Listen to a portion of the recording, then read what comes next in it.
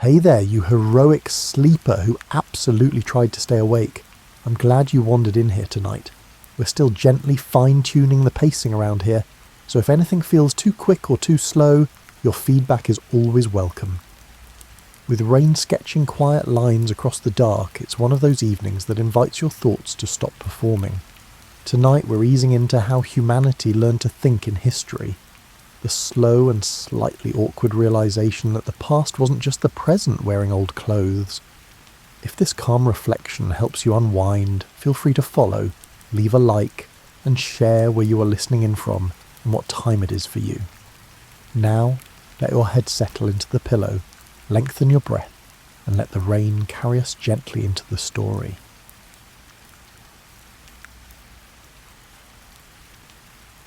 Tonight, you're embarking on a journey unlike any other, one that traces not the events of history, but the birth of history itself. Before anyone could write down what happened yesterday, before anyone wondered what their great-grandparents looked like, before the very idea that time moves in one direction, humanity had to learn how to think about the past. This is that story. Picture yourself 25,000 years ago, sitting outside a cave entrance as the sun dissolves into orange and purple ribbons across the horizon. The air smells of wood smoke and the particular dustiness of dry grass crushed underfoot. Your fingers are sticky with the residue of berries you picked that afternoon, and there's a comfortable ache in your calves from walking the familiar circuit of safe foraging grounds. Around you, a dozen people gather as the light fades. Children nestle against their mothers. An elder adjusts a hide blanket around her shoulders, and then someone begins to speak. The words aren't about today, they're about the great bison hunt from 3 winters ago, when the herd came through the valley in such numbers that the ground itself seemed to ripple and flow. The storyteller's hands shape the air, miming the arc of a spear and the sideways dodge of a bull. You've heard this story before, many times, but that's precisely why it matters. Each retelling polishes it like a stone in a riverbed, smoothing away the irregular details, keeping only what's essential. This is humanity's first history, memory made communal through repetition. Before anyone scratched symbols on cave walls or knotted strings to track seasons, your ancestors were doing something remarkable. They were deliberately holding on to experiences that had already slipped away. The thing is, though, that this early remembering didn't work quite like yours does. When you recall last Tuesday's dentist appointment, you probably place it on a mental timeline. After Monday, before Wednesday, definitely in the past, definitely over. But for these early storytellers, the distinction between then and now had a softer quality, like charcoal smudged across stone. Whenever they spoke aloud, the hunt from 3 winters ago existed in a kind of eternal present. The great-grandparents who survived the terrible cold season weren't historical figures in the way you'd understand them. They were presences, almost neighbours, their stories so vivid and frequently told that they occupied the same mental space as living relatives. Time folded in on itself. You can almost smell the particular scent of that gathering. Unwashed bodies that aren't unpleasant but simply human, the tang of hides curing nearby, and smoke with its hints of whatever wood burns in this region. Maybe juniper, maybe birch. Someone's infant makes those soft grunting sounds babies make when they're almost asleep but not quite. The stars are beginning to prick through the darkening sky, and you know their patterns like you know the lines on your palm. The storyteller moves on to another memory. This one about the time someone found a cave full of honey and got stung so badly their face swelled up like a melon. Everyone laughs. You laugh, even though you've heard this one dozens of times too. The laughter is part of the ritual, part of how the memory gets preserved. The swollen face gets a little more swollen with each telling. The number of bees increases slightly, and somewhere in there, the story stops being about what actually happened and becomes about what everyone agrees happened, which is almost the same thing, but not quite.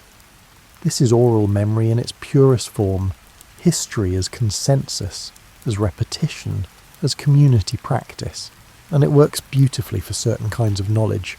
The location of water sources is one example of such knowledge. The process of knapping flint ensures that it fractures along useful planes, which plants will kill you and which ones will save your life. These things get encoded in stories, in memorable images, and in songs that stick in your head whether you want them to or not. But oral memory has a particular limitation that won't become apparent for thousands of years yet. It can only hold so much. Like a basket can only carry so many berries before some start tumbling out. Human memory, even collective human memory, has a capacity. Stories that aren't told regularly simply dissolve, like footprints in sand when the tide comes in. And so the deep past becomes inaccessible. 5 generations back, maybe you still remember your great-great-grandparents' names. 10 generations back, 15. Those people dissolve into myth, into archetype. The specific grandmother who was particularly adept at finding bird eggs becomes the ancestor who taught us about eggs. The individual gets smoothed away in the category. You're getting comfortable now. Your breathing slowing as you imagine those firelit faces, the stories washing over you like waves. The beautiful thing about this early form of remembering is its intimacy. History isn't something distant or academic. It's your uncle's voice, your grandmother's hands shaping the air, and the collective warmth of bodies gathered close as darkness settles in completely. These early humans didn't have history yet, not as you'd recognise it. But they had something else, a living connection to their past that was immediate, sensory and deeply social. When they told stories, they weren't trying to preserve an objective record. They were weaving themselves into a continuous fabric that stretched from the grandparents to the grandchildren, from the known to the imagined, and from the solid ground beneath their feet to the mysterious realm of everything that came before. And on quiet nights, when the fire burned low and the storyteller's voice grew soft, you could almost feel them there. All those previous generations, crowding close, listening along, their presence as real as the smoke curling toward the stars. Fast forward several thousand years, though. Forward is a funny word for what you're about to experience, because the people you're visiting now didn't think of time as moving forward at all. You're in ancient Mesopotamia, in a city that smells of river mud and barley beer, and the particular staleness of packed earth floors. It's hot, the kind of heat that sits on your shoulders like a heavy blanket, and somewhere nearby, a donkey is expressing loud opinions about something, probably the heat. The year, if anyone bothered to track such things in the way you do, is roughly 3,000 years before the Common Era. Here's what's strange. If you ask someone in this city when the Great Flood happened, the one they tell stories about, the one where humanity nearly perished, they probably couldn't tell you whether it was 5 generations ago or 50. It happened in the before time, in the age when gods walked more freely among humans, when things were different but also somehow the same. This is mythic time, and it operates on completely different principles than the linear timeline you're used to. Imagine time not as a river flowing from past to future, but as a wheel, endlessly turning. The seasons come around again.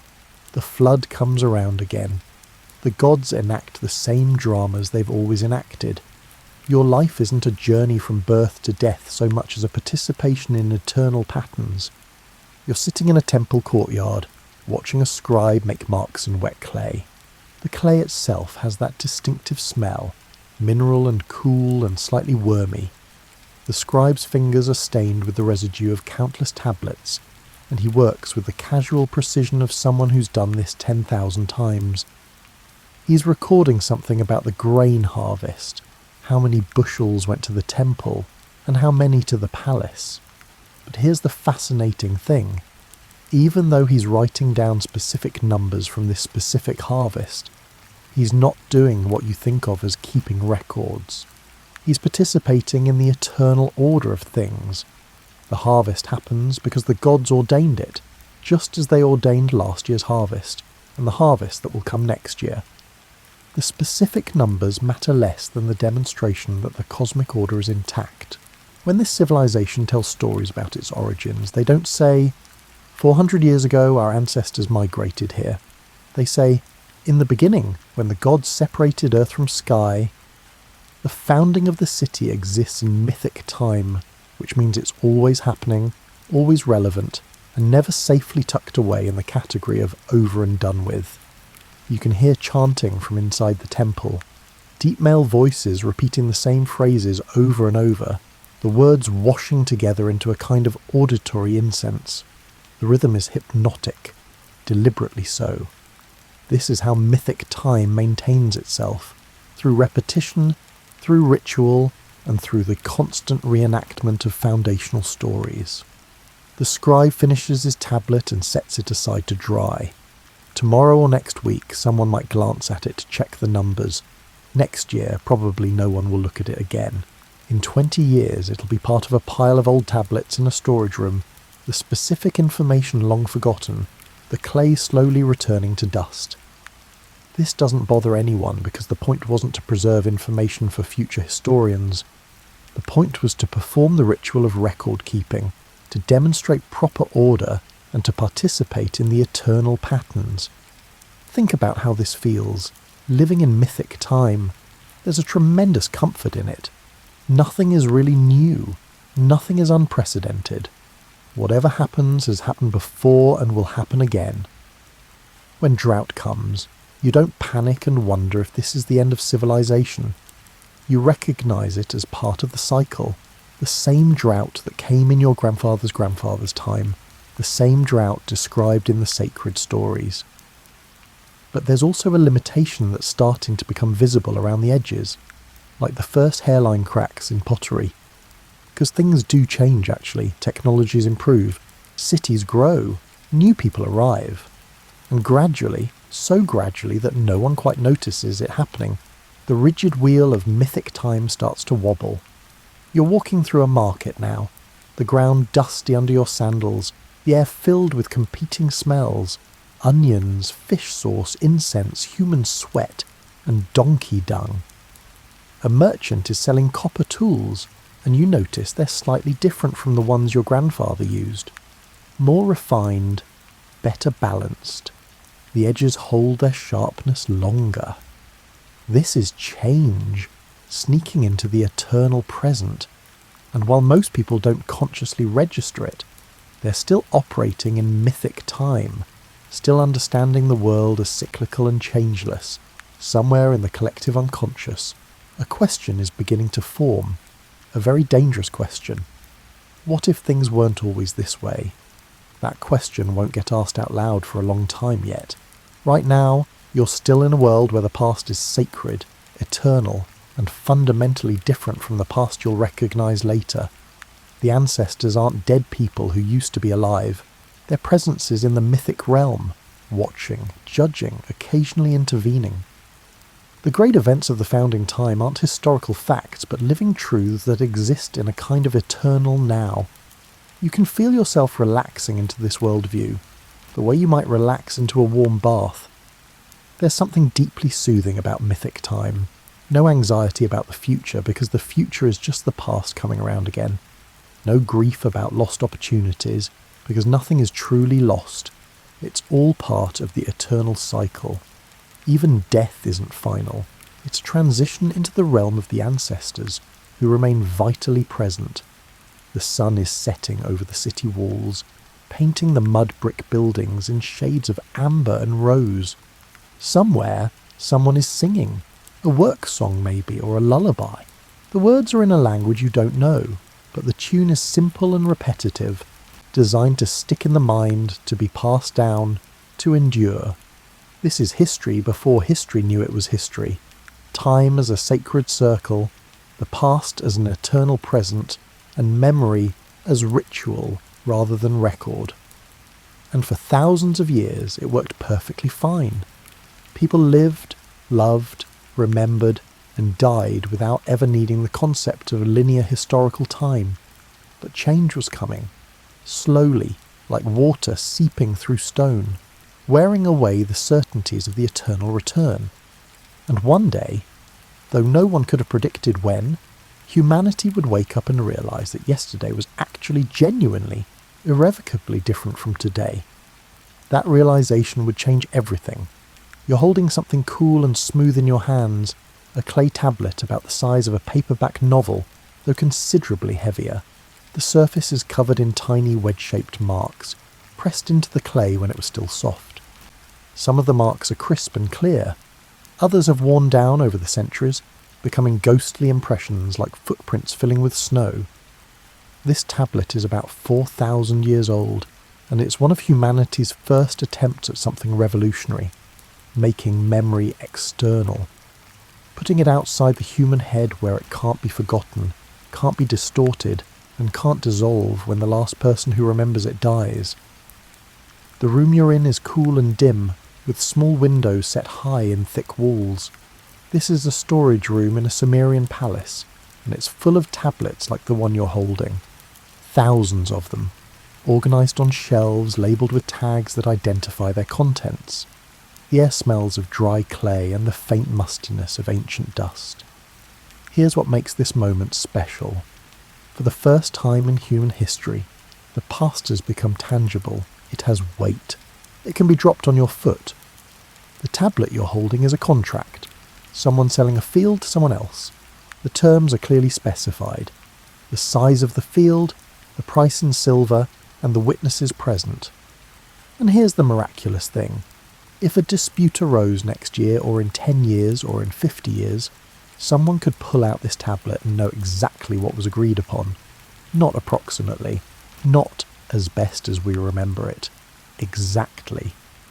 This is record keeping, and it's different from storytelling in ways that aren't immediately obvious, but will eventually reshape everything about how humans relate to their past. Stories are flexible. They adapt. They change to suit the needs of the moment. But once you've pressed marks into clay and fired it hard, those marks don't change.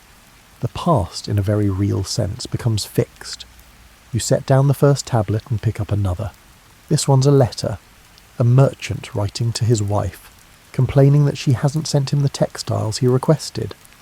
His irritation leaks through the formal language, and you can almost hear his exasperated tone. The letter is 4,000 years old, but the domestic frustration is immediately recognisable. He's every husband who ever got annoyed about logistics. This is the other thing writing does.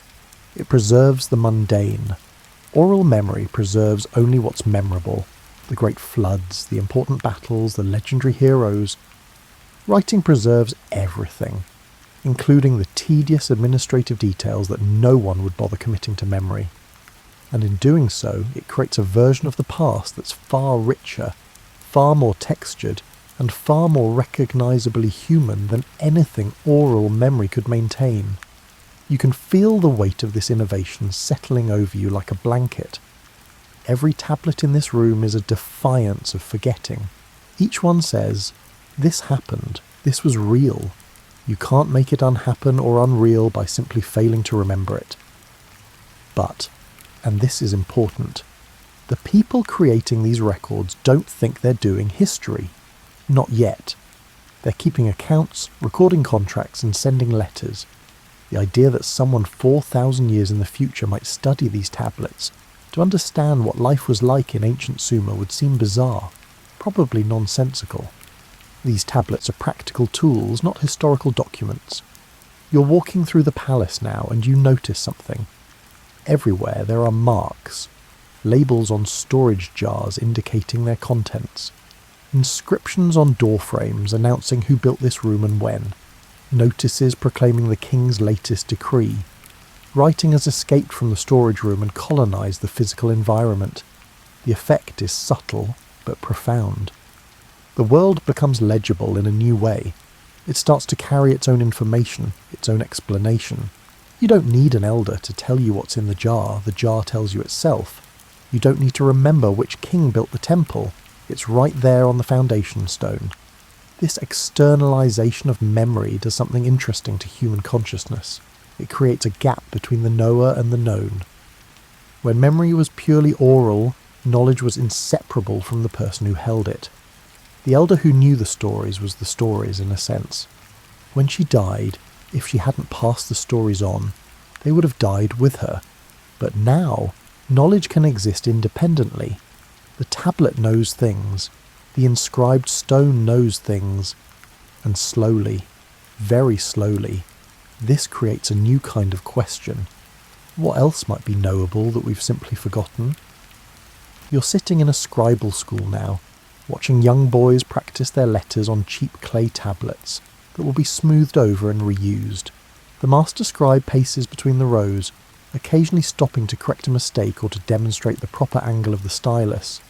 The air is thick with the smell of wet clay and the particular mustiness of concentrated young humans. These boys are learning to write, but they're also learning something else. They're learning that knowledge is a thing that can be collected, organised, stored, and retrieved. They're learning that the past, at least certain kinds of past, can be pinned down like a butterfly in a collector's case. One of the boys is copying an old story, a myth about the creation of the world. His version is identical to the master copy, word for word, mark for mark. This is deliberate.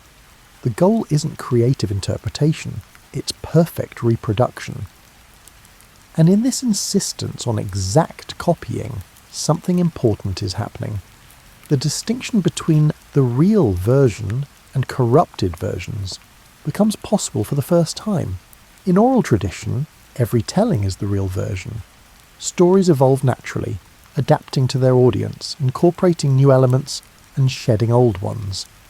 But in a literate culture, you can start to ask, what did the text originally say? What's the authentic version? These questions would be meaningless in a purely oral culture, but here they make perfect sense. You can feel yourself getting drowsy now, lulled by the repetitive scratch of styluses on clay, the murmured recitations of the students, and the soft shuffle of the master's sandals on the packed earth floor. The light coming through the high windows has that golden quality of late afternoon, thick with suspended dust that drifts in slow currents. Writing hasn't yet created history as you know it, but it's laid the essential groundwork.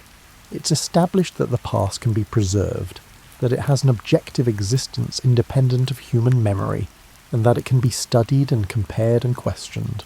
And somewhere, maybe in this very room, maybe in 1,000 rooms like it across the literate world, a thought is beginning to form.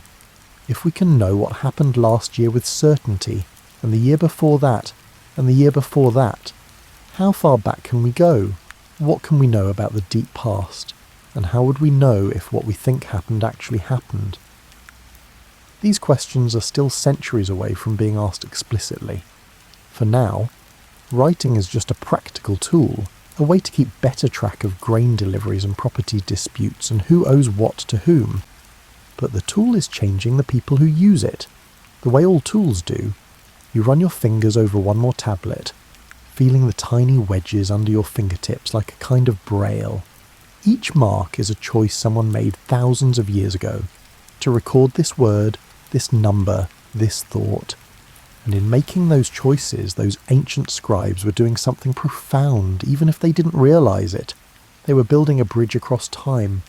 And someday, people like you would walk across it looking back, trying to understand not just what happened in the past, but how people in the past understood what was happening to them. That understanding, that meta-level awareness, is still a long way off. But the foundation is here, scratched into clay, baked hard, waiting in cool, dark storage rooms for someone to discover what it really means. You're standing on a hill overlooking a city in classical Greece, maybe in the 5th century before the Common Era. The air is bright and sharp, scented with olive trees, and the particular dusty herbs that grow in rocky soil. Below you, marble temples gleam white against the blue sky. It's beautiful in a way that makes your chest feel tight. But you're not here to admire the architecture. You're here because something extraordinary is happening in this city, something that's never quite happened before in human history. Someone is noticing that the past was different. Not just different in the vague mythic sense, different in specific, documentable, almost uncomfortable ways. The weapons are different. The political systems are different. The very way people think about the gods is different. And someone, several someones actually, is paying attention to these differences and trying to figure out what they mean. You're holding a scroll now, papyrus that crackles slightly as you unroll it.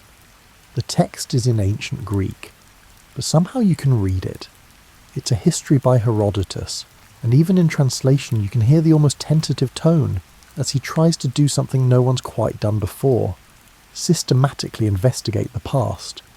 He starts with oral testimony, talking to people who remember, or who heard from people who remember. He examines monuments and inscriptions. He compares different accounts and notes when they conflict, and throughout, there's this remarkable awareness that the past is a foreign country, that the people who lived there did things differently. This is the birth of historical inquiry, and it's fascinating how uncertain it seems. Herodotus keeps interrupting himself with phrases like, "they say," "it is reported," and "whether this is true I cannot say." He's aware that he's working with imperfect information, with stories that might be exaggerated, and with events so far in the past that direct knowledge is impossible. But here's what makes this revolutionary.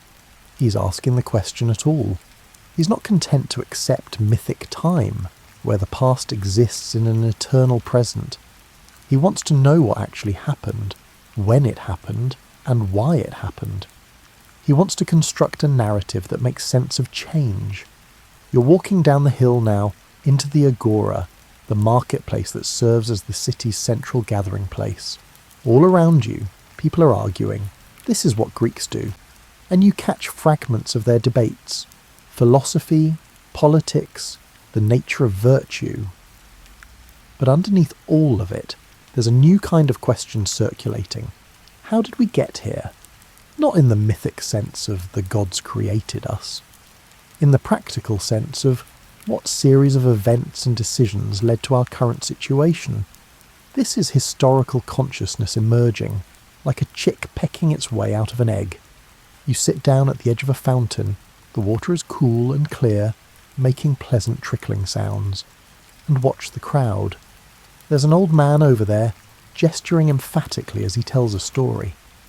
But now, unlike in earlier eras, his audience is gently challenging him. "Are you certain it happened that way?" someone asks. "My grandfather told it differently." This skepticism, this willingness to question received narratives, is new and slightly dangerous, because once you start questioning how things happened, you start questioning why they happened. And once you start questioning why they happened, you start questioning whether they had to happen that way at all. You can smell bread baking somewhere nearby, and spices, coriander maybe and cumin. Someone's roasting meat, probably lamb. The everyday sensory details of life continue regardless of philosophical revolutions, which is somehow comforting. A young man approaches you, one of those earnest student types who exist in every era, and starts explaining his theory about historical change. He thinks societies go through predictable cycles: rise, peak, decline, and fall. Each stage has characteristic features. If you know what stage you're in, you can predict what comes next. This is also new. The idea that history has patterns, that it's not just one random thing after another. The young man is probably wrong about the specifics. History tends to be more complicated than any theory can capture. But the impulse behind his theorizing is significant. He's trying to make sense of change, to find order in the chaos of events. You thank him for sharing his ideas, and he wanders off to enthusiastically corner someone else. Meanwhile, you notice a woman sitting nearby, writing on a wax tablet. She's recording something, possibly a transaction, possibly a personal observation. The act of writing has become so commonplace that people do it casually, without ceremony, the way you might send a text message. This normalization of record-keeping means that more and more of daily life is being captured, preserved, and potentially available to future investigation. Future historians, though no one's quite invented that profession yet, will have so much more to work with than just heroic myths and genealogies of kings. You're feeling pleasantly drowsy now, the afternoon sun warm on your skin, the fountains burble creating a soothing backdrop. It's tempting to just sit here and watch the city go about its business. All these people living their lives with no idea that they're participating in one of the great transitions in human thought. Because that's what this is. A transition from understanding time as cyclical and mythic to understanding it as linear and investigable. From accepting traditional stories to questioning them. From being satisfied with the gods willed it to asking, but what actually happened, and why?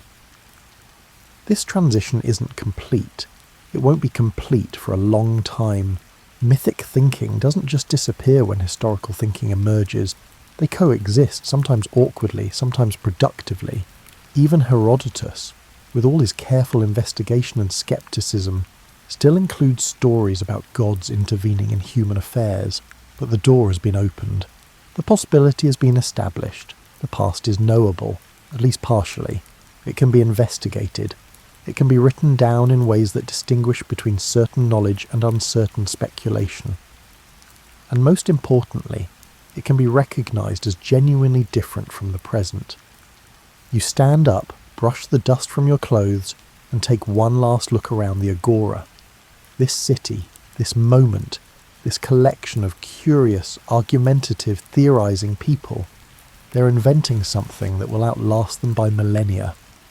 They're inventing the very idea that you can study the past systematically, that you can construct narratives about how things changed, and that you can ask not just what happened, but how do we know what happened? And in doing so, they're creating you in a sense. Because without this Greek curiosity about the past, without this willingness to investigate rather than simply accept, you wouldn't have the rich understanding of history that you take for granted. You wouldn't be able to look back across thousands of years and see, with reasonable clarity, how people lived and thought and argued in cities that are now ruins. The sun is sinking lower now, casting long shadows across the marble. Tomorrow, these same people will wake up and continue their debates, their investigations, and their arguments about what really happened and what it means. And slowly, conversation by conversation, scroll by scroll, they'll build the foundations of historical thinking that will support everything that comes after, including this moment right now, when you're imagining yourself among them, participating in their discovery that the past is worth investigating, worth understanding, and worth preserving for people who haven't even been born yet. You're in a monastery somewhere in medieval Europe, and it's cold. The kind of cold that seeps through stone walls and settles into your bones. Your fingers are stiff as you hold a quill, watching a monk painstakingly copy text from one manuscript to another. His breath forms small clouds in the frigid air. Somewhere in the distance, bells are ringing, vespers maybe, or compline, marking another segment of the carefully measured monastic day. This monk is doing something that seems simple, but is actually quite profound. He's creating a chronology. He's putting events in order, attaching dates to them, and building a timeline that stretches from the creation of the world, as he understands it, to the present day. The page he's working on is divided into columns. One column lists years, another lists events, the birth of Christ, the fall of Rome, the reign of various kings, and the founding of this very monastery. Each event has a specific year attached to it, a fixed position in an orderly sequence. This might seem obvious to you, of course events happen in chronological order, but remember that for most of human history people didn't think this way. They thought in terms of generations, in my grandfather's time, or reigns during the rule of the third king, or cycles when the great drought came around again. The idea of an absolute numbered timeline is a relatively recent invention, and it changes everything. The monk pauses to warm his hands over a small brazier, flexing his fingers carefully. You notice he's quite young, maybe 25, with the kind of intense focus that comes from doing work you believe matters eternally. And he does believe it matters. Preserving the correct chronology of events is, in his understanding, preserving God's plan as it unfolds through time. You're looking at another manuscript now, this one open to a different section. It's an attempt to synchronize different dating systems. The Romans counted years from the founding of Rome. The Greeks had their own system. The Christians count from the birth of Christ. But when exactly was Rome founded in relation to Christ's birth? How do you line up these different timelines? This is trickier than it sounds. and the monk is working through the problem with admirable patience, cross-referencing different sources, making calculations and occasionally muttering to himself when the numbers don't quite line up. Sometimes he has to make educated guesses. Sometimes he just has to pick the most reliable seeming source and go with it. What he's creating, without quite realising it, is the infrastructure that makes historical thinking possible. Because you can't really understand cause and effect without chronology. You can't say, this happened because of that, unless you can establish that that came before this. And you certainly can't spot patterns or trends without being able to arrange events in sequence and see what follows what. The room smells of parchment and ink and cold stone, with a faint undertone of incense from the chapel nearby. Outside the narrow window you can see snow falling, thick, lazy flakes that muffle sound and make the world feel smaller, more enclosed. Another monk enters the room, carrying a stack of texts. He and your monk have a brief whispered conversation in Latin. Apparently there's a discrepancy in one of the genealogies they're working with. One source says a particular king ruled for 40 years. Another says 37. Which is correct? They'll never know for certain. The king in question died centuries ago, and record-keeping in his era was spotty at best. But the very fact that they're worried about the 3-year difference is significant.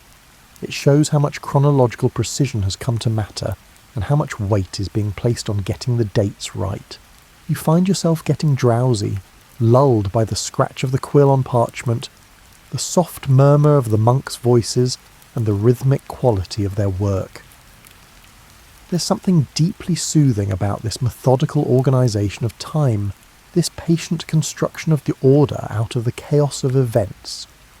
One of the monks is working on something called an Easter table, a calculation designed to determine the correct date for Easter decades in advance. This requires understanding complex astronomical cycles, reconciling lunar and solar calendars, and performing calculations that would make your high school math teacher proud. Medieval monks, it turns out, were surprisingly sophisticated about certain kinds of technical chronology.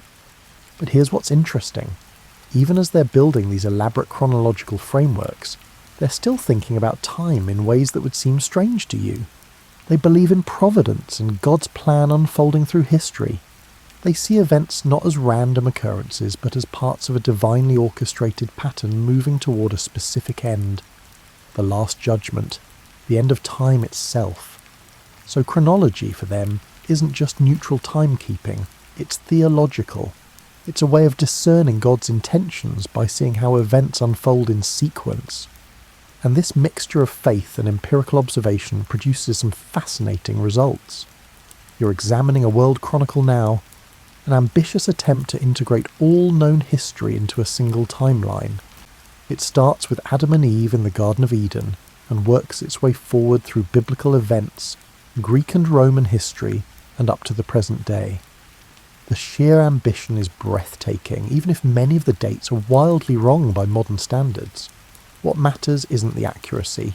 What matters is the impulse, the desire to see all of human history as a coherent whole, to understand how everything fits together, and to create a comprehensive narrative that explains not just what happened, but when it happened in relation to everything else.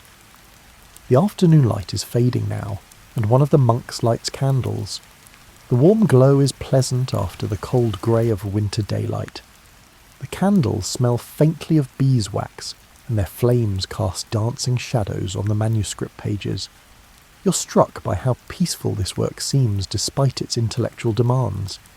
These monks aren't in a hurry. They're not anxious about productivity or deadlines in the way you might be. They're simply doing their small part in preserving and organising knowledge, trusting that the work itself is worthwhile regardless of whether they personally see it completed. And they're right, in a way. The chronological frameworks they're building will be used and refined and corrected by future generations. Their specific dates might be off, and their calculations might have errors, but the basic structure they're creating, the idea that you can and should organise historical events into a numbered timeline, will become foundational to how humans think about the past. One of the monks is now working on dating a local event, the founding of their monastery. He's consulting older monks who remember what the founding monk told them, and he's checking against external chronologies to pin down the exact year. Was it during the reign of this king, or that one? After this battle or before it? Through this process of triangulation, comparing different sources, working backward from known dates, filling in gaps with reasonable assumptions, he's able to establish a plausible date, and once established, this date will be copied into other manuscripts, cited by other chroniclers, gradually hardening into historical fact. This is how chronology gets built, slowly, collaboratively, through countless small acts of investigation and record-keeping.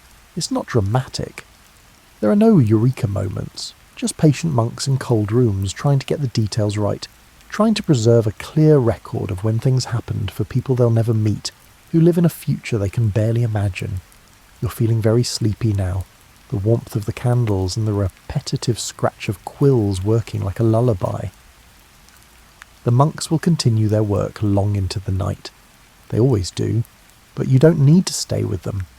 You can drift away, carrying with you the image of their careful hands, their focused faces, and their absolute conviction that this work matters. Because it does matter.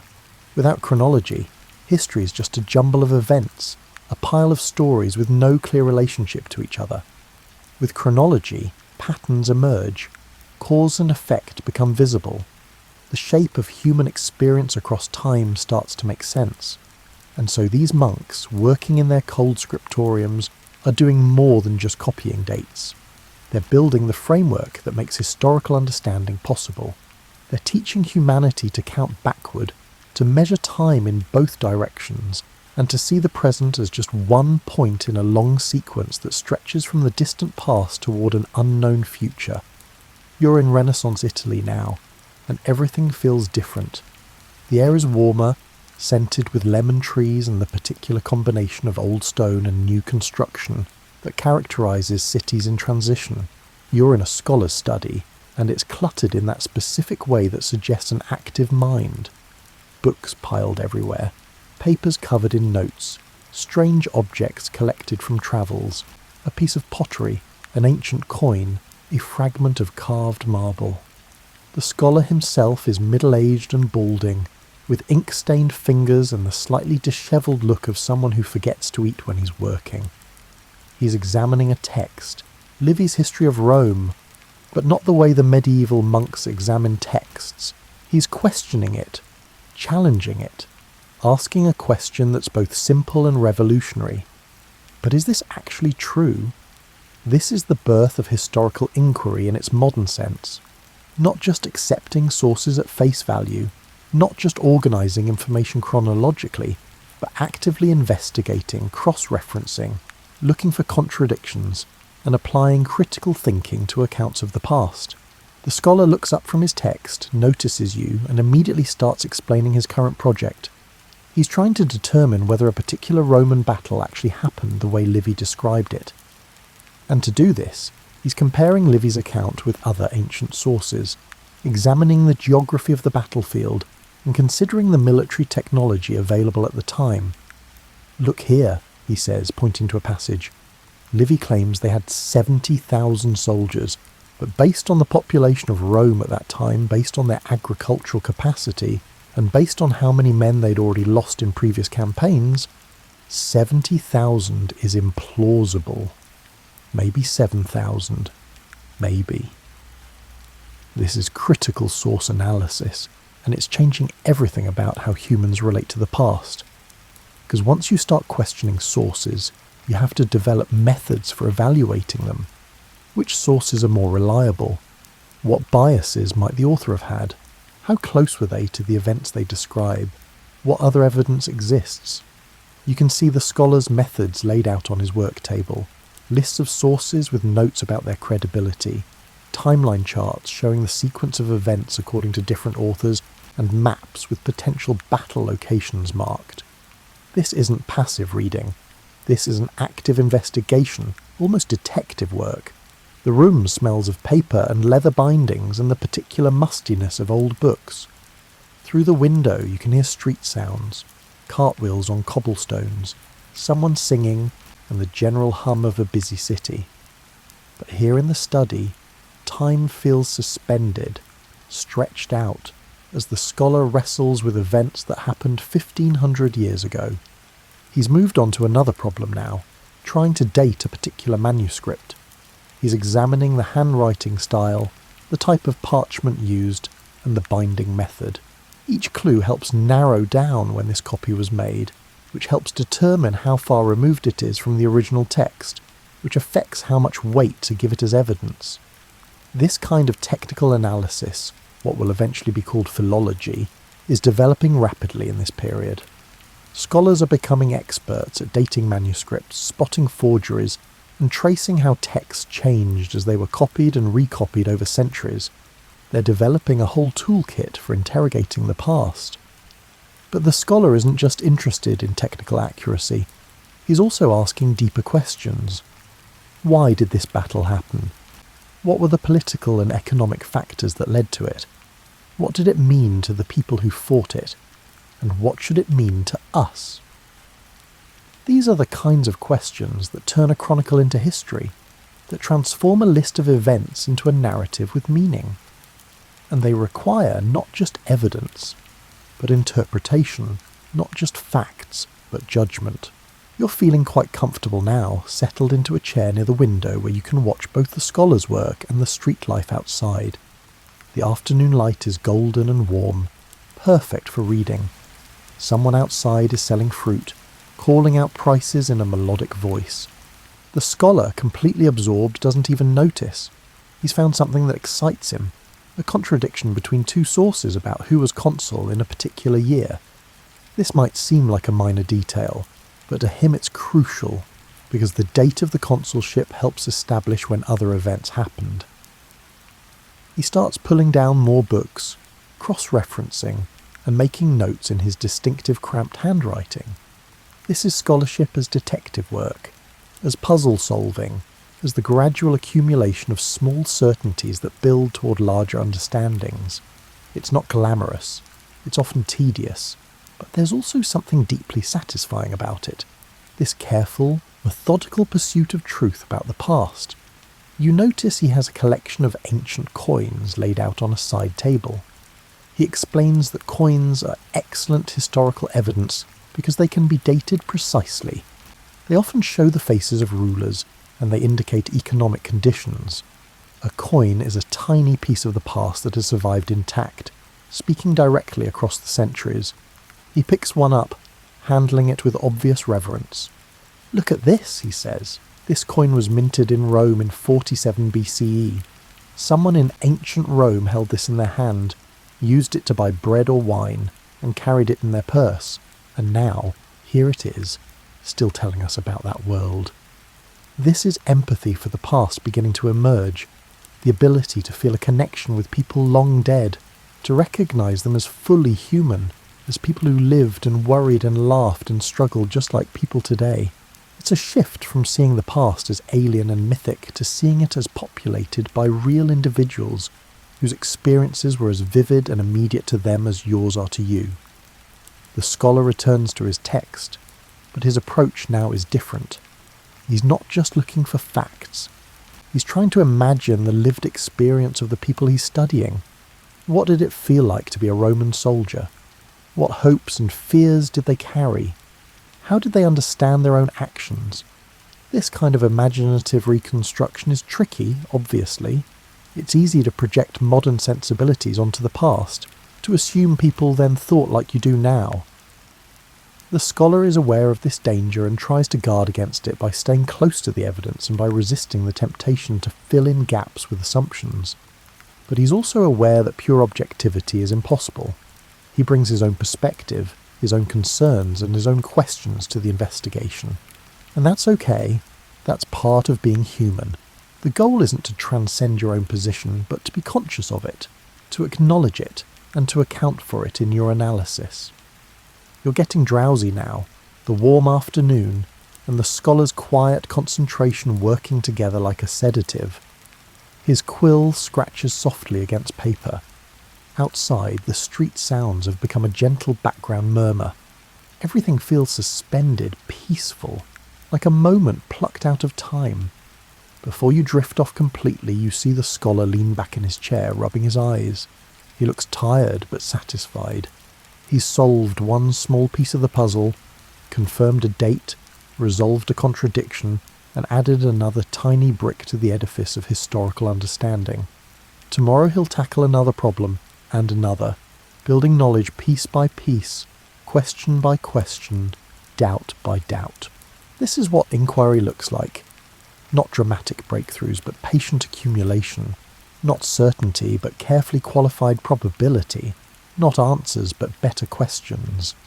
And it's beautiful in its own way. This refusal to accept easy answers, this commitment to following the evidence wherever it leads, this belief that the truth about the past is worth pursuing, even when it's difficult and uncertain. The past is no longer just a source of moral lessons or a backdrop for myth. It's a place that can be investigated, understood, and maybe even known if you're patient enough and careful enough and willing to keep asking, but why? Until some answers start to emerge. You're standing in a field in Egypt, and the sun is brutal. It's the kind of heat that makes the air shimmer, that bakes the ground hard as pottery. You're sweating through your linen shirt, squinting against the glare, watching a group of men carefully brush sand away from something buried in the earth.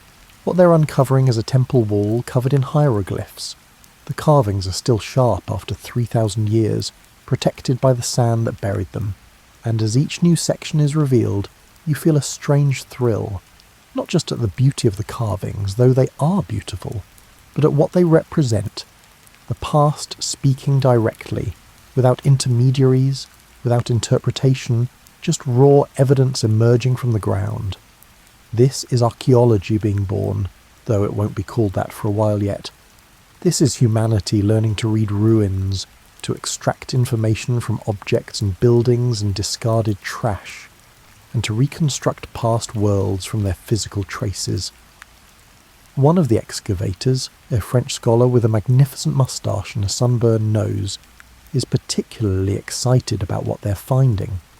He explains that these hieroglyphs are a royal decree, dated to the reign of a pharaoh who died 28 centuries ago, and once they decipher the text, they'll know exactly what this pharaoh thought was important, what laws he issued, and how he wanted to be remembered.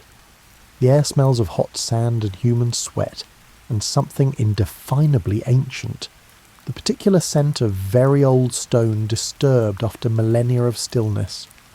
Workers are hauling baskets of sand away, revealing more of the wall foot by foot. It's painstaking work, and hot, and occasionally frustrating when what you uncover is damaged or fragmentary. But even fragments tell stories. The scholar shows you a piece of broken pottery. Nothing special, just part of an ordinary bowl. But the style of the decoration, the composition of the clay, and the method of firing, all of these provide clues about when it was made, who made it, and what it was used for. This broken bowl is a document, just like a written text if you know how to read it. You're walking among ruins now, and everywhere you look there are traces of vanished lives.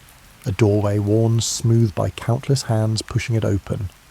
A threshold slightly dipped where feet walked for generations. Graffiti scratched into stone by bored workers or soldiers or children, preserved accidentally for millennia. These aren't the grand narratives of kings and battles that traditional history focused on. These are the mundane details of ordinary existence, and they're precious, precisely because they weren't meant to be preserved. They're accidental survivors, and they tell a different story than official inscriptions do, the story of how people actually lived, rather than how rulers wanted to be remembered. The French scholar is explaining stratigraphy now, the principle that in any archaeological site deeper layers are older.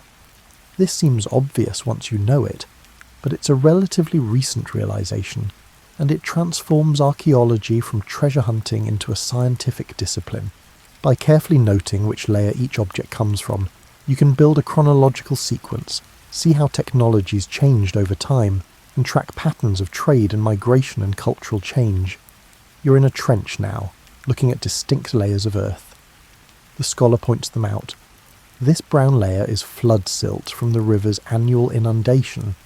This layer with ash and charcoal is from when the city burned. This layer of construction debris is from when they rebuilt. Each layer is a chapter in the city's story, and by reading them in sequence, you can reconstruct a history that no written source records. The heat is making you drowsy, and you find a bit of shade against a partially excavated wall to rest in. The workers continue their careful excavation, brushing and scraping, occasionally calling out when they find something interesting. There's a rhythm to it, almost meditative, this gradual revelation of what's been hidden. A young assistant comes over with a box of small finds from the day's work. Beads, bits of metal jewellery, small carved figures, and a gaming piece. Each object is tagged with information about where it was found and what layer it came from. Later, back in the expedition house, scholars will examine each one closely, trying to determine its age, purpose, and significance. This is how archaeology works.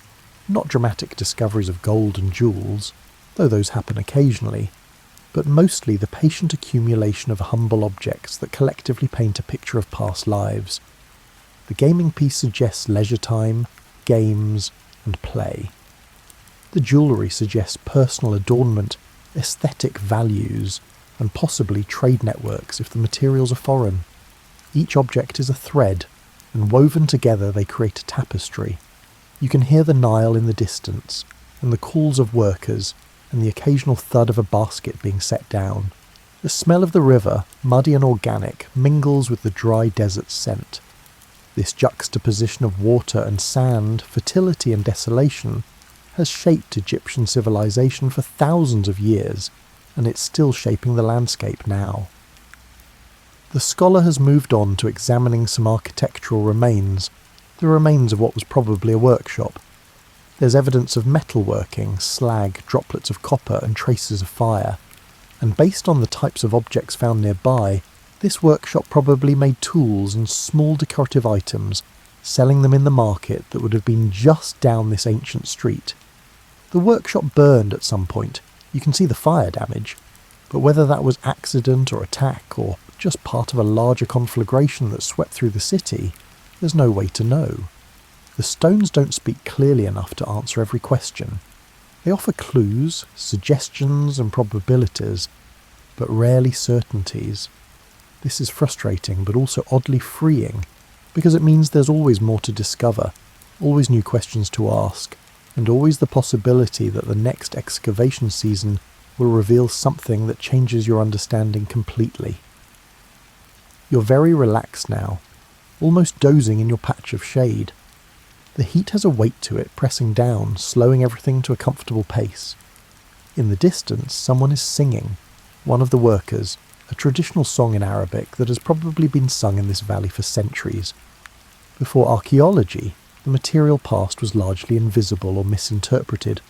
Ruins were quarried for building stone or seen as the work of giants, or dismissed as irrelevant.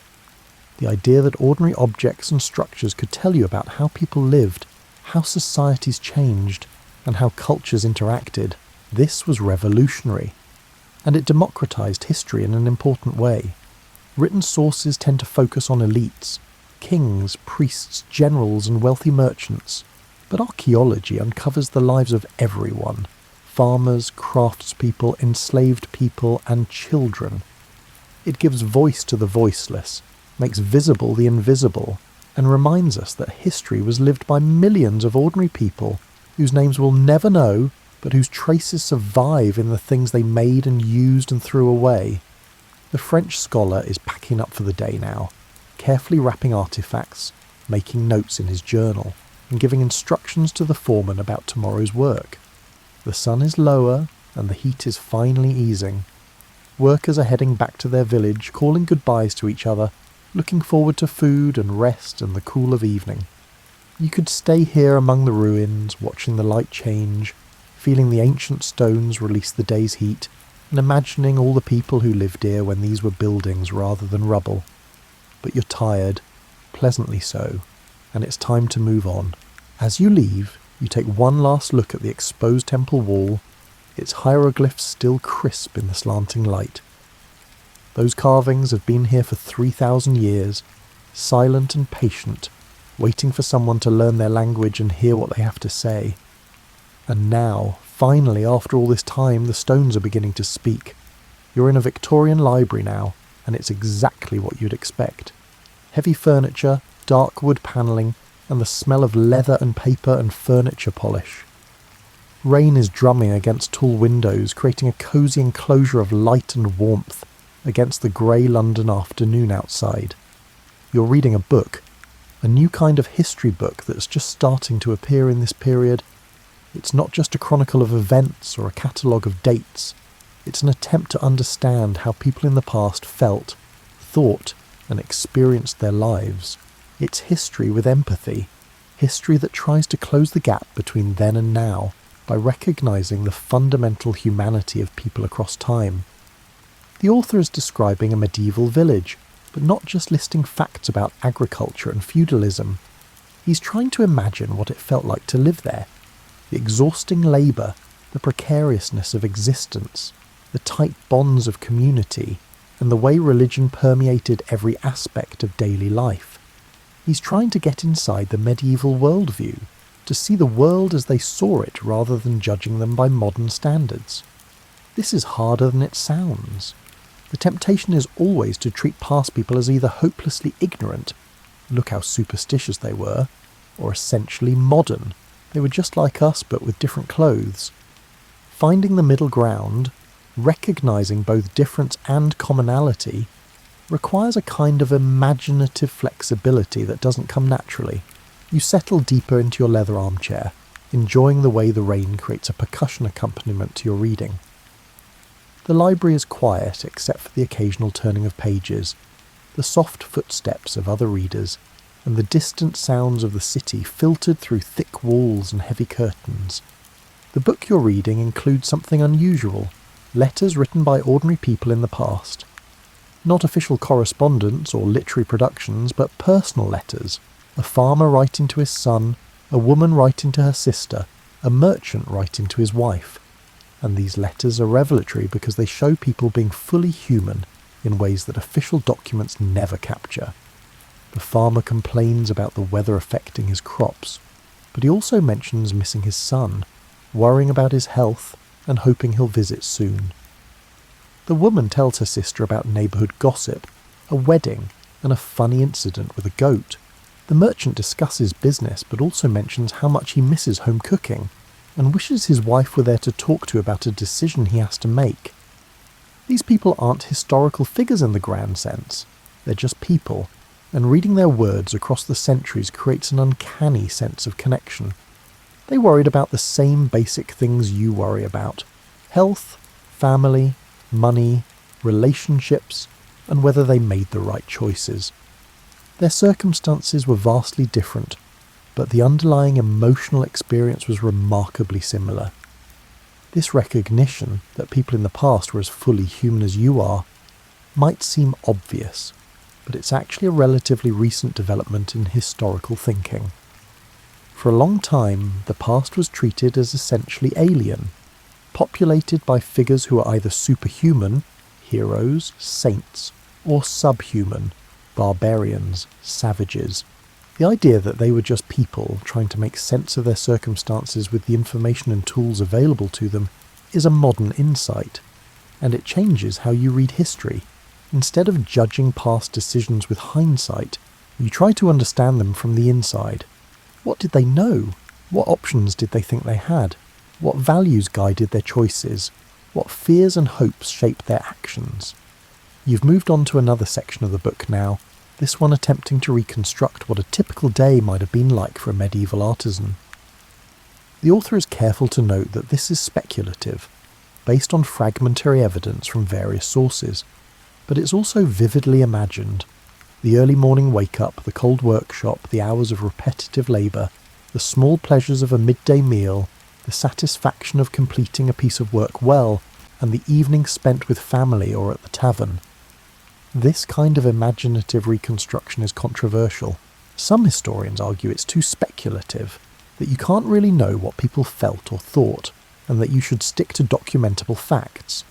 But others counter that empathy is essential to understanding, that trying to inhabit past perspectives, even imperfectly, gives you insights that pure factual analysis can't provide. You're getting quite drowsy now, lulled by the rain and the comfortable chair and the quiet of the library. Other readers are drifting in and out, selecting books and settling into their own reading, creating a gentle ambient presence that's somehow soothing. The book includes illustrations, not idealised paintings, but reproductions of everyday objects from the period. A cooking pot, a child's toy, a weaving shuttle. And somehow these mundane objects are more affecting than grand monuments, because they speak to the dailiness of past lives, the ongoing flow of ordinary existence that constitutes most of human experience across time. You think about the people who made these objects, who used them, and who eventually discarded them when they broke or wore out. Each object was once part of someone's life, handled countless times, and associated with routines and relationships and small moments of frustration or satisfaction. And now here they are, displayed as historical artefacts, speaking across centuries about lives that would otherwise be completely forgotten. This is what empathy for the past does. It makes history personal.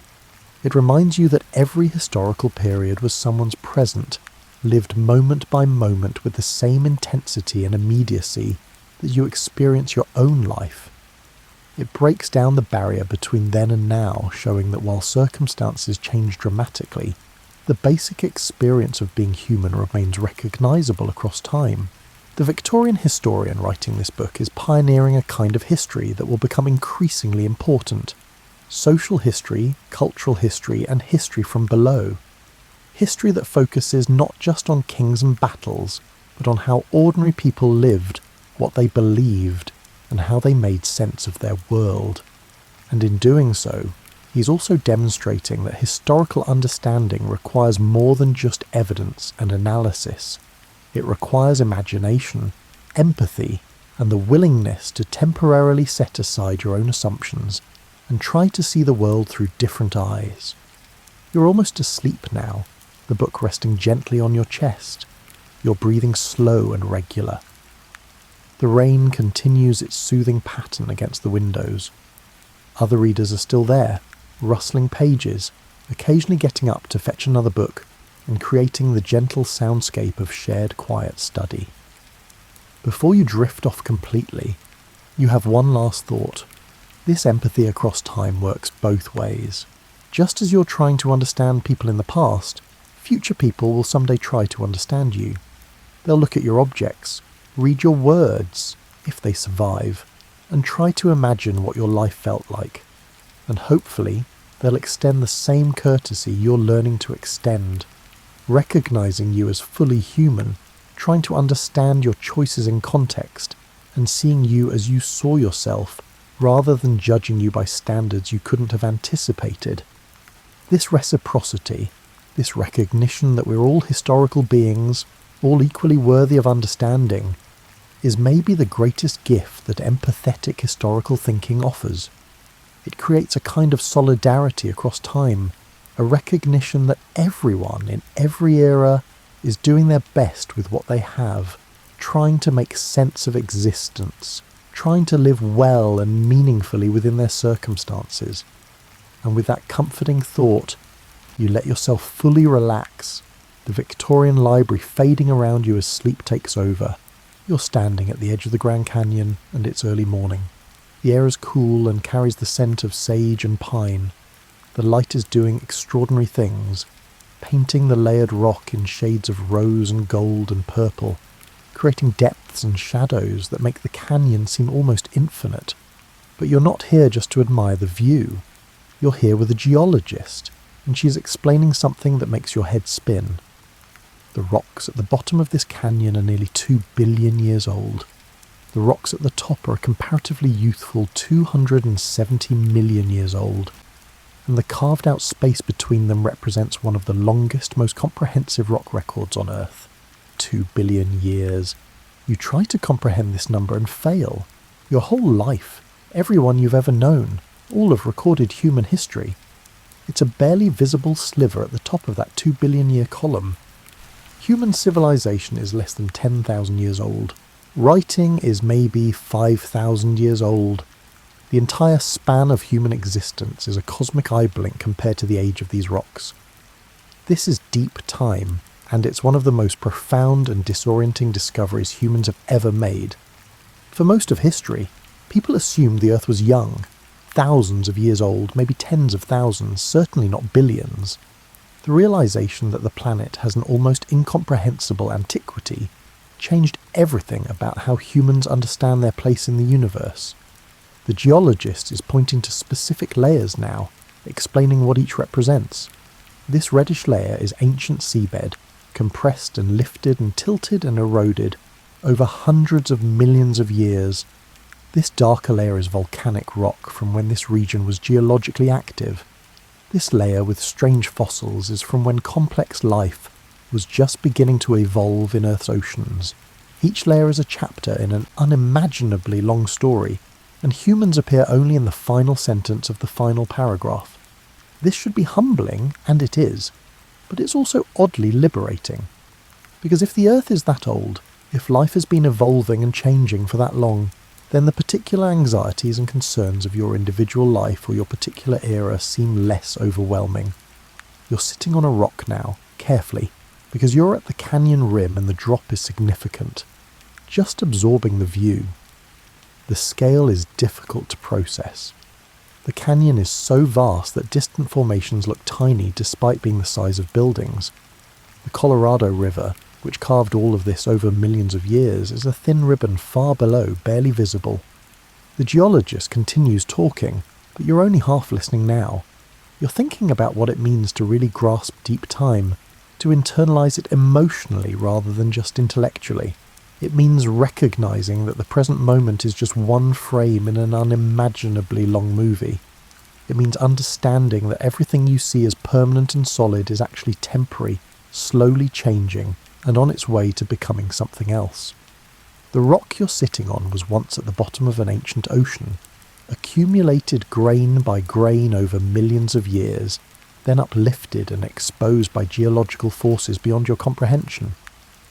Eventually, many millions of years from now, it will erode away completely, its particles carried off by wind and water to become part of something else entirely. This perspective transforms how you think about human history, because even the most ancient human civilizations, Sumer, Egypt, and the Indus Valley, are incredibly recent from a geological perspective. The pyramids seem ancient to you, but to the Grand Canyon, they're as fresh as this morning's sunrise. You're feeling pleasantly small and insignificant, which is oddly comforting. The weight of your daily concerns seems lighter when measured against 2 billion years. That deadline at work, that argument with your partner, that money worry, they're real and they matter, but they're also temporary, part of the brief flicker of human experience playing out on a planet that has been around for 4.5 billion years and will be around for billions more. The sun is higher now, and the canyon's colours are shifting, becoming less dramatic but no less beautiful.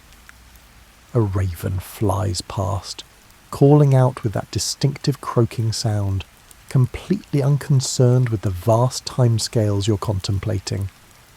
For the raven, there's only now, the thermal currents to ride, the possibility of food, and the ongoing business of being a raven. The geologist is talking about fossils now, about how they allow us to read the history of life written in stone. She shows you a picture of a trilobite, a creature that lived 500 million years ago, utterly alien-looking, completely extinct, known only from its fossilized remains. Trilobites were around for nearly 300 million years before they disappeared. Humans, by contrast, have been around for maybe 300,000 years. We're infants in comparison. This kind of perspective can be dizzying, but it can also be grounding. It reminds you that you're part of an ongoing story much larger than any individual life or civilization. The atoms in your body were forged in ancient stars. The water you drink is the same water that rained on dinosaurs. You're made of the same stuff as these ancient rocks, just temporarily organised into a different pattern. You're lying back now, using your backpack as a pillow, looking up at the impossibly blue sky. A few clouds drift past and you think about how even they're part of deep time.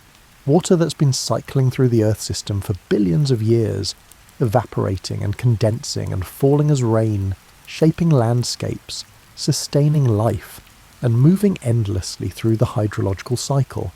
The geologist is explaining plate tectonics now, how the continents drift across the Earth's surface, colliding and separating, mountains rising and eroding away, and oceans opening and closing, all on timescales of hundreds of millions of years.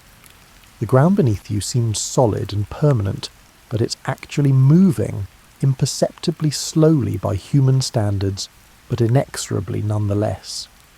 This is what deep time does to your understanding of history. It makes you realise that human history is nested within much longer geological and cosmic histories. We're not separate from these larger timescales. We're embedded in them, shaped by them, and ultimately subject to them. But here's the interesting thing. Even though human history is infinitesimally brief in cosmic terms, it's still the only history we can really know from the inside. You can grasp intellectually that these rocks are 2 billion years old, but you can't feel what it was like to be there when they were forming. You can understand that trilobites existed, but you can't empathise with them the way you can empathise with ancient Egyptians or medieval peasants. So while deep time puts human history in perspective, it also highlights what's unique about historical thinking. The ability to understand and empathise with other humans across time, to reconstruct their thoughts and feelings and experiences, and to see ourselves in them and them in us. You're very drowsy now, the sun warm on your face, the breeze gentle and cool. The geologist has moved on to examining rock samples, leaving you to your contemplations. In the distance, you can hear other visitors, families, tour groups, but they're far enough away that their voices are just a pleasant murmur, like waves on a distant shore. Before you fully drift off, you have a moment of vertigo. Not physical vertigo, but temporal vertigo. A dizzying sense of the vast layers of time beneath you, the incomprehensible age of the world, and the briefness of human existence set against that backdrop. But instead of being frightening, it's strangely peaceful. You're here now, alive and aware, able to contemplate these timescales precisely because you exist in this particular moment, and that's enough. You don't need to comprehend all of deep time. You just need to live fully in your own brief span, aware of the larger context, grateful for the temporary privilege of consciousness in a very old universe. The canyon continues its patient erosion, grain by grain, century by century, removing stone that took millions of years to form, and somewhere in the far future, this vista you're enjoying will look completely different, carved still deeper, exposing still older rocks, telling future geologists stories about an Earth you can't even imagine. But for now, there's just this: warm sun, cool breeze, vast space, and the comforting solidity of ancient rock beneath you. You're in a quiet room. Your own room, actually, in the present day. It's evening, and you're sitting comfortably, maybe with tea or coffee, maybe with the lamp casting a warm pool of light. Outside, the contemporary world continues its busy pace. Traffic, technology, and all the particular rhythms of 21st century life. But you're thinking about something unusual. You're thinking about how you yourself are history in the making. How every choice you make, every word you write, and every object you touch is potentially part of the historical record that future people might examine. You're thinking about what it means to be historically self-aware. This is a relatively new phenomenon in human consciousness. For most of history, people didn't think of themselves as historical actors. They lived their lives, made their choices, and didn't consider how they might appear to people centuries in the future. They weren't self-consciously creating a record for posterity. They were just living. But you're different. You're aware that everything you do leaves traces. Your emails are archived. Your social media posts are stored indefinitely. Your purchases create data trails. Your photos are timestamped and geotagged. You're constantly, almost involuntarily, creating documentation of your existence in ways that would have been impossible for previous generations. This creates an interesting relationship with your own present. You're living it, but you're also, in a sense, observing it, already thinking about how it might be interpreted later. You're both actor and archivist, both living your life and documenting it. Think about when you take a photo. You're not just capturing a moment, you're creating a historical record. You're making a choice about what to preserve, what angle to show it from, and what to include and exclude from the frame. And you're aware, at least dimly, that this photo might be looked at decades from now, that it will represent the past to your future self or to others. This self-consciousness about being historical changes how you experience the present. It adds a layer of reflection, a kind of doubled awareness. You're living through events while simultaneously thinking about how they'll be remembered, how they'll be understood by people who weren't there. You're looking at some old photos now, maybe from your childhood, maybe from 10 years ago, maybe from last week, and you notice how they already feel historical, already carry that particular weight of the past. The styles are slightly dated, the technology visible in the photos is slightly obsolete, the people look younger, and the moment captured is irrevocably gone. But here's what's interesting. When that photo was taken, it was someone's present. It was a lived moment, as immediate and real as this moment you're experiencing right now. And someday, probably sooner than you expect, this current moment will have that same quality of pastness, that same sense of being frozen in time, documented, historically located. This is what historical self-awareness does. It makes you conscious of the passage of time while you're experiencing it. It makes you aware that you're not just living in history. You are history, actively being created moment by moment. You're comfortable now, settled into your favourite chair, the day's tasks behind you. The room is quiet except for ambient sounds, maybe a clock ticking, maybe distant traffic, maybe the house settling. And you're thinking about all the people throughout history who sat in similar moments of quiet reflection, aware in their own ways of the passage of time, of the weight of the past, and of the unknown future approaching. Those people, your ancestors in a sense, even if not literally related, didn't have your historical perspective. They couldn't look back across millennia of documented history the way you can. They couldn't compare their moment to hundreds of other historical moments. But they were doing the same thing you're doing, trying to make sense of their experience, trying to understand their place in the flow of time. And someday, people in the future will think about you the same way you think about them. They'll look at the traces you've left, the photos, the writings, the choices you made that affected the world in small or large ways, and they'll try to understand you. They'll try to imagine what your life was like, what you worried about, and what you hoped for. This creates a kind of bridge across time.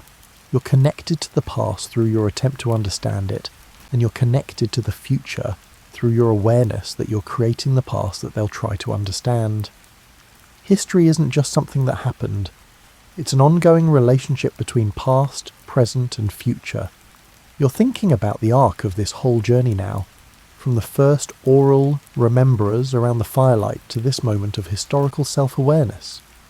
Humanity has come so far in learning to think about time, about change, and about the preservation and interpretation of the past.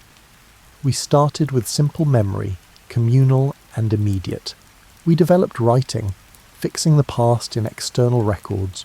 We learned to organise events chronologically, to investigate sources critically, and to read evidence from ruins and artefacts. We developed empathy for people across time. We grasped the vastness of deep time. And finally, we became aware of ourselves as historical beings, both studying history and creating it. This is a remarkable achievement when you think about it. We've taught ourselves to be time travellers of a sort, able to mentally visit the past, able to imagine the future, and able to see our present moment as just one point in a vast continuum. And yet, with all this sophistication about historical thinking, you still experience time the same way those first storytellers did, moment by moment, always in the present, always now. The past is inaccessible, except through memory and records. The future is unknown. There's only this continuous now, constantly becoming past, constantly giving way to more now. You're feeling very peaceful, very grounded in this moment. All the history you've journeyed through tonight, oral memory, mythic time, early records, chronology, inquiry, ruins, empathy, deep time, and now this self-awareness, it's all led to this quiet moment of reflection. The beauty of historical thinking isn't that it lets you escape the present, it's that it enriches the present, makes it deeper and more meaningful by connecting it to the vast sweep of human experience across time. You're not just you, living your particular life in your particular circumstances. You're also part of something larger, the ongoing human project of existing in time, of trying to understand where we came from and where we're going, of making meaning out of the constant flow of change. Outside, the night is settling in fully. Stars are appearing, the same stars that ancient observers watched, trying to make sense of their patterns, using them to mark time and navigate. The continuity is striking. Humans looking at stars then and now, using them to orient ourselves in space and time. You're ready for sleep now, comfortable and calm, your mind full of these long perspectives but also fully present in this moment. You've traced the whole arc of how humanity learned to think historically, and you've arrived back where you started. Here, now, aware of being alive in time, part of a story much larger than yourself. And that's the final gift that historical thinking offers.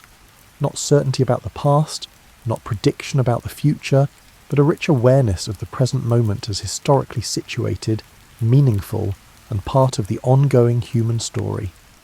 Tomorrow, you'll wake up and continue creating history, making choices, leaving traces, and living in time. But tonight, you can simply rest, knowing that you're part of something vast and ongoing, that your existence matters, and that the traces you leave, however small, are part of the great tapestry of human experience across time. The journey through history is complete, but history itself continues moment by moment, including this very moment as you drift towards sleep, having learned not just about history, but about yourself as a historical being, aware and alive in the ever-flowing river of time. Sweet dreams, my friends.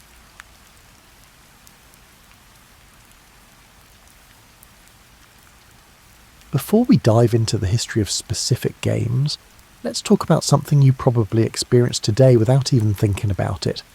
The urge to play. Maybe you did a crossword puzzle with your morning coffee, or played a word game on your phone while waiting in line, or challenged a friend to a quick match of something competitive. That impulse, that desire to engage in something that doesn't strictly need to be done, is one of the most fundamentally human things about us. Scientists have watched animals play, puppies wrestle, otters slide down riverbanks repeatedly for no practical reason, and even crows have been observed playing what looks suspiciously like games with each other. But humans took play and transformed it into something more structured, more meaningful, and infinitely more complex. We created games. The urge to play seems to be hardwired into our brains, right alongside our needs for food, shelter, and connection with others. And here's something fascinating. Archaeological evidence suggests that humans have been creating formal games for at least 5,000 years, and probably much longer. Think about that for a moment. While our ancestors were figuring out agriculture, building the first cities, and inventing writing, they were also sitting down to play board games. This tells us something important. Games aren't frivolous additions to human culture. They're central to it. Games teach us strategy, help us bond with others, give us safe ways to compete, and provide mental challenges that keep our mind sharp. They're practice for real life, but with lower stakes and more laughter. Imagine the first person who looked at some stones or seeds and thought, I could make a game with these. Perhaps it was a shepherd watching over flocks with nothing but time and pebbles. Perhaps it was a child playing in the dirt who noticed patterns emerging. However it happened, that moment of creative play sparked something that has never stopped evolving. Early games likely grew from simple concepts, moving objects from one place to another, trying to get things to land in certain spots, and competing to see who could throw or aim most accurately.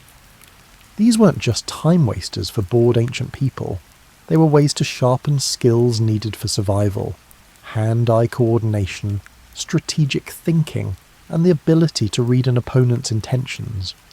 But games also served another crucial purpose that had nothing to do with survival skills. They were fun. In a world where daily life could be harsh, uncertain, and short, games provided moments of genuine enjoyment. They created spaces where people could laugh, compete without serious consequences, and forget their troubles for a while. You can almost picture it, can't you? After a long day of work that would make our modern desk jobs look simple, ancient people would gather as the sun set, bringing out their game boards, their dice, and their playing pieces. Children watching and learning, eventually joining in. Strangers becoming friends over shared games. Winners gloating just enough, losers plotting their comeback. The beautiful thing about games is that they require nothing more than agreement between players and some basic materials.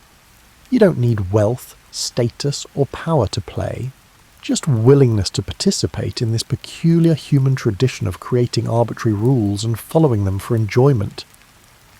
As you relax into your pillow tonight, consider that this very human impulse to play connects you to every generation that came before.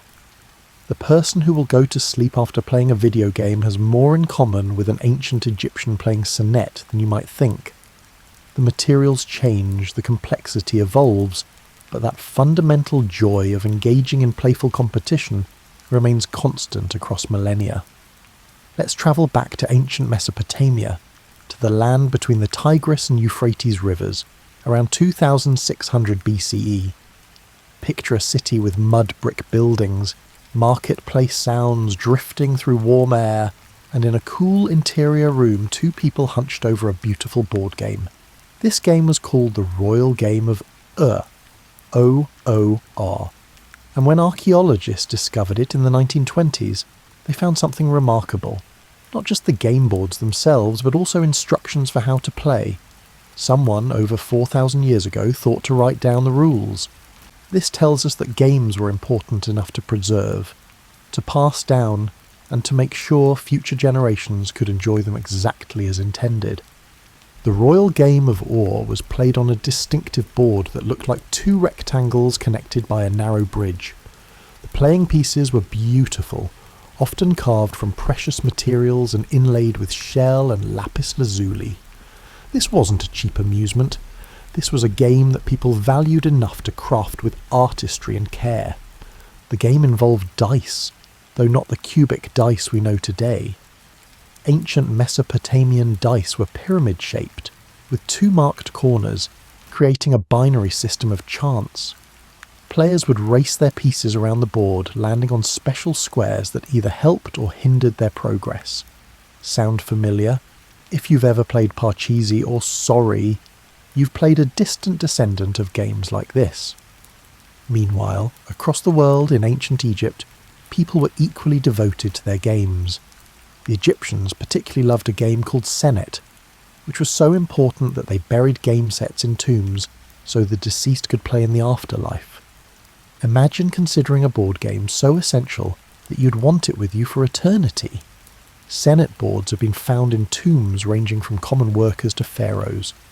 The game appears in Egyptian art, showing everyone from queens to servants hunched over their boards, moving their pieces with concentration. The boards were often beautifully crafted, with 30 squares arranged in 3 rows of 10, and pieces that range from simple pawns to elaborately carved figures. The game combined luck and strategy in ways that made it endlessly replayable. Players moved pieces based on the throw of casting sticks, flat sticks with one decorated side that would land either up or down, creating different move combinations. The goal was to get all your pieces off the board before your opponent, but certain squares had special meanings, including some with religious significance. Here's something that might make you smile. Archaeologists have found evidence that ancient Egyptians sometimes cheated at Senet. Some boards show wear patterns suggesting people moved their pieces in ways that didn't quite match the rules. Even 4,000 years ago, some competitive player was trying to sneak an extra square when their opponent wasn't looking carefully. Ancient China developed its own rich gaming traditions. Go, known as Weiqi, Weiqi in Chinese, emerged over 2,500 years ago and is still played today with essentially unchanged rules, making it possibly the oldest continuously played board game in human history. The game's elegance is deceiving. Played on a grid with black and white stones, it looks simple, but contains such strategic depth that modern computers only recently learned to beat master players. Go was considered one of the four arts of the Chinese scholar, alongside calligraphy, painting and music. This elevated games from mere entertainment to cultural refinement. Learning to play Go well was seen as developing mental discipline, strategic thinking and even moral character. The game became a metaphor for life itself. You can't control everything. You must work with what you have, and sometimes sacrificing small advantages leads to greater victories. The ancient Greeks and Romans, never ones to be left out of cultural innovations, had their own gaming traditions. They played dice games enthusiastically, perhaps too enthusiastically, as both cultures had laws against gambling in public places, which naturally meant people did it anyway, just more discreetly. Roman soldiers stationed at outposts across their vast empire scratched game boards into stone surfaces wherever they were stationed. You can still see these boards today at Hadrian's Wall in Britain, at desert forts in North Africa, and at garrison sites throughout Europe. Imagine Roman soldiers far from home, finding comfort and camaraderie in games that connected them to their culture and to each other. The Romans also loved a dice game called tesserae, which was remarkably similar to modern dice games. They had expressions like to play with dice as a metaphor for taking risks, the same way we might say someone is rolling the dice on a decision today. What's particularly touching about these ancient games is how they reveal universal human desires that transcend time and culture. The Mesopotamian merchant, the Egyptian priest, the Chinese scholar, and the Roman soldier. They all wanted the same things from their games that you want from yours: challenge, entertainment, social connection, and those satisfying moments when strategy and luck align to deliver victory. As you drift towards sleep, picture these ancient game players. The materials they used might have been different: carved stone instead of moulded plastic, painted wood instead of printed cardboard. But the emotions were identical. The concentration, the excitement of a good move, the groan of bad luck, the satisfaction of outsmarting an opponent, the laughter when something unexpected happened. Across thousands of years, games create a continuous thread of shared human experience. Let's move forward in time to medieval Europe, roughly 1000 to 1500 CE. Picture a world lit by candles and firelight, where entertainment options were limited compared to today's endless streaming services and digital distractions. Yet people in the Middle Ages were no less eager for amusement and competition than we are. If anything, games mattered more because they were one of the few reliable sources of entertainment. Chess arrived in medieval Europe around the 10th century, travelling along trade routes from Persia, where it was called shatranj, and ultimately originating in India centuries earlier as chaturanga. The game's journey across continents took hundreds of years, with rules evolving and pieces transforming to fit each new culture. European medieval society saw chess as a perfect symbolic representation of their feudal world. The king, queen, bishops, knights, castles, and pawns mirrored the social hierarchy they lived within. Playing chess became associated with nobility and education. Kings and queens played it, clergy studied it, and knights practiced it to sharpen their strategic minds. The medieval version of chess was slower than modern chess. The queen, originally a piece called the advisor, could only move one square diagonally. Imagine how frustrating that must have been compared to the powerful queen we know today, who can sweep across the board in any direction. The game underwent a major revolution in the 15th century Spain, when the queen's powers were dramatically increased, creating the game we recognise today. Manuscript illuminations from the period often show people playing chess. In one famous image, a knight and a lady play chess while servants attend them. In another, two monks play by candlelight.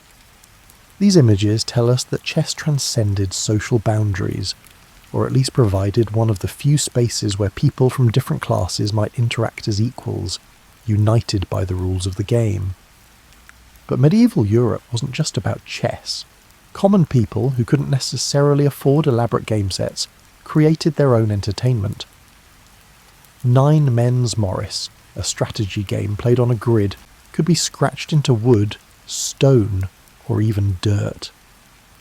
Boards for this game have been found carved into church pews and monastery walls, suggesting that even during religious services some minds wandered toward play. Dice games remained popular throughout the medieval period, despite repeated attempts by both church and secular authorities to ban them, particularly when played for money. The persistence of these prohibitions tells us something important. People kept playing anyway. The medieval love of games was stronger than any decree could suppress. Backgammon, or rather its medieval ancestor called tables, was enormously popular. The game combined the strategic element of piece placement with the random element of dice rolls, a combination that has proven irresistible to humans across cultures.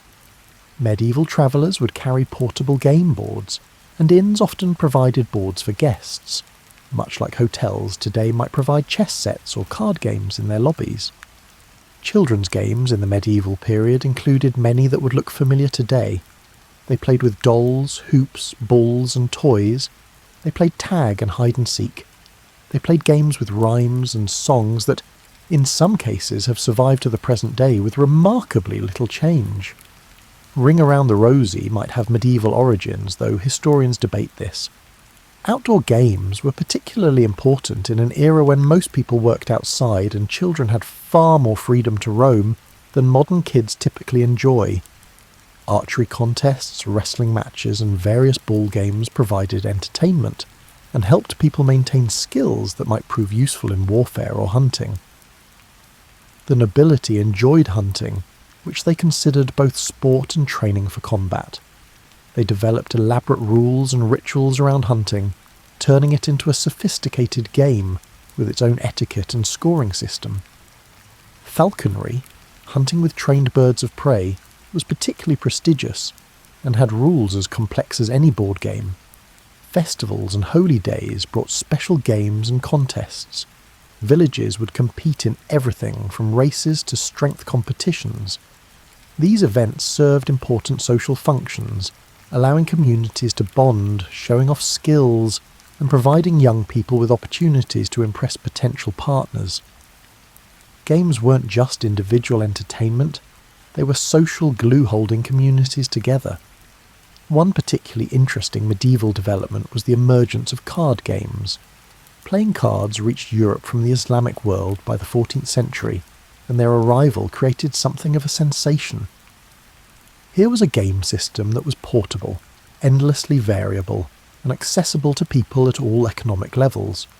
You could play cards in a castle or a tavern while travelling or at home. Early playing cards were hand-painted and expensive, available only to wealthy individuals. But printing technology soon made them affordable for common people. The democratization of card games represented an important shift. Entertainment that once belonged only to the elite became available to everyone. The medieval period teaches us that games adapt to their cultural context. Chess reflected feudal society structure. Card games spread followed trade routes and technological innovation.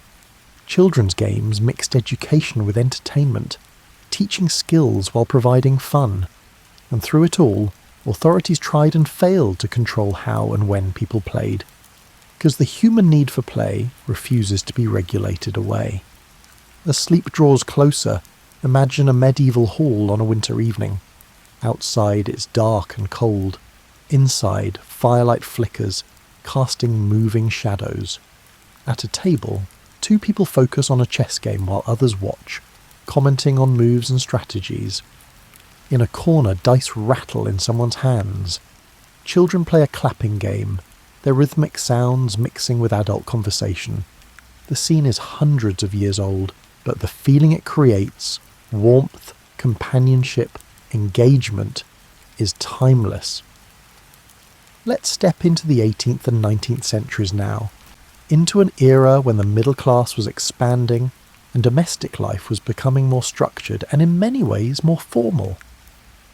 This was the age of parlour games, entertainment that took place in the home's most refined space, the parlour or drawing room, where families and friends gathered for socially acceptable amusement.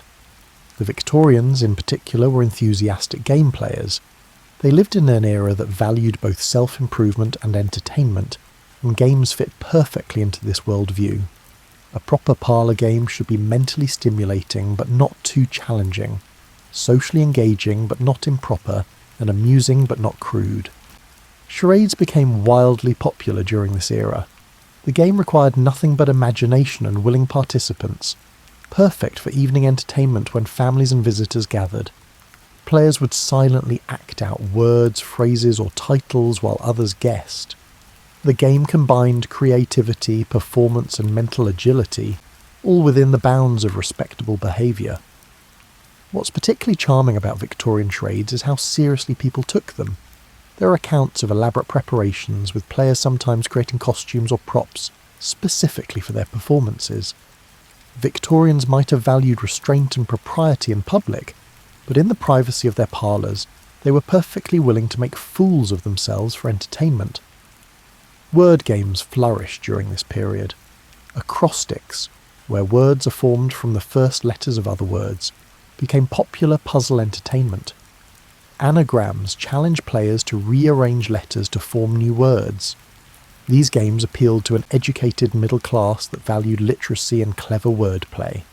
The 19th century also saw the emergence of commercial board games as we know them today. The Game of Life, created in 1860 by Milton Bradley, was explicitly designed to teach moral lessons about making good choices. Players move through life stages, with virtuous decisions leading to happiness and poor choices resulting in setbacks. It was entertainment with an educational purpose, very Victorian indeed. Publishers began producing elaborate board games with colourful printed boards, detailed rules, and specific themes. Many games focused on travel and exploration, reflecting an era when railways and steamships were opening up the world. Games like Across the Continent and Journey Through Europe let players imaginatively travel to places they might never actually visit. These travel games reveal something interesting about the relationship between games and reality. For Victorian players, a board game about travelling to India or crossing America might be the closest they ever came to such adventures. Games provided safe, affordable ways to experience exciting scenarios from the comfort of home. Card games evolved significantly during this period. Whist, a trick-taking game that required 4 players in 2 partnerships, became enormously popular. It was considered intellectually respectable. Serious whist players formed clubs and competed in tournaments with the same gravity that others brought to business or politics. Bridge evolved from whist in the late 19th century, adding bidding and more complex strategy. Within decades, bridge became a cultural phenomenon, particularly among educated middle and upper classes. The game required memory, mathematical calculation, partnership cooperation, and strategic thinking. Playing bridge well was seen as a mark of intelligence and sophistication. Jigsaw puzzles emerged as popular entertainment during this era. Originally created by cutting maps into pieces for educational purposes, puzzles evolved into increasingly complex images designed purely for entertainment. Families would work on puzzles together during long winter evenings, combining solitary focus with companionable silence. Parlour magic and illusion also became popular home entertainment. Simple magic tricks that could be performed with household objects filled books, marketed to families seeking new forms of amusement. The person who could entertain guests with clever tricks became a valued addition to social gatherings. Victorian children had their own games, many commercially produced for the first time. Pick-up sticks, marbles, jacks and spinning tops were manufactured and marketed specifically for children. This represented a shift in how childhood was viewed. No longer just miniature adults, children were recognised as deserving their own appropriate forms of play. The 19th century also saw the birth of modern sports rules. Games that had been played informally for generations received standardised rules that allowed for organised competition. Baseball, football, both American and association, tennis, and many other sports developed their modern forms during this period. What had been local variations became unified games that could be played the same way across distances. This standardisation was enabled by improvements in communication and transportation. People could read about sports in newspapers, travel to watch matches, and form leagues that competed across regions. Games were becoming not just local pastimes, but shared cultural experiences that connected communities across geographical boundaries. One particularly interesting development was the emergence of games explicitly designed for mixed company, men and women playing together. In an era when social interactions between sexes were carefully regulated, games provided acceptable context for interaction. A young man and woman might not be permitted time alone together, but they could certainly be partners in a game of whist or charades. The parlour game era reminds us that games reflect their social context. Victorian games emphasised propriety, education and controlled excitement. They created structured opportunities for social interaction within acceptable boundaries. They provided mental stimulation during an era that valued intellectual improvement. And they helped define and reinforce class identities.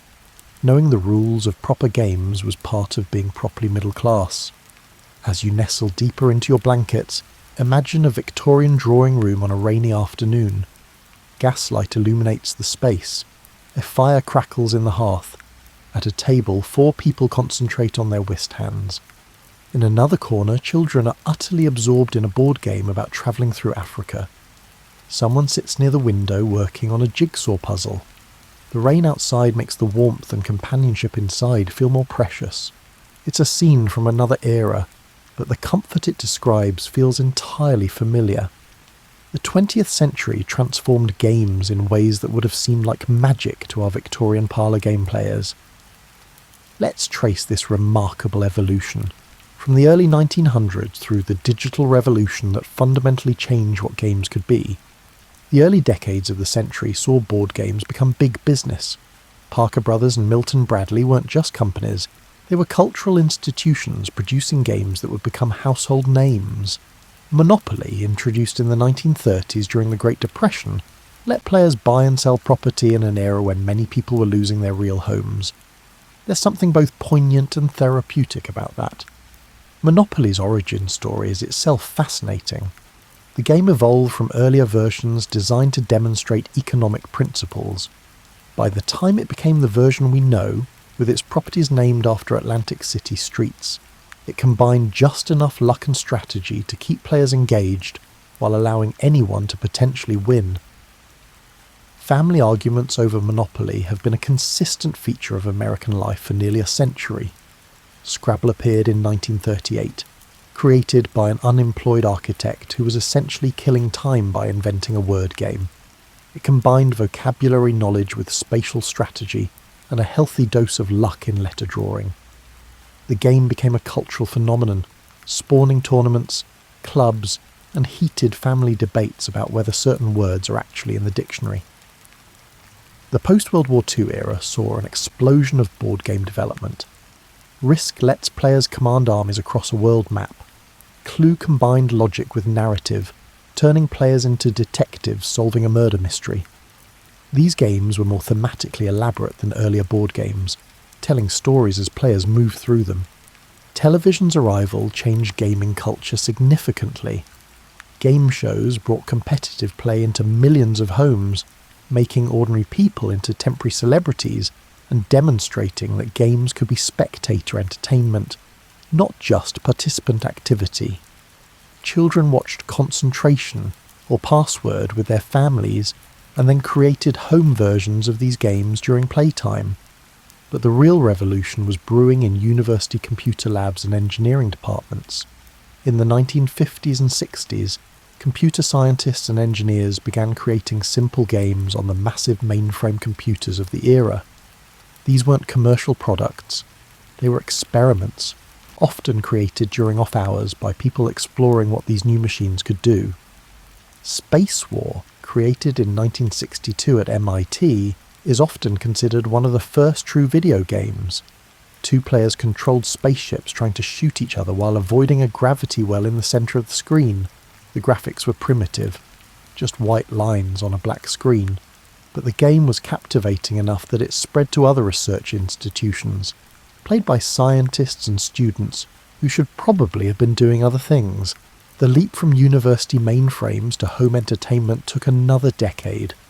In 1972, Pong arrived, a simple tennis simulation with 2 paddles and a square ball bouncing between them. The game was so basic that it's almost laughable by modern standards, but it proved something crucial. People would pay to play electronic games. Home video game consoles followed. The Atari 2600, released in 1977, brought arcade experiences into living rooms. Suddenly, the same games you pumped quarters into at the arcade could be played at home anytime you wanted. The graphics were barely recognisable as what they were supposed to represent. The adventure game's dragon looked more like a duck. But players' imaginations filled in the gaps. The early 1980s saw video games explode into mainstream culture. Pac-Man became a global phenomenon that transcended gaming.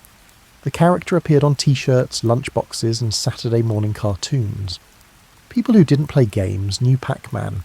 The game's simple premise, navigate a maze eating dots while avoiding ghosts, proved universally appealing.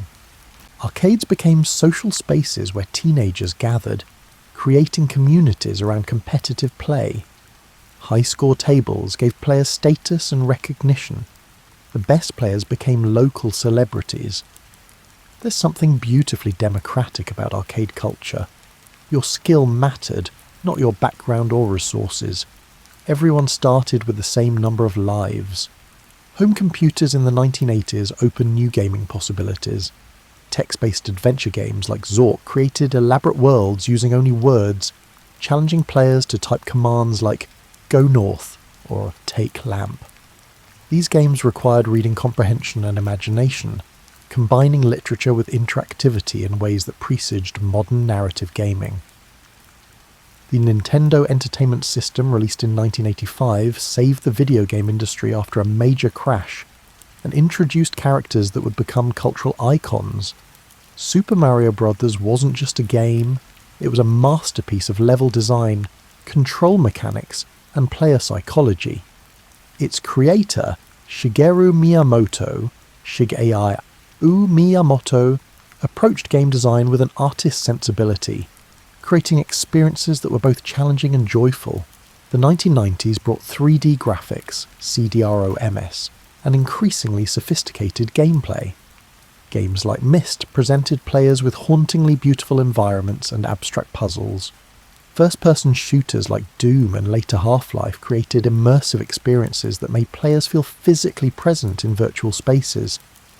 Internet connectivity transformed gaming again. Suddenly, players could compete against or cooperate with people across the globe. Massively multiplayer online games like World of Warcraft created persistent virtual worlds where thousands of players could interact simultaneously. These weren't just games, they were social spaces where people formed friendships, joined guilds, and experienced genuine community. Mobile gaming, emerging with smartphones in the late 2000s, made games truly ubiquitous. Everyone carries a sophisticated gaming device in their pocket. Games like Angry Birds or Candy Crush reached audiences who never considered themselves gamers. Your grandmother might not play console games, but she might very well have a puzzle game on her phone. The digital revolution democratized game creation. Independent developers could now make and distribute games without needing major publishers. This led to an explosion of creative, experimental games that explored new ideas and themes. Games became recognized as legitimate art forms, capable of telling meaningful stories and evoking genuine emotions. Modern games range from simple mobile puzzles to sprawling open-world adventures, from competitive esports with professional players to relaxing farming simulations. Virtual reality is creating entirely new possibilities for immersion. Artificial intelligence is enabling more responsive, dynamic gameplay. The evolution continues at an accelerating pace. Yet through all this technological change, fundamental aspects of games remain constant. We still seek challenge, competition, narrative, and connection. Whether moving pieces on a wooden board or controlling characters in a virtual world, we're satisfying the same human needs that drove our ancestors to scratch game boards into stone thousands of years ago. Now let's talk about something that runs through every era of gaming history we've explored. Games as social glue, as bridges between people, and as creators of connection and community. This is where the history of games becomes deeply personal, because it's about relationships and shared experiences. Think about your own relationship with games. Chances are your strongest gaming memories involve other people. Maybe it's playing cards with grandparents, board games with siblings, video games with friends, or phone games that you compare scores on with colleagues. Games create shared experiences that become part of our relationship stories. Throughout history, games have served as social facilitators. In ancient Rome, bathhouses often had game boards built into the architecture, creating spaces where people could socialise while playing. Medieval inns provided game boards to encourage travellers to linger and interact. Victorian parlours used games to structure social evenings. Modern game stores host game nights where strangers become friends over shared interests. Games provide structure for social interaction, which is particularly valuable in situations where people might otherwise struggle to connect. Meeting new neighbours, invite them over for game night, awkward family gathering. Break out a board game. First date needs an activity. Try an arcade or board game cafe. Games give people something to do together while naturally facilitating conversation and bonding. The beauty of games as social tools is that they create temporary frameworks where normal social hierarchies can be suspended. In a game, the CEO and the intern compete on equal terms. Parents and children can challenge each other fairly. Strangers can cooperate toward shared goals. The rules of the game supersede other social rules, creating temporary communities of players.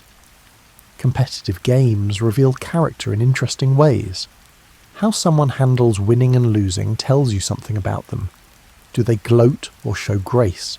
Do they make excuses or acknowledge defeat? Do they prioritise winning over everyone's enjoyment? These revelations can strengthen relationships by creating understanding and shared history. Cooperative games, where players work together toward a common goal, create different dynamics. These games require communication, compromise, and shared strategy. Success feels collective rather than individual. There's something particularly satisfying about beating a difficult cooperative game with friends, knowing that you succeeded only through teamwork. Gaming communities form around shared interests, creating spaces where people who might never otherwise meet find common ground. Chess clubs bring together people across ages and backgrounds. Online gaming guilds create friendships that span continents. Board game meetups at local stores build neighbourhood connections. These communities often extend beyond gaming into genuine friendships. The rise of streaming has created another layer of gaming community. People watch others play games, participating through chat and feeling connected to both the streamer and fellow viewers. This might seem odd if you're not part of that culture. Why watch someone play instead of playing yourself? But it's really no different than watching sports or cooking shows. We enjoy observing skilled people doing things we're interested in. Games have provided crucial connection during times of isolation. During the 2020 pandemic, when physical gathering was dangerous, Games became lifelines for maintaining social connections. Families played online games together across distances. Friends maintained relationships through gaming sessions. Animal Crossing became a phenomenon partly because it provided a gentle, social virtual space when real social spaces were unavailable. Gaming can bridge generational divides. Grandparents learn to play video games with grandchildren, creating shared experiences across decades. Children teach parents about new games, reversing the usual teaching dynamic in ways that can be empowering for young people. These shared experiences create memories and stories that become family history. Games also create inclusive spaces for people who might struggle with other forms of social interaction. For people with social anxiety, the structure of games can make interaction easier. For people on the autism spectrum, games' clear rules and predictable patterns can be comfortable. Online gaming allows people with physical disabilities to compete on equal terms. Games' flexibility makes them accessible to diverse players. Cultural exchange happens through games. When people from different countries play together online, they share not just gaming strategies but also perspectives, humour, and cultural references. Games like Pokemon or Minecraft have created global communities that transcend national boundaries, giving young people shared cultural touchstones regardless of where they live. Educational research has shown that play, including game playing, is crucial for developing social skills. Children learn cooperation, negotiation, and conflict resolution through games. They practice taking turns, following rules, and dealing with disappointment. These lessons transfer to other social situations throughout life. The social aspect of gaming has led to new forms of entertainment. Escape rooms combine gaming with physical experience, requiring groups to solve puzzles together. Board game cafes provide spaces where strangers can meet over shared tables and shared interests. Gaming conventions create temporary communities where thousands of people celebrate their shared passion. There's something almost miraculous about games' ability to create instant communities. Put a chessboard in a public park and players will materialise. Set up a volleyball net on a beach and a game will form. Stream yourself playing a game online, and viewers will gather to watch and interact. Games create magnetic fields that attract people seeking connection through play. Even competitive gaming, which might seem antisocial to outsiders, creates communities. Sports fans understand this. The rivalry between teams creates shared identity and passion. Gaming works similarly. Players of fighting games gather at tournaments, creating communities bonded by their shared technical knowledge and competitive spirit. The competition itself is a form of connection. Family game nights have become rituals that structure and strengthen family bonds. These regular gatherings create predictability and shared anticipation. They provide times when devices are put away and full attention is given to being together. Years later, people remember specific games, specific victories, and specific moments of laughter more vividly than they remember many other family activities. As you drift towards sleep, think about your own gaming connections. Who taught you your favourite game? Who do you most enjoy playing with? What gaming moments have become stories you tell? These memories and relationships are part of gaming's greatest legacy. Not the games themselves, but the connections they facilitate and strengthen. We're nearing the end of our journey through gaming history, and it's time to consider something fundamental.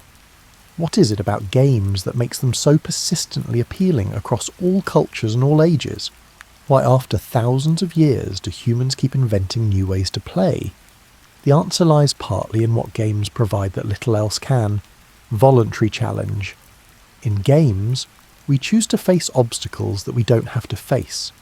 We create problems for ourselves, capturing an opponent's pieces, solving a puzzle, achieving a high score that have no external necessity. This voluntary engagement with challenge is uniquely satisfying in ways that obligatory challenges rarely are. Games give us control in a world where we often have little. We can't control our jobs, our health, world events, or even our family dynamics. But in a game, the rules are clear, the boundaries are defined, and our choices directly affect outcomes. This sense of agency is psychologically valuable, providing relief from the uncertainty and powerlessness we sometimes feel in life. The temporary nature of games is part of their appeal. A game has a clear beginning and end. You can win or lose and then start fresh with a new game. Life rarely offers such clean resolutions. Problems persist, relationships are complicated, and outcomes remain ambiguous. Games provide the satisfaction of completion and the opportunity for fresh starts. Games also satisfy our innate love of pattern recognition and mastery. Human brains are pattern-finding machines, constantly looking for connections and regularities in experience. Games provide concentrated pattern-learning opportunities. As we play, we recognize strategies, predict outcomes, and develop skills. This learning process feels good. It's literally rewarding at neurological level. The balance between skill and chance in games mirrors life itself. Pure skill games can be intimidating and frustrating. If you're not good, you'll never win. Pure chance games lack the satisfaction of mastery. Winning feels arbitrary. The best games combine both elements. Skill increases your odds, but doesn't guarantee victory. This reflects how life works, where preparation and ability matter, but can't ensure success. Games provide safe spaces for experiencing emotions we might not want in real life. Fear, frustration, excitement, triumph. Games let us feel these intensely but temporarily, with no lasting consequences. Horror games let us experience fear from safety. Competitive games let us experience conflict without actual hostility. This emotional exploration is psychologically valuable. The aesthetic appeal of games shouldn't be underestimated. Beautiful game boards, elegant game mechanics, and stunning visual designs. These artistic elements make games objects of appreciation beyond their playability. From intricately carved medieval chess sets to gorgeously illustrated modern board games to breathtaking video game environments, games can be works of art that appeal to our aesthetic sensibilities while entertaining us. Games also fulfill our need for narrative. Even abstract games create stories through play. Each chess match tells the story of two armies in conflict. Each round of Monopoly narrates a tale of economic rise and fall. Video games have evolved into sophisticated narrative experiences that rival novels and films in emotional impact and storytelling complexity. The social aspect we discussed earlier connects to something deeper. Games as cultural transmission. When you teach someone a game, you're passing on knowledge, sharing experience, and creating connection. Traditional games carry cultural memory. The childhood games you learned from your parents might trace back generations. This makes games living links to the past. Different cultures have different gaming traditions that reflect their values and worldviews. Go's emphasis on territory and influence reflects certain Chinese philosophical concepts. The European development of trick-taking card games reflects social structures around partnership and competition. Indigenous peoples worldwide have traditional games that encode cultural knowledge and values. Games are windows into how different societies think and what they prioritise. The evolution of games parallels technological and social change. Ancient games required only natural materials, stones, sticks, and bones. Medieval games reflected feudal social structures. Industrial Revolution games came from factories, standardised and widely distributed. Digital games mirror our current information age, networked and constantly updating. Yet despite these changes, the fundamental appeal remains constant. Consider how games adapt while maintaining their essential character. Chess has been played for over 1,000 years with relatively minor rule changes, but now you can play chess against a computer, online against someone across the world, or watch grandmasters compete in tournaments streamed globally. The game itself hasn't changed, but its context and possibilities have expanded enormously. This adaptability suggests something important. Games tap into fundamental aspects of human psychology that don't change despite cultural or technological shifts. The pleasure of strategic thinking, the excitement of competition, the the satisfaction of skill development, and the joy of play itself. These are human constants. Modern neuroscience is beginning to explain why games are so compelling. When we play games, our brains release dopamine, particularly during moments of achievement or reward. This neurochemical response creates the just one more game feeling that makes games so engaging. Games essentially hijack our brain's reward systems in ways that feel good and keep us coming back. But games aren't just psychological tricks exploiting our neurochemistry. They genuinely develop cognitive abilities. Strategy games improve planning and foresight. Puzzle games enhance problem-solving skills. Action games can improve reaction time and spatial awareness. The mental exercise games provide real benefits beyond entertainment. Research on aging has shown that regular game playing can help maintain cognitive function. Seniors who regularly engage with challenging games show better memory, faster information processing, and more mental flexibility than those who don't. This suggests that our lifelong relationship with games isn't just about fun, it's about keeping our minds sharp and engaged. Games also serve therapeutic purposes. Occupational therapists use games to help patients develop fine motor skills. Psychologists use games to help children express emotions and work through experiences. Virtual reality games are being used to treat phobias and PTSD. The applications of games extend far beyond entertainment into healing and development. The gaming industry has become a major economic force, generating billions in revenue and employing hundreds of thousands of people. Game designers, programmers, artists, writers, testers, and marketers. Entire career paths exist around creating and supporting games. This professionalization has elevated games from casual entertainment to serious business and a recognized art form. Yet despite commercialization, games retain their essential accessibility. You can play profound games with nothing but a piece of paper and a pencil. Tic-tac-toe requires only the ability to draw X's and O's. Rock, paper, scissors needs no equipment at all. The most expensive video game and the simplest children's game both tap into the same fundamental human drive to play. The future of games is impossible to predict precisely, but certain trends seem clear.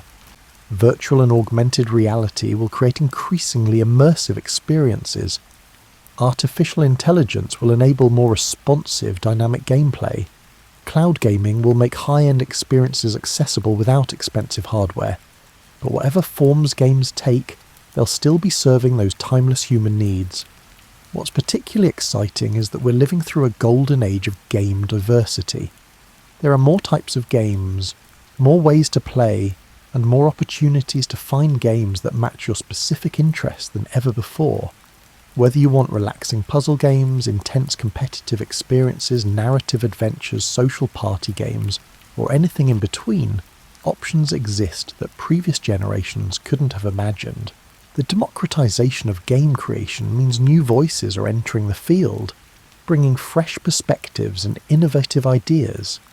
Games are being created by and for audiences that were previously underserved.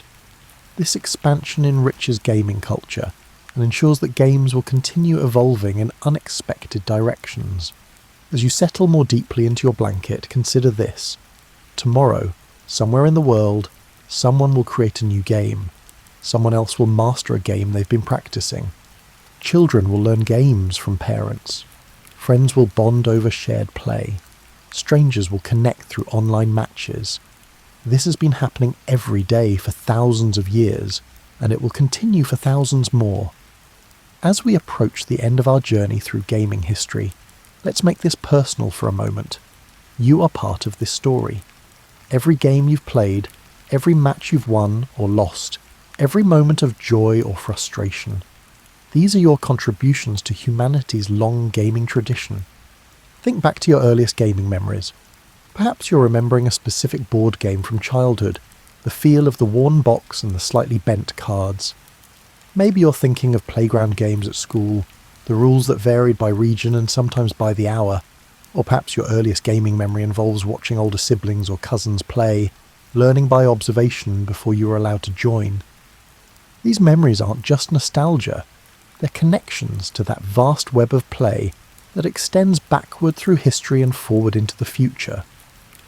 When you played Monopoly with your family, you were participating in a tradition of family game nights that goes back generations. When you first discovered video games, you were joining a cultural revolution that was reshaping entertainment. The games that mattered to you growing up were shaped by when and where you lived. If you came of age in the 1970s, you might remember the explosion of mass-market board games and the earliest video game consoles. The 1980s brought arcade culture and the Nintendo revolution. The 1990s saw 3D graphics and the early internet changing what games could be. The 2000s brought online gaming and mobile devices. Each generation has its defining games, the titles that everyone played, that created shared cultural moments. These games become shorthand for periods of our lives. Mention certain games to people of similar ages, and you'll see recognition and memory flash across their faces. Games mark time almost like music does, evoking specific eras and the feelings associated with them. Your gaming preferences say something about you. Do you prefer competitive games that test you against others, or cooperative games where you work together? Do you like games of pure strategy where skill determines everything? Or do you enjoy the unpredictability of chance? Do you seek games with rich narratives, or are you drawn to abstract challenges? These preferences reflect your personality, your values, and how you approach problems. The way you play games also reveals character. Are you the person who reads all the rules carefully before starting, or do you prefer to learn as you go? Do you play to win at all costs, or is the social experience more important than victory? Do you finish games you start, or do you jump from one game to another? These patterns often mirror how you approach other aspects of life. Games have likely shaped you in ways you might not fully realise. The strategic thinking you developed in chess or strategy games applies to planning and problem-solving in work and life. The hand-eye coordination from action games might help in various physical tasks. The patience learned from difficult puzzle games transfers to other challenging situations. The social skills developed through multiplayer games affect how you interact with others. If you've ever taught someone a game, you've participated in that ancient tradition of cultural transmission through play. Explaining rules, demonstrating strategies, helping someone develop skills. This teaching is a gift you give, connecting another person to the joy you found in play. And like all good teaching, it often teaches the teacher something new as well.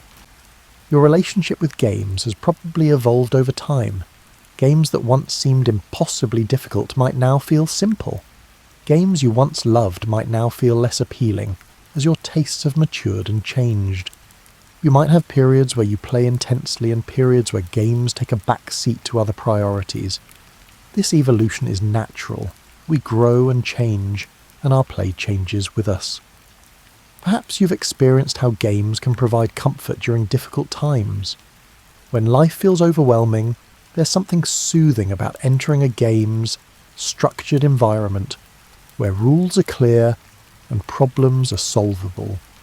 Games can provide respite from anxiety, distraction from pain, and escape from circumstances we can't immediately change. This therapeutic quality of games is real and valuable. You might have gaming traditions with specific people, family game nights, weekly game sessions with friends, or annual tournaments or competitions. These traditions create continuity and anticipation in our lives. They're appointments we keep with the people we care about, times specifically set aside for shared enjoyment and connection. The games you play with your children, if you have them, or with younger relatives and family friends, create memories that will last their lifetimes. Years from now, they might remember specific games you played together, specific moments of victory or defeat, or times when you laughed together over something that happened during play. You're creating their gaming history, which will someday be their gaming nostalgia. Your gaming future is unwritten. New games are being developed constantly, some that will build on familiar formulas, others that will surprise you with unexpected innovations. Technologies will create possibilities that don't yet exist. Your own interests and circumstances will evolve, leading you to games you can't yet anticipate. But regardless of how technology changes or what new games emerge, that fundamental impulse to play will remain. It's wired into you, into all of us, as deeply as any human characteristic. The desire to engage with voluntary challenges, to exercise our minds in pleasurable ways, and to connect with others through shared play, these drives will persist as long as humans exist. So as you drift towards sleep tonight, know that you are part of an unbroken chain of players stretching back thousands of years and extending indefinitely into the future. The ancient Egyptian moving pieces on a Senate board, the medieval noble contemplating a chess move, the Victorian family playing whist, the arcade goer in the 1980s chasing a high score, and you, right now, preparing for rest after a day that probably included some form of play. You're all connected by this beautiful, seemingly frivolous but deeply meaningful human activity. Tomorrow you might play a game.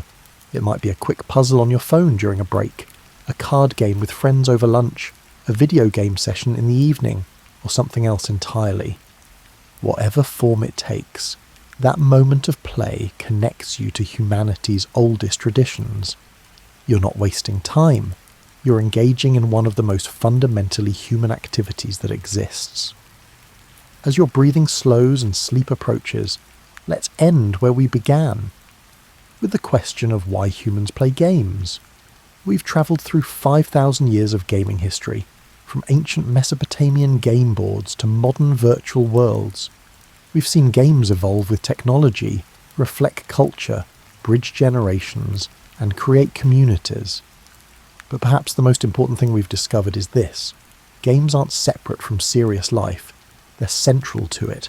They're how we learn, how we bond, how we challenge ourselves, and how we find joy. The impulse to play is as vital as the impulse to explore, to create, or to connect with others. Every game ever played has been a small act of defiance against the hardships and uncertainties of existence. Life can be difficult, unfair, and unpredictable. But in the space of a game, we create temporary worlds where rules are fair, outcomes are clear, and starting over is always possible. This isn't escaping reality. It's creating pockets of meaning and order that make reality more bearable. Games remind us that not everything needs to be useful in the narrow sense of productivity or profit. Some things can simply be enjoyable, engaging, and meaningful in themselves. The hour spent playing a game isn't wasted. It's an investment in your well-being, your relationships, and your humanity. The ancient Roman philosopher Plato once said, "Life must be lived as play." He understood something that our productivity-obsessed culture sometimes forgets. Play isn't the opposite of seriousness, it's the opposite of desperation. Play is what allows us to engage fully with life, to take risks, to learn, and to create, without the paralysing weight of every action needing to matter in some grand scheme. So as you drift into sleep, carrying with you these stories of games across centuries and continents, know that tomorrow's play, whatever form it takes, is part of a tradition as old as civilization itself. You're not just passing time, you're participating in one of humanity's most enduring and essential activities. Sleep well, fellow player. The game continues tomorrow, as it has for thousands of years, as it will for thousands more, and you, like countless generations before you, will answer humanity's eternal invitation. Come, play with us. Let's see what happens. Let's enjoy this moment together. Let's remember that in a world that often takes itself too seriously, there's wisdom, joy, and profound meaning in the simple act of play.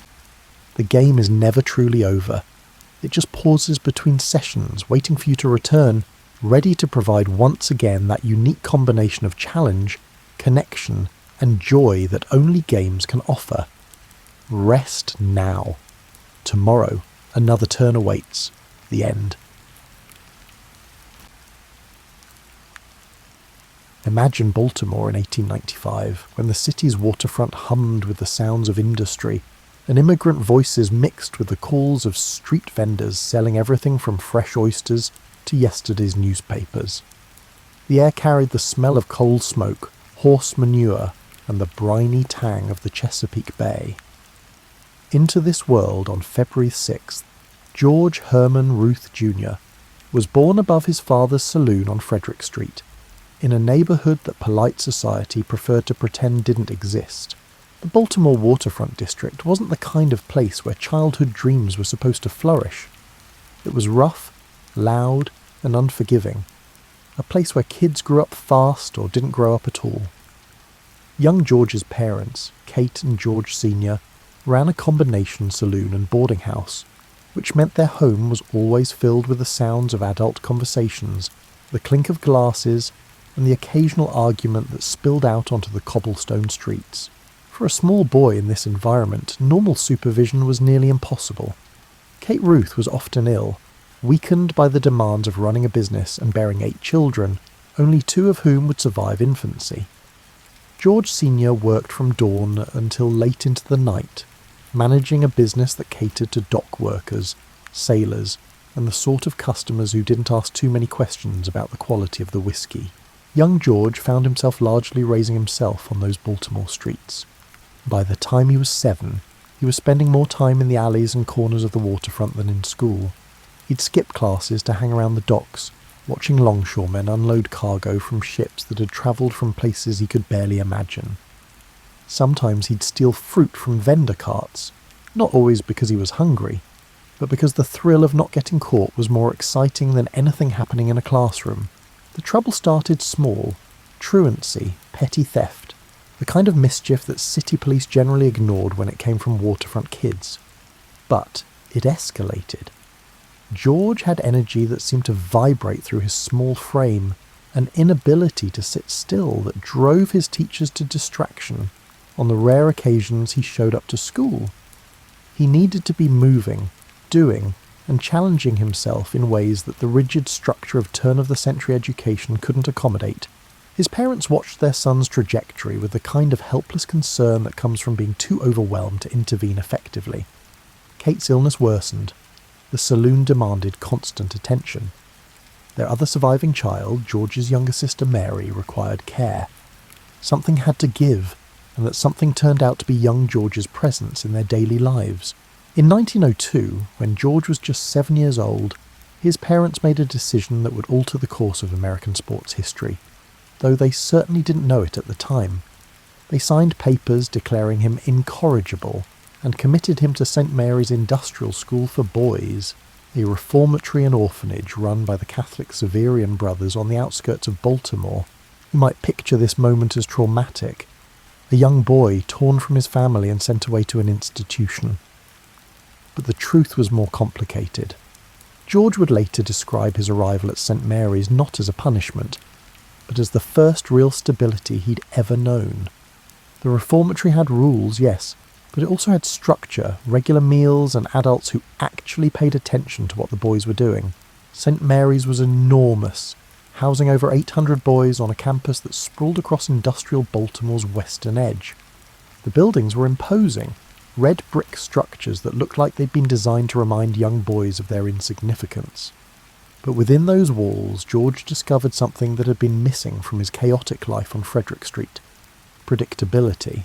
Every day at St. Mary's followed the same rhythm: wake at 6, morning prayers, breakfast, classes in reading, writing and arithmetic, afternoon sessions learning trades, shoemaking, tailoring and printing, more prayers, dinner, evening recreation, lights out.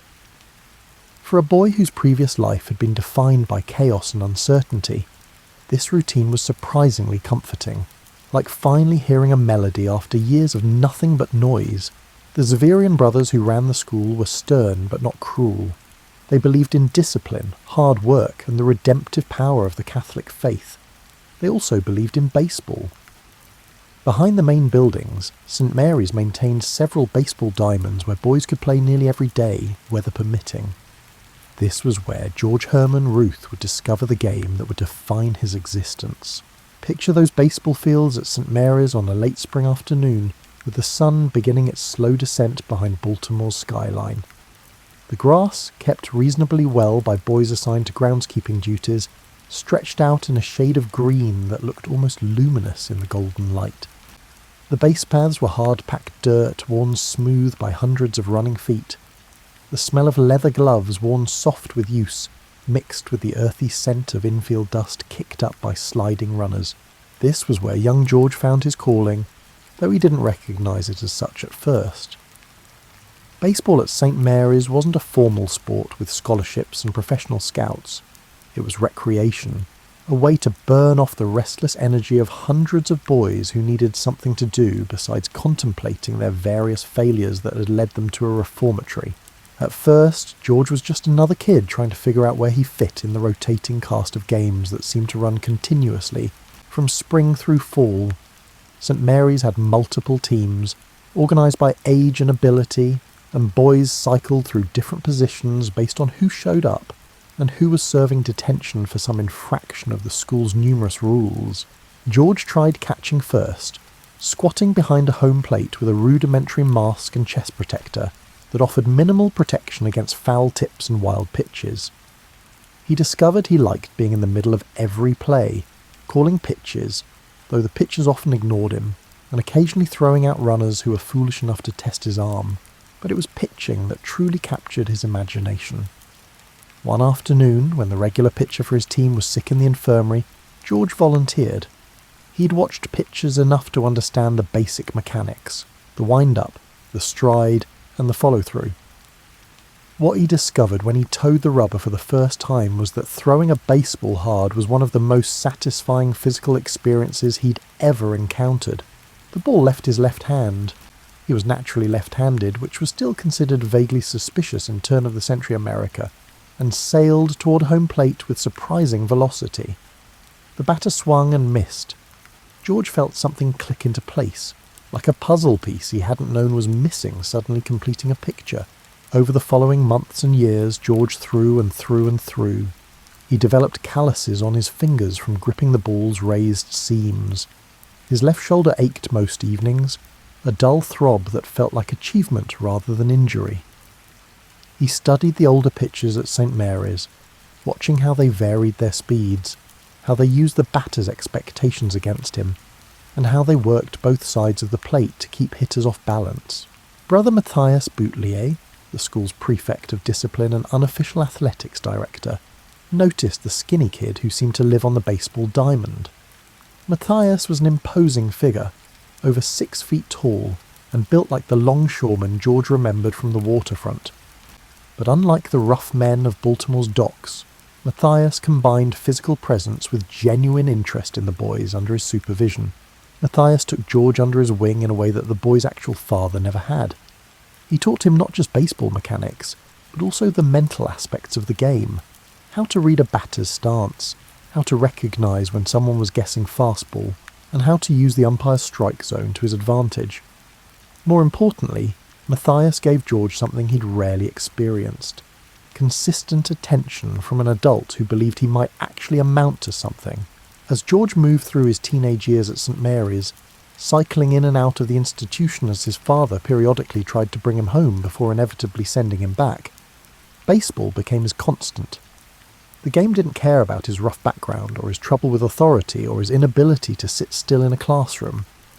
Baseball rewarded his natural athleticism, his surprising coordination, and his competitive fire that burned hot enough to make him practice long after other boys had gone inside. By his mid-teens, George had developed a reputation that extended beyond St Mary's walls.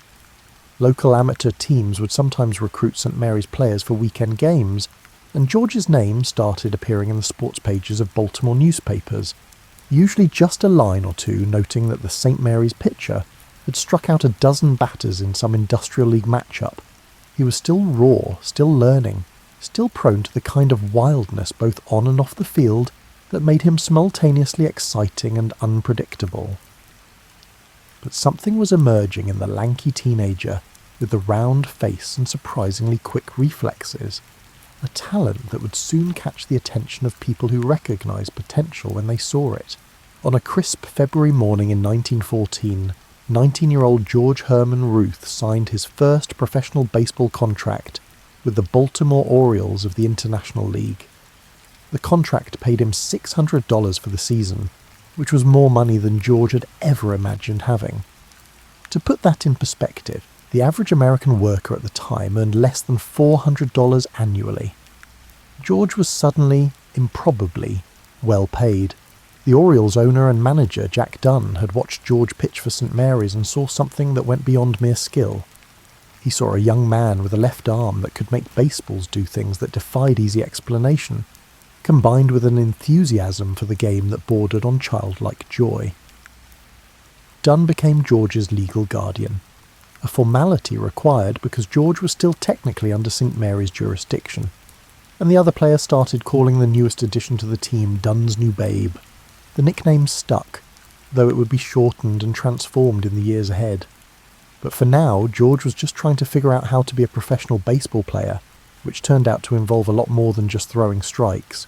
Professional baseball in 1914 bore little resemblance to the modern game you might watch on a lazy summer evening. Teams travelled by train, staying in modest hotels where players doubled up in rooms that were stuffy in summer and frigid in winter. Uniforms were heavy wool that absorbed sweat and never quite dried out during long road trips. Gloves were thin leather affairs that offered minimal protection, and players who didn't learn to catch the ball properly ended up with broken fingers that never quite healed right. George threw himself into this life with the same enthusiasm he brought to everything else. He loved the trains, the hotels, and the constant motion from city to city. After years of institutional confinement at St Mary's, the freedom of professional baseball felt intoxicating. He could stay up late, eat what he wanted, and spend his money on whatever caught his fancy, usually food, as George had developed an appetite that his teammates found simultaneously impressive and slightly alarming. His pitching developed rapidly under professional coaching.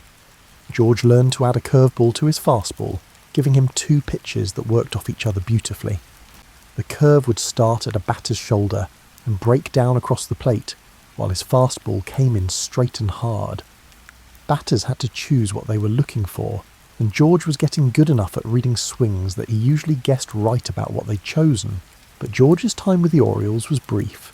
The team was struggling financially, a common problem for minor league clubs, and by July, Jack Dunn had sold his best young pitcher to the Boston Red Sox for a sum that seemed enormous at the time, but would later look like one of history's great bargains. George Herman Ruth, just 5 months into his professional career, was heading to the major leagues. Boston in 1914 was a baseball city in a way that's hard to imagine today. The Red Sox played their home games at Fenway Park, which had opened just 2 years earlier and still smelled of fresh paint and optimism. The park was intimate, with fans sitting close enough to the field that you could hear them commenting on your pitching mechanics between deliveries. George spent most of his first season shuttling between Boston and their minor league affiliate in Providence, Rhode Island. The Red Sox weren't sure what they had in this rough-edged kid from Baltimore. He could clearly pitch. His statistics left no doubt about that. But he was also undisciplined, prone to breaking curfew, and possessed of an appetite for nightlife that worried his more conservative managers. The 1915 season marked George's emergence as one of baseball's premier left-handed pitchers. He won 18 games, posted an earned run average that placed him among the league's best, and helped pitch the Red Sox into the World Series. In the Fall Classic against the Philadelphia Phillies, George appeared in one game, pitching well enough that his manager trusted him with important innings. Boston won the championship, and 19-year-old George Herman Ruth received his first World Series ring. He celebrated with the enthusiasm you'd expect from a teenager who'd gone from a Baltimore reformatory to the pinnacle of professional sports in just over a year. The parties lasted for days, and George's capacity for both celebration and recovery became legendary among his teammates. The next few seasons established a pattern. George would pitch brilliantly, winning 23 games in 1916 and 24 in 1917, while simultaneously testing every rule and boundary his managers tried to impose. He'd disappear after games, showing up the next day with mysterious bruises and implausible explanations. He'd miss team trains, forcing managers to fine him from his paycheck. He'd argue with umpires, fight with opposing players, and generally behaved like someone who had never quite internalised society's expectations for professional behaviour, yet he kept winning. In the 1916 World Series against the Brooklyn Robins, George pitched 14 innings of shutout baseball in Game 2, setting a World Series record that would stand for decades. The Red Sox won again, giving George his second championship ring before his 22nd birthday. But something else was happening during these seasons, something that would ultimately prove more significant than his pitching achievements. When George wasn't on the mound, he'd occasionally play outfield or fill in at first base, and when he played these positions, he got to bat more than the once every 4-day schedule that pitchers followed. When George batted, remarkable things happened. The ball would leave his bat with a sound that was different from normal contact, a sharp crack that seemed to carry its own echo. The ball would rise on trajectories that looked almost leisurely until you realised how far they were travelling. Home runs in the dead ball era were rare, but George was hitting them with alarming regularity whenever his managers let him swing the bat. By 1918, Red Sox management faced an unusual problem. Their best pitcher was also potentially their best hitter. George appeared in 95 games that season, pitching in only 20 of them. He won 13 games on the mound while simultaneously leading the American League with 11 home runs, a total that would have been unremarkable in later eras but was extraordinary for the time. The baseball world was beginning to recognise that George Herman Ruth might be something unprecedented. Not just a great player, but someone who was redefining what great could mean. Picture Boston's Fenway Park in late 1919, as autumn settled over New England and the baseball season wound toward its conclusion. George Herman Ruth, now 24 years old, had just completed his most remarkable season yet. 29 home runs, shattering every previous record for a single season. He'd effectively stopped pitching, playing almost exclusively as an outfielder, where he could bat every day rather than once every 4 games. The Red Sox owner, Harry Frazee, watched this transformation with mixed feelings. On one hand, Ruth's hitting had made him arguably the most exciting player in baseball. On the other hand, Frazee was primarily a theatrical producer who'd bought the Red Sox almost on a whim, and the team was losing money faster than Frazee could generate it from his Broadway investments.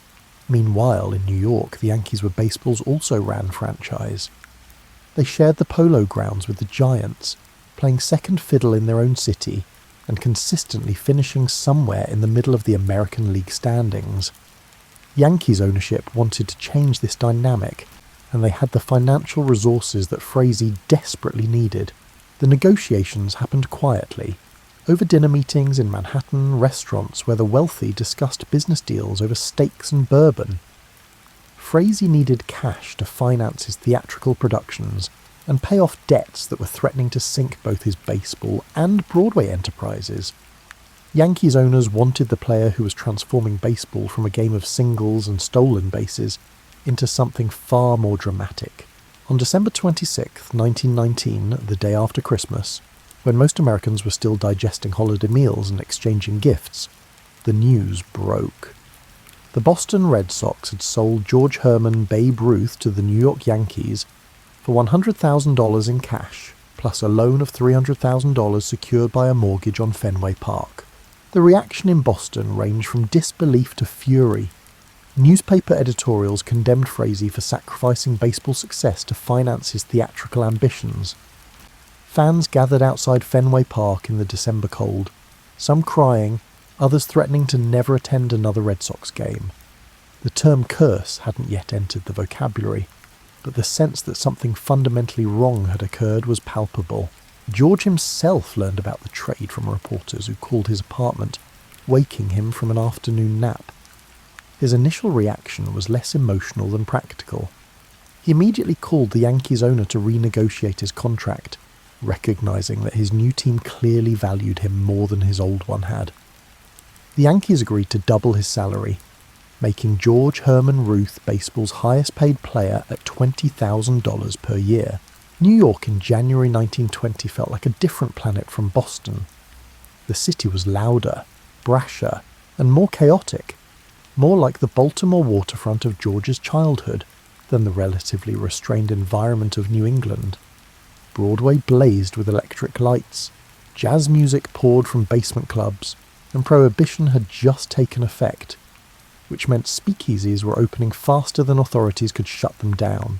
George took to New York the way a duck takes to water. He discovered that the city's nightlife suited his temperament perfectly.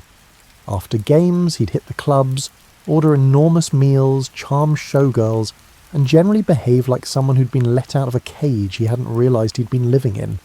His appetites for food, drink, female company, and general revelry became as legendary as his home runs.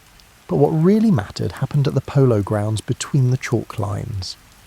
George's first season in New York redefined what was possible in baseball. He hit 54 home runs, nearly doubling his previous record. To put this in perspective, no other player in the American League hit more than 19. George alone hit more home runs than entire teams combined. The style of these home runs captivated audiences in ways that the technical excellence of pitching or the strategic complexity of manufacturing runs never could. When George connected with a pitch, the ball didn't just clear the fence, it soared into territories that seemed to violate the normal physics of baseball.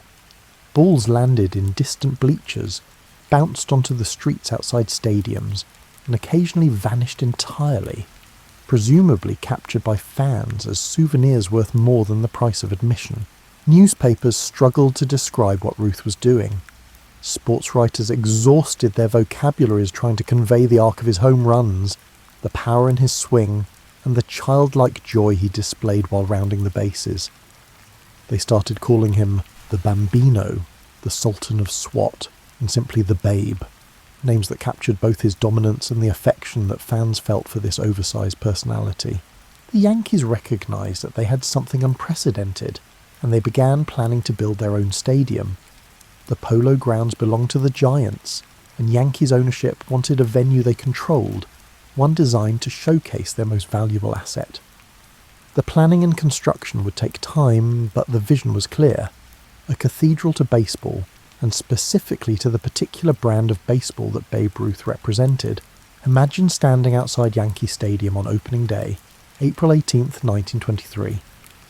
The structure rising before you represents the largest baseball stadium ever built. Over 58,000 seats, arrayed in 3 decks that seem to reach toward the clouds. The facade along the roof features ornamental copperwork that catches the spring sunlight. The grass looks impossibly green, maintained by groundskeepers who treat the field like a golf course. This is the house that Ruth built, though technically it was built for Ruth. The stadium's design reflected its primary purpose, showcasing Babe Ruth's home runs. The right field fence stood just 295 feet from home plate, a distance that seemed designed specifically for Ruth's left-handed swing. The dimensions were asymmetrical, reflecting the irregular plot of land in the Bronx where the Yankees had chosen to build, but those asymmetries worked in Ruth's favour. Ruth christened the new stadium in the most appropriate way possible, with a home run in the first game, a 3-run shot that gave the Yankees a lead they never relinquished. The newspapers the next day declared that Ruth had consecrated the new venue, and the nickname "the house that Ruth built" appeared in print for the first time. The 1923 season marked the Yankees' first World Series championship, with Ruth batting .368 in the Fall Classic against the New York Giants. After nearly a decade of championships with the Red Sox, Ruth had finally delivered a title to his new team, validating the enormous investment the Yankees had made in acquiring him. The next several years established a pattern that would define the Yankees for generations. Ruth would put up statistics that seemed to belong in fantasy rather than reality. In 1927, he hit 60 home runs, a total so absurd that it would stand as the single-season record for 34 years. His teammates, particularly Lou Gehrig batting behind him in the lineup, benefited from the attention pitchers paid to Ruth, forming what sports writers called Murderer's Row. But Ruth's impact extended beyond statistics. He transformed baseball from a regional interest into a national obsession. Radio broadcasts carried Yankees games across the country, with Ruth's at-bats creating a sense of anticipation that built with each pitch. Movie newsreels featured Ruth's home runs, showing audiences in small-town theatres what this larger-than-life figure was doing in New York. Children across America started imitating Ruth's distinctive swing, the big leg kick, the powerful hip rotation, and the follow-through that lifted his back foot off the ground. Youth baseball teams shifted their emphasis from bunting and base running to swinging for the fences, fundamentally changing how the game was taught. Ruth was creating a new generation of baseball fans who viewed home runs not as occasional flukes, but as the ultimate expression of the sport. The money followed the success. Ruth's salary increased to $80,000 by 1930, making him better paid than President Herbert Hoover. When someone pointed out this disparity, Ruth reportedly replied that he'd had a better year than Hoover, a quip that captured both his ego and the genuine affection Americans felt for him even during the Depression's early years. Off the field, Ruth's lifestyle became as legendary as his hitting. He'd order room service meals designed for 4 people and eat them alone. He'd stay out until dawn, charming reporters and fellow revellers with stories told in his distinctive gravelly voice. He'd show up to the stadium looking like he'd slept in his clothes, which he sometimes had, and then proceed to hit home runs that left fans wondering if dissipation somehow improved his performance. His managers despaired of controlling him. Ruth would violate curfews, skip team meetings, and generally behave like someone for whom normal rules didn't apply. In 1925, his lifestyle caught up with him. He collapsed during spring training with what newspapers politely called the bellyache heard around the world, though the reality involved a combination of overeating, drinking, and general excess that landed him in the hospital for weeks. That season, Ruth's worst in the majors, served as a warning. He hit just 25 home runs and the Yankees finished in 7th place. Ruth recognised that even his prodigious talent had limits, and he moderated his behaviour enough to bounce back in 1926 with 47 home runs and a return to the World Series. The late 1920s and early 1930s marked the peak of Ruth's dominance. He won home run titles, led the league in runs batted in, and posted batting averages that would have been impressive even without the power numbers. The Yankees won championships in 1927, 1928 and 1932, with Ruth as their undisputed centrepiece. The 1932 World Series against the Chicago Cubs produced what would become Ruth's most famous moment, the called shot in Game 3. With the score tied and Cubs players and fans heckling him mercilessly, Ruth stepped to the plate. He pointed toward the centre field bleachers, or at the Cubs pitcher, or maybe was just gesturing generally, depending on which account you believe, and then hit the next pitch exactly where he'd indicated, a majestic home run that silenced Wrigley Field. Whether Ruth actually called his shot remains debated by historians. What's undeniable is that the moment perfectly captured who Ruth was, confident to the point of arrogance, theatrical, and capable of backing up even his most outrageous gestures with actual performance. The legend mattered more than the literal truth, and the legend was that Ruth had promised a home run and then delivered it exactly as advertised. As evening settles around you and your tea grows cooler, let's pause to consider what Babe Ruth was actually like as a person, separate from the legend that grew up around his accomplishments. Ruth stood 6'2", which was tall for his era, with a barrel chest, spindly legs, and a face that photographers described as lived in. He wasn't conventionally handsome, but his features conveyed warmth and openness that made people instinctively like him. His nose had been broken multiple times, testimony to his rough upbringing and occasional propensity for bar fights in his younger days. His voice was surprisingly high and gravelly, the result of years of cigars and whiskey. When he laughed, which was often, it was a full-body experience that started in his belly and emerged as a sound that friends described as infectious. People who met Ruth invariably commented on his energy. He couldn't sit still, constantly fidgeting, moving, and looking for the next thing to engage his attention. Ruth's relationship with children revealed a side of his personality that the public especially loved. He'd spend hours signing autographs for kids who waited outside stadiums, never seeming to tire of the attention. When he visited children's hospitals, which he did regularly, usually without inviting press coverage, he'd sit with sick kids, telling them stories and making them laugh. These visits weren't publicity stunts. Ruth genuinely enjoyed making children happy in ways that suggested he was trying to give them experiences he'd never had in his own difficult childhood. His generosity was legendary and somewhat indiscriminate. Ruth would tip waiters $50 for bringing him a sandwich, hand $100 bills to doormen, and loan money to teammates who he knew would never pay him back. This largesse wasn't entirely altruistic. Ruth enjoyed the feeling of power that came from being able to help others, but it also reflected a genuine disinterest in accumulating wealth for its own sake. His first marriage, to a woman named Helen Woodford whom he'd met while playing in Boston, had ended tragically when Helen died in a house fire in 1929. Ruth remarried almost immediately to a former actress and model named Claire Hodgson, who brought a stabilising influence that Ruth's life had previously lacked. Claire managed Ruth's finances, organised his schedule, and generally tried to impose order on the chaos that naturally surrounded him. Claire also brought her daughter Julia into Ruth's life, and Ruth embraced fatherhood with the same enthusiasm he brought to everything else.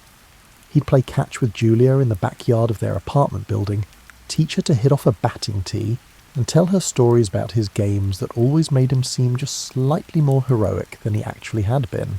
Ruth's relationship with Lou Gehrig, his longtime teammate, was complicated. The two men were opposites in almost every way. Ruth loud and undisciplined, Gehrig quiet and methodical. They produced one of baseball's most productive lineup combinations, but personally they maintained a distance that occasionally erupted into outright hostility. A falling out in the early 1930s, reportedly over a comment Claire Ruth made about Gehrig's mother, resulted in years where the two barely spoke despite playing on the same team. As Ruth aged, his body began showing the accumulated effects of decades of excess. His once powerful legs thinned, making him slower in the outfield and on the base paths. His reflexes, while still exceptional, no longer allowed him to catch up to the fastest pitches. By the mid-1930s, it was becoming clear that even Babe Ruth couldn't hit forever. The Yankees, with typical corporate efficiency, began planning for a future without their greatest star. They acquired younger outfielders, gave Ruth fewer plate appearances, and generally treated him like a depreciating asset rather than the man who'd built their dynasty. Ruth wanted to manage, believing his baseball knowledge and personality would make him an effective leader. Yankees management disagreed, seeing Ruth's lack of discipline as disqualifying him from a position that required organisation and restraint. In 1935, the Yankees sold Ruth to the Boston Braves, where he was promised a player-manager role that never quite materialised.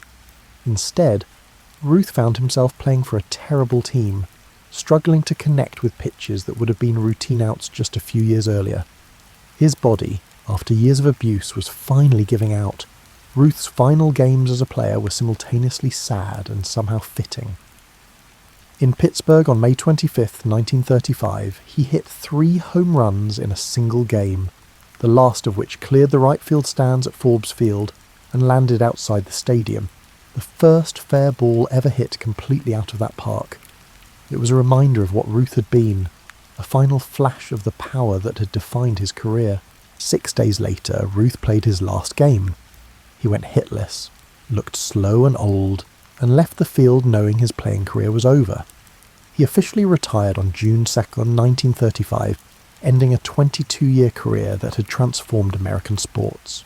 The years after retirement were difficult for Ruth in ways that his playing career never had been. He'd defined himself through baseball for so long that existence without the daily rhythm of games left him feeling unmoored. The Yankees never offered him the managerial position he coveted, and other teams were similarly uninterested in hiring someone they viewed as too undisciplined to lead. Ruth tried various ventures. He coached briefly for the Brooklyn Dodgers, appeared in exhibition games, and took roles in Hollywood films that required him to essentially play himself. But none of these activities filled the void that baseball's absence had created. He was like a shark that needed to keep moving to breathe, except now the water had been drained from his tank. He remained popular with the public, his name still capable of drawing crowds wherever he appeared. He'd attend charity events, sign autographs, and tell stories about his playing days that grew more embellished with each retelling. The real Babe Ruth was gradually being replaced by the legend, a process that Ruth himself seemed to encourage. World War II gave Ruth a renewed sense of purpose. He participated in war bond drives, visited military hospitals, and played in exhibition games designed to boost morale. Soldiers who'd grown up idolising Ruth got to meet their hero, and Ruth seemed genuinely moved by their appreciation. These interactions suggested that Ruth's importance transcended baseball. He'd become a symbol of American vitality and confidence that resonated during wartime. On April 27, 1947, the Yankees retired Ruth's number 3, making it the first number ever retired in baseball. Over 50,000 fans packed Yankee Stadium for Babe Ruth Day, celebrating the man who had made the venue famous. Ruth, already ill with throat cancer, though the public didn't know it yet, spoke briefly to the crowd in a voice ravaged by disease. A famous photograph from that day shows Ruth leaning on a bat for support, his body wasted by illness, but his presence still commanding. The cancer progressed rapidly. Ruth spent much of 1948 in and out of hospitals, undergoing treatments that were primitive by modern standards and largely ineffective. He lost weight dramatically, his once powerful frame reduced to something that friends described as heartbreaking to witness. But even in decline, Ruth maintained the essential qualities that had defined him: optimism, humour, and a refusal to complain about his circumstances. On August 16, 1948, Babe Ruth died at age 53. His body lay in state at Yankee Stadium, where over 100,000 people filed past to pay their respects.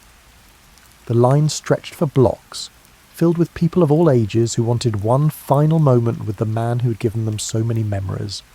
The funeral itself was held at St. Patrick's Cathedral in Manhattan, with over 6,000 people inside and thousands more on the streets outside.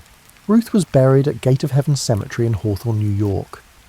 His grave became and remains one of the most visited sites in American sports, a pilgrimage destination for fans who want to connect with baseball's past.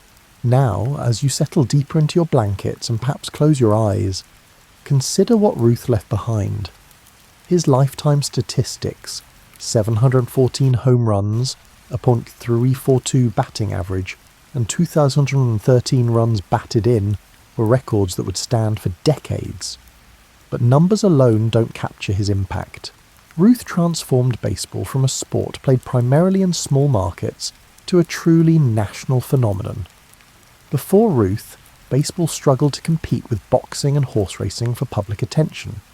After Ruth, baseball was unquestionably America's game, a status it would maintain for the better part of a century.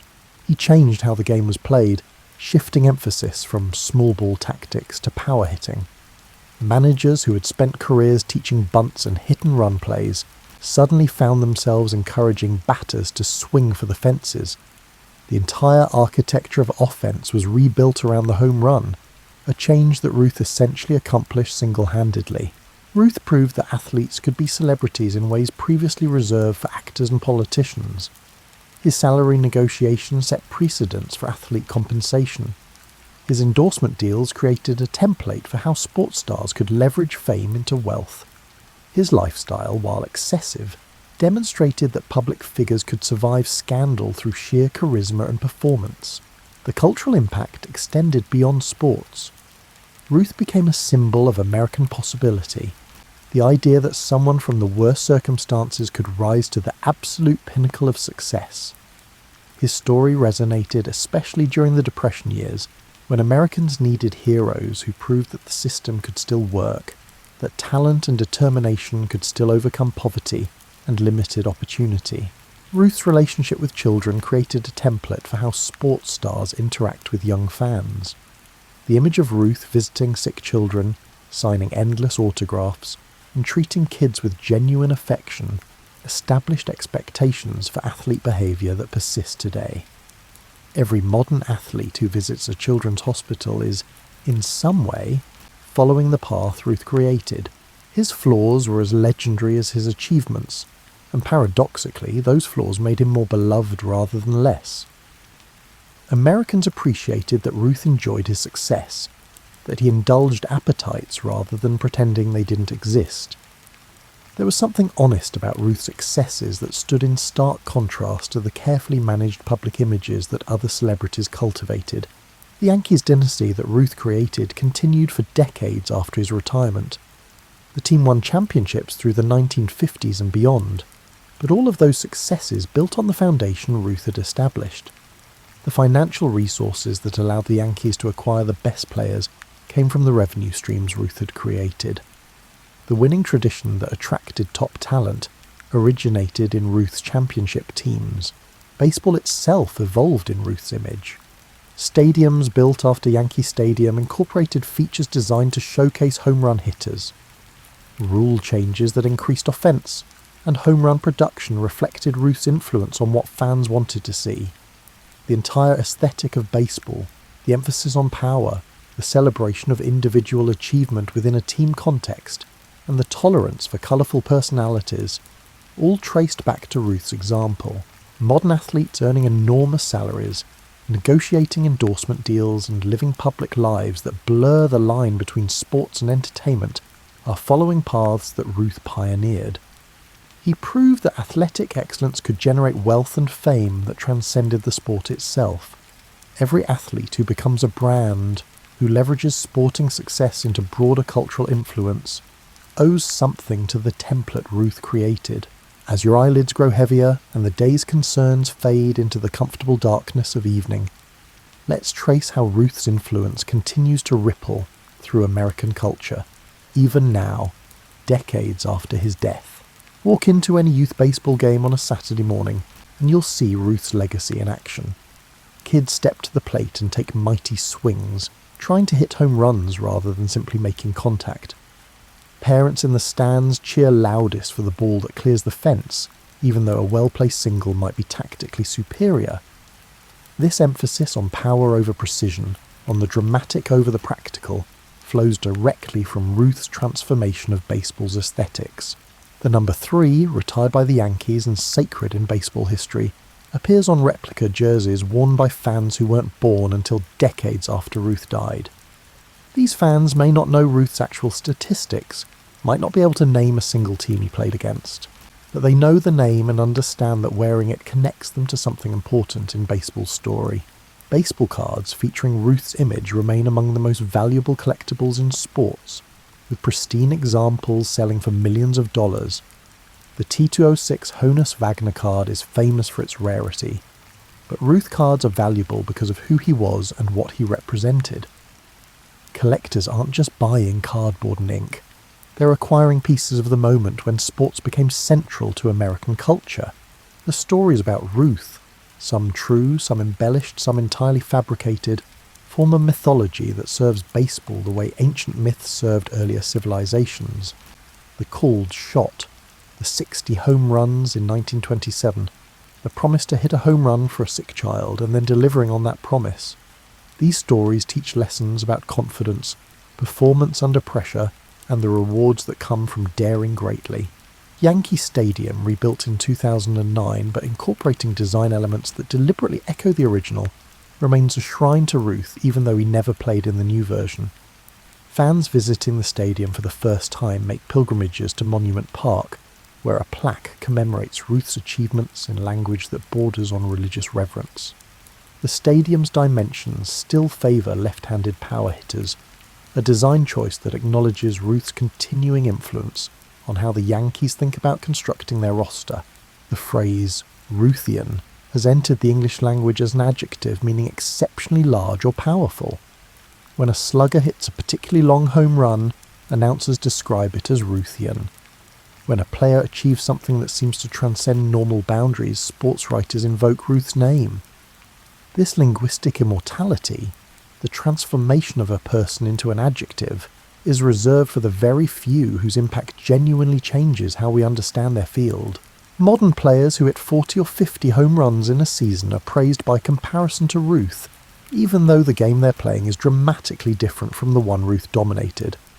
Pitchers throw harder now, fielders are more athletic, stadiums are larger, and the scientific understanding of hitting mechanics has advanced enormously. Yet Ruth's shadow stretches across all these changes, his achievements serving as the standard against which power is measured. The curse of the Bambino, the superstitious belief that Boston's sale of Ruth to New York cursed the Red Sox franchise for 86 years, demonstrates Ruth's cultural penetration beyond pure sports. The fact that rational adults could believe that a player transaction in 1920 affected game outcomes in 2004 shows how deeply Ruth embedded himself in baseball's narrative structure. When the Red Sox finally won the World Series in 2004, breaking the alleged curse became as important to the story as the actual athletic achievement. Hollywood has repeatedly tried to capture Ruth on film with varying degrees of success. The challenge has always been that Ruth's life was almost too eventful, too packed with incident and achievement, to fit into conventional narrative structures. How do you dramatise someone who actually lived larger than most fictional characters? The attempts continue, each generation trying to explain Ruth to audiences who live in increasingly different worlds from the one he inhabited. Children who will play baseball in 2050 will still learn Ruth's name, and still hear stories about the Bambino who hit balls over buildings and ate hot dogs by the dozen. The details may blur and the context may fade, but the essential story, poor boy makes good through natural talent and irrepressible personality, remains as compelling as ever. Baseball historians continue to debate Ruth's place in the sport's pantheon. Was he the greatest player ever, or does that honour belong to Willie Mays or Barry Bonds or Mike Trout? These debates miss the point. Ruth's importance isn't about being the best in some objective sense. It's about being the most transformative, the player who changed not just how baseball was played, but what baseball meant to American culture. Now, as you drift towards sleep, let's consider perhaps Ruth's most important legacy, one that statistics can't capture and that has nothing to do with championships or records. Ruth gave people joy, and he did it with an enthusiasm that was itself joyful to witness. Watch footage of Ruth hitting home runs, grainy, silent film that nevertheless conveys his obvious pleasure in the act. After connecting with a pitch, he doesn't admire his work or pose for cameras. He simply runs, a surprisingly graceful trot given his bulk, with a smile that suggests he's as delighted as the fans in the stands. Baseball was, for Ruth, genuinely fun, and his enjoyment was contagious. This might seem trivial, but think about what Ruth offered to Americans during his peak years. The 1920s brought prosperity for some, but anxiety for many, as traditional social structures gave way to modernity's uncertainties. The 1930s brought economic catastrophe, with unemployment, foreclosures, and the genuine fear that American democracy might not survive. Through all of this, Ruth played baseball with the unself-conscious joy of a child, reminding people that pleasure and delight remained possible even in difficult times. His home runs weren't just athletic achievements, they were permission slips for celebration. When Ruth connected with a pitch and the ball soared into impossibly distant seats, fans could forget their troubles for the seconds it took the ball to travel. They could rise from their seats, cheer without inhibition, and share a moment of uncomplicated happiness with thousands of strangers. Ruth never pretended to be a role model in the modern sense. He drank, he ate to excess, he caroused, and he made no particular effort to hide any of it. Yet somehow this honesty about his appetites made him more rather than less appealing. Americans understood that Ruth was flawed, but they also recognized that his flaws were human scale, the kind that anyone might have if they suddenly found themselves wealthy and famous. The relationship between Ruth and baseball fans was genuinely reciprocal. He loved their attention, fed off their energy, and performed better when stadiums were packed and roaring. Fans, in turn, loved him not just for what he did, but for how obviously he loved doing it. This mutual affection created a bond that transcended the usual relationship between athlete and spectator. Ruth's generosity with his time, particularly toward children, reflected his understanding that his fame created opportunities to bring happiness to others. When he visited a sick child in a hospital, signing a baseball and telling stories, he was giving that child something more valuable than memorabilia. He was giving them a story they could tell for the rest of their lives, a moment when they mattered to someone important. His teammates, even those who found his behaviour exasperating, generally loved him because Ruth treated baseball as play rather than work. In an era when most professional athletes approached their sport with grim seriousness, Ruth maintained the perspective that baseball was fundamentally a game. This attitude didn't make him less competitive. Ruth hated losing, but it kept him from the bitterness that consumed players who couldn't separate their self-worth from their performance. The joy Ruth embodied extended to his appreciation for his own success. He didn't pretend to be humble or act like his achievements were merely the product of hard work. Ruth understood that he had extraordinary talent, and he celebrated that talent openly. This self-awareness and lack of false modesty was in its own way refreshing. Ruth knew he was special, and he saw no reason to pretend otherwise. As sleep approaches and the story winds toward its close, consider what Ruth teaches us about living fully. His life wasn't long. 53 years is less than many of us will have, but it was completely lived. He experienced more pleasure, more success, more acclaim, and yes, more excess than most people could fit into twice that time. He never seemed to wonder if he deserved his success. He simply enjoyed it while it lasted. In your last moments of wakefulness, picture Yankee Stadium on a late summer afternoon, the sun casting long shadows across the infield as another generation of players takes batting practice. The crack of the bat echoes off the stands, that distinctive sound that has remained unchanged for over a century. Somewhere in those stands sits a grandfather taking his grandson to his first baseball game. The boy's attention wanders. It's the 7th inning, and the game has been slow. Then the home team slugger steps to the plate, and the grandfather leans close to his grandson's ear.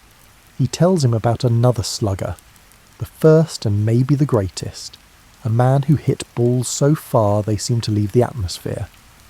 The boy listens, not entirely sure if Grandpa is telling a story or recounting history. The slugger connects with a pitch, and the ball rises on a trajectory that every fan in the stadium recognises instantly.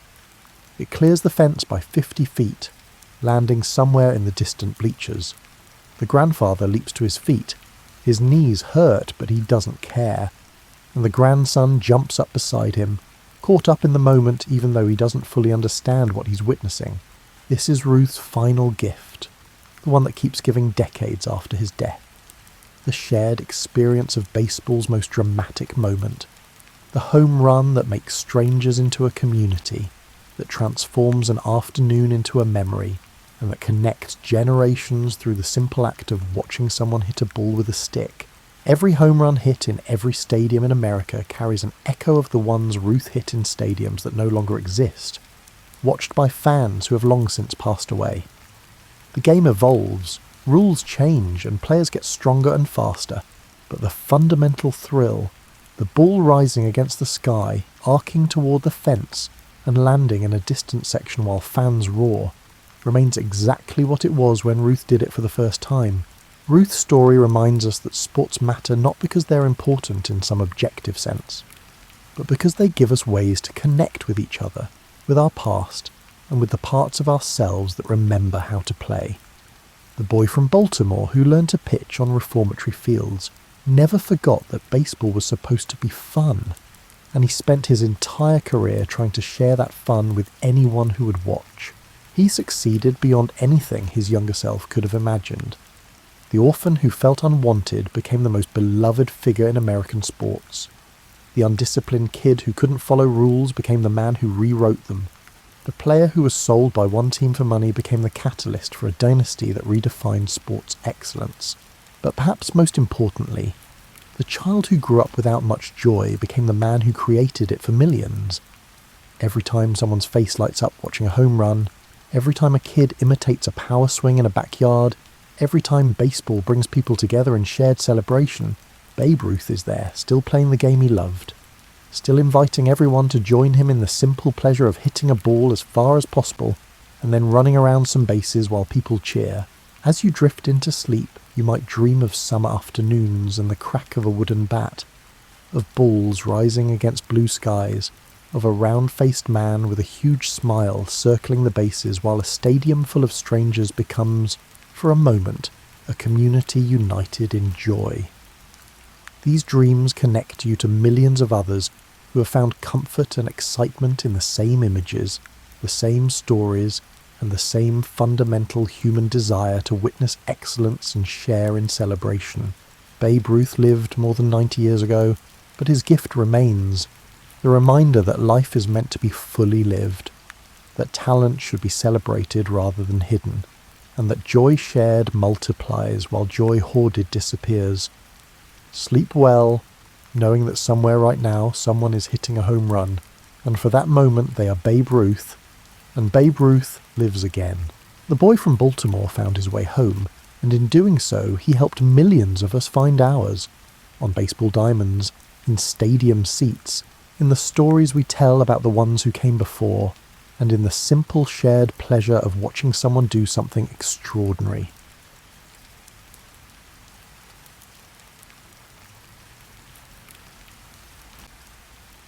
Imagine standing on a rocky shore somewhere in 9th century Scandinavia, watching the morning mist roll off the water like breath from some sleeping giant. The air smells of salt and pine resin, smoke from cooking fires, and the earthy scent of sheep wool being carded for spinning. This is a world where every natural phenomenon has a story, every storm a personality, every sunrise a small victory of light over chaos. In this northern realm, the gods were not distant cosmic administrators sitting on clouds passing judgment. They were neighbours with complicated personal lives, prone to making questionable decisions and occasionally needing help from humans to get out of trouble. Thor wasn't just the thunder god. He was that strong friend who'd help you move furniture and accidentally break your door frame while being genuinely apologetic about it. Odin was the mysterious uncle who showed up unexpectedly with cryptic advice that only made sense years later. The Norse cosmos was structured like a great tree, Yggdrasil, and if I mispronounce this or any other words, please grill me down below so I can learn. Now where was I? Oh yes, the world Ash, whose branches and roots connected 9 different realms. It was less a scientific model and more a poetic way of understanding how everything fit together. The gods lived in Asgard, humans in Midgard, giants in Jotunheim, and various other beings occupied the remaining worlds. Death wasn't a single destination, but several, depending on how you died, and which deity claimed you. Warriors might feast in Valhalla, others might find themselves in Hell's Hall, which, despite the similar name to the Christian concept, was more like a quiet, somewhat dreary retirement community than a place of torment. Life in the Norse world revolved around practical concerns that made theological disputes seem somewhat academic. You needed your crops to grow, your ships to return safely, your children to survive infancy, and your neighbours not to start feuds that would consume generations. The gods were approached with the same practical mindset. You honoured them not out of abstract devotion, but because maintaining good relationships with powerful beings seemed like sensible risk management. Religious practice happened everywhere and nowhere in particular. There were no grand temples in early Scandinavia, no priestly hierarchy, and no holy books to consult. Instead, religion happened at boundary stones marking property lines, at sacred groves where particular trees had witnessed enough history to become witnesses to oaths, and at natural springs where offerings disappeared into darkness. Your average Norse farmer was simultaneously landowner, priest, judge, and storyteller, performing whatever rituals seemed appropriate for the occasion, without requiring approval from religious authorities. The sacred and the mundane braided together like threads in tablet weaving. You might sacrifice to Thor before a journey, but you also checked your ship for leaks and packed adequate supplies. You honoured the land spirits that inhabited fields and forests, but you also rotated crops and managed woodlots. This wasn't hypocrisy or shallow belief. It was practical wisdom that recognised both supernatural and natural forces shaped outcomes. Stories about the gods served multiple purposes beyond entertainment during long winter nights. They were educational tools teaching moral lessons, legal precedents explaining why certain customs existed, psychological frameworks for processing complex emotions, and social bonding experiences that connected communities across generations. When your grandfather told stories his grandfather had told him, you were participating in something older than memory, connecting to a tradition that stretched back before anyone could remember when it started. The Norse relationship with fate, the concept of wyrd, was simultaneously fatalistic and empowering. The future was set, woven by the Norns who sat at Yggdrasil's roots spinning destiny like thread. Yet how you met that fate, the courage and honour you displayed facing inevitable outcomes, remained entirely within your control. It was like knowing your flight will eventually land, but still being responsible for how you conduct yourself during the journey. Magic, Sadum, existed in this world as a practical craft, though it carried complicated social implications. Women primarily practiced the most powerful forms, which involved going into trances and communicating with spirits to gain knowledge or influence events. Men who practiced these arts faced social stigma because the practice involved a kind of passive receptivity that contradicted masculine ideals of direct action. It was one of those cultural quirks that seem strange from the outside but make perfect sense within the system's internal logic. Death rituals in pre-Christian Scandinavia reflected beliefs about the afterlife's continuation of earthly existence. The dead were buried or burned with possessions they'd need in the next world, weapons, jewellery, and sometimes even ships for high-status individuals. But they were also buried with everyday items, combs, gaming pieces, and cooking equipment. The afterlife apparently involved both heroic feasting and quiet evenings playing board games, which honestly sounds more appealing than many alternatives. This was a world where time moved in cycles rather than lines, where the past and future existed simultaneously in the present, and where gods and humans shared the same fundamental nature and faced similar challenges. The universe would eventually end in Ragnarok, a twilight of the gods that would consume everything in fire and flood, but from those ashes, a new world would emerge and the cycle would begin again. Even destruction was just transformation, not finality. Into this intricate web of belief, practice, and worldview, Christianity was about to arrive. But it didn't come as a conquering army sweeping away everything before it. It came as a persistent whisper, a new melody gradually finding harmony with older songs, a slow tide that transformed the landscape so gradually that people barely noticed, until everything had changed. The first Christians your Norse ancestors encountered were probably not impressive evangelists with compelling theological arguments. They were more likely slaves captured during raids on Christian lands, monks who'd washed up on shores after shipwrecks, or merchants who made the sign of the cross before business deals and seemed oddly unwilling to swear oaths by Thor or Odin. Picture a trading port somewhere in Denmark around 800 CE, where the air smells like tar from ship maintenance, dried fish hanging in warehouses, and exotic spices from Byzantine markets. Here, Norse traders who travelled to Christian lands in Frisia or England might wear small cross pendants alongside their Thor's hammers, not from deep conviction, but because it seemed to help business dealings with Christian merchants. Religion, in this context, was less about exclusive truth claims and more about social lubrication, making potentially hostile strangers willing to trade fairly. These early encounters with Christianity were often bewildering for Norse people. The religion seemed to have some appealing features.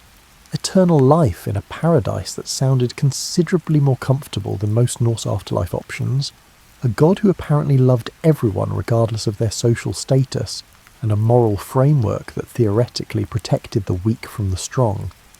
But it also had some deeply strange requirements from a Norse perspective. Christianity demanded exclusive worship of a single god, which seemed simultaneously arrogant and impractical. Why would you put all your eggs in one cosmic basket when you could maintain relationships with multiple powerful beings? The Norse approach had always been more portfolio diversification than monotheistic commitment. You honoured Thor for protection, Freyr for fertility, Odin for wisdom, and various land spirits for local concerns. Limiting yourself to a single deity seemed like terrible risk management.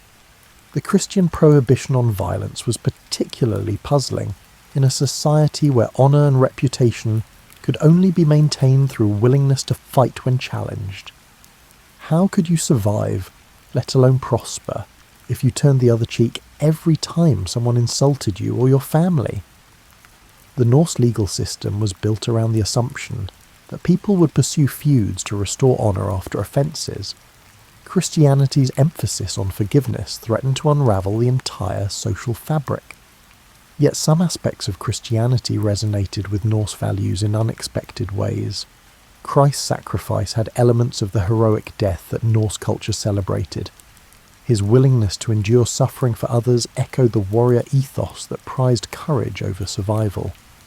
The Christian emphasis on fate and divine providence wasn't so different from Norse beliefs about Weird and the Norns' weaving, and the promise that the meek would inherit the earth had obvious appeal to thralls and poor farmers who occupied the bottom of Scandinavian social hierarchies. The earliest conversions in Scandinavia often happened through personal relationships rather than theological persuasion. A Norse trader might convert to Christianity because it helped him do business in Christian ports, then gradually find himself actually believing the teachings he'd initially adopted for practical reasons. A slave from Ireland or England might maintain Christian practices in captivity, and his Norse master's children might grow curious about this religion that seemed to provide such comfort to someone in desperate circumstances. Some conversions were more cynical. Kings and jarls recognized that Christian kingdoms in Europe had developed centralized power structures that made them wealthy and formidable. Christianity seemed to come packaged with literacy, advanced administration, and diplomatic connections to powerful southern kingdoms. Converting to Christianity might be worth it purely for the political and economic advantages, regardless of personal belief. The Christian missionaries who eventually arrived in Scandinavia with deliberate evangelical intentions discovered that converting Norse people required considerable cultural translation. They couldn't simply condemn everything about Norse religion as demonic without losing their audience entirely. Instead, the most successful missionaries looked for points of connection, ways to present Christianity as fulfilling rather than contradicting Norse spiritual yearnings. These missionaries learned to work within existing Norse frameworks even while trying to transform them. They presented Christ as the ultimate warrior king who defeated death itself through heroic sacrifice. They described heaven using imagery that Norse people would find appealing: feasting, reunions with loved ones, an escape from cold and hardship. They portrayed the Christian God as more powerful than Odin or Thor, able to control the same natural forces but with greater authority and consistency. The Norse response to these missionary efforts was neither immediate acceptance nor violent rejection, but something more complicated. People hedged their bets, attending Christian services while still making offerings to the old gods.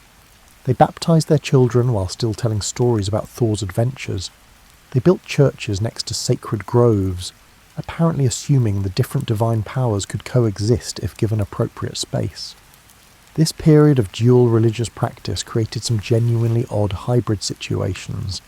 Archaeological evidence shows Christian crosses decorated with Norse artistic motifs, Thor's hammers modified to look more cross-like, and burial practices that mixed Christian and pagan elements with cheerful disregard for theological consistency.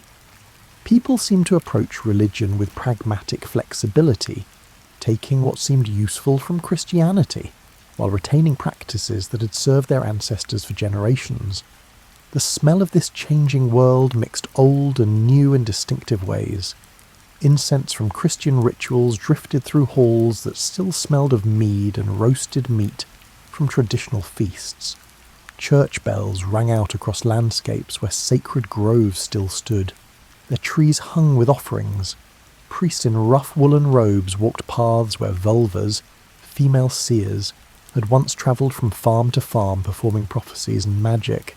This religious borderland, where Christianity and Norse paganism coexisted in uneasy proximity, would persist for generations. It was messy, inconsistent, and probably theologically unsatisfying to true believers on either side. But it was also deeply human. reflecting how people actually navigate religious change, not through sudden conversion experiences or violent ruptures, but through gradual adaptation, selective adoption, and the slow transformation of meaning that happens when new ideas encounter old patterns of life. The conversion of Scandinavia accelerated dramatically when kings decided Christianity served their political interests, though this process looks less like spiritual awakening and more like medieval corporate restructuring with religious branding. Take Olaf Tryggvason, who became King of Norway in 995. He'd spent years in England and had converted to Christianity there, probably with genuine belief mixed with political calculation. When he returned to claim the Norwegian throne, he brought Christian missionaries and a conviction that religious uniformity would strengthen royal power. His conversion methods were, let's call them, assertive. Olaf's approach to evangelism involved showing up at regional assemblies, things, with armed retainers, and offering local leaders a straightforward choice: convert to Christianity or face immediate consequences that range from exile to execution. He destroyed pagan temples, threw sacred idols into fjords, and generally demonstrated that Christianity had the backing of overwhelming military force. It was the medieval equivalent of a hostile corporate takeover, where the new management makes it clear that everyone will adopt the new corporate culture or find employment elsewhere. The funny thing about this forced conversion approach was how often it backfired. Olaf managed to alienate so many powerful people that he eventually died in battle against a coalition of his enemies, and Norway promptly returned to paganism like someone reverting to their natural hair colour after an unsuccessful dye job. Religious change imposed through violence alone rarely sticks, because it creates resentment rather than conviction. But Olaf's namesake, Olaf Haraldsson, later St. Olaf, learned from these mistakes when he became king a generation later. His approach was more sophisticated, combining military pressure with economic incentives and genuine missionary work. He brought in trained priests who could actually explain Christian theology, rather than just demanding submission. He built churches that doubled as administrative centres, making Christianity practically useful for governance.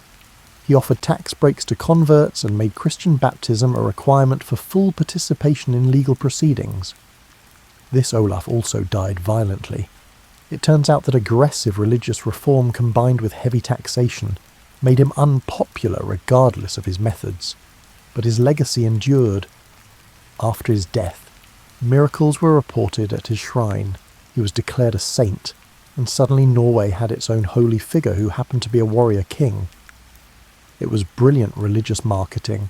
Christianity repackaged with a Norse hero at its centre, someone who understood honour and courage and dying gloriously in battle. In Denmark, King Harald Bluetooth, yes, that's where your wireless technology got its name, converted around 965 and commissioned the Gelling Stones, massive rune stones that announced his accomplishment in bringing Christianity to Denmark. The stones combined traditional Norse art styles with Christian symbolism, creating a visual representation of cultural synthesis. Harold understood that successful conversion required making Christianity feel Norse rather than foreign, wrapping new beliefs in familiar aesthetic forms. Sweden took longer to convert, partly because centralised royal power developed more slowly there. Missionaries working in Sweden faced the challenge of converting a more decentralised society, where no single king could impose religious uniformity from above. This meant more grassroots evangelism, more negotiation with local leaders, and more instances of Christianity adapting to existing social structures rather than transforming them wholesale. The most successful missionaries in Sweden tended to be those who showed genuine respect for Norse culture, while presenting Christianity as its fulfillment. They learned Old Norse, participated in local life, and found ways to present Christian teachings using Norse storytelling traditions. They discovered that you couldn't insult someone's ancestors and their centuries-old traditions, and then expect them to embrace your religion. Persuasion required building relationships, demonstrating that Christianity enhanced rather than rejected Norse identity. Iceland's conversion in 1000 CE showcased a uniquely Norse solution to religious conflict. The island was tearing itself apart as Christian and pagan factions moved towards civil war. Rather than fight, they agreed to let the law speaker, a kind of chief legal expert, decide Iceland's religious future. He spent a day and night under his cloak considering the problem, then announced his decision. Iceland would be officially Christian, but people could still practice pagan rites privately if they wished. It was religious compromise at its most pragmatic, choosing social peace over theological purity. This political decision didn't immediately change Icelandic hearts and minds, but it created the framework for gradual transformation. Once Christianity became the official religion, it controlled education, literacy, legal proceedings, and social advancement. Over time, being Christian shifted from political compliance to cultural norm to genuine belief, though the process took generations. The missionaries themselves came from diverse backgrounds with varying approaches. Some were aristocratic younger sons who'd entered the church as a career rather than from deep vocation. Others were genuinely devoted monks who'd volunteered for what was considered dangerous frontier work. A few were Scandinavians who'd converted while travelling abroad and returned as missionaries to their own people, bringing insider knowledge that made them more effective evangelists. These missionaries faced practical challenges that often outweighed theological ones. Scandinavia's climate was harsh, communications were difficult, and learning Old Norse was complicated by the lack of written materials. Early missionaries often depended on local hospitality, making them vulnerable to the very people they were trying to convert. They needed to prove Christianity's practical value, providing literacy, mediating disputes, and offering connections to wider European networks, while gradually introducing theological concepts that might take years for people to fully understand. The smell of this missionary era was distinctive. Incense from Mass mixing with wood smoke from longhouse fires, parchment and ink in newly established scriptoria, and the distinctive scent of fresh-hewn timber as churches rose next to ancient sacred sites. Church bells introduced new sounds to landscapes where previously only natural noises and human voices marked time. Latin chants echoed in places where previously only Old Norse poetry and everyday conversation had been heard. As Christianity took root in Scandinavia, something fascinating happened to the old myths. They didn't simply disappear or get violently suppressed.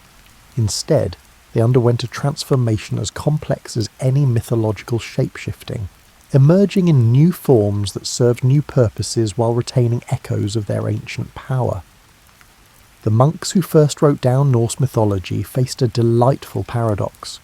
They were Christian scholars who theoretically shouldn't preserve pagan myths, yet they were also the only people with literacy and the cultural interest to record these stories before they vanished entirely.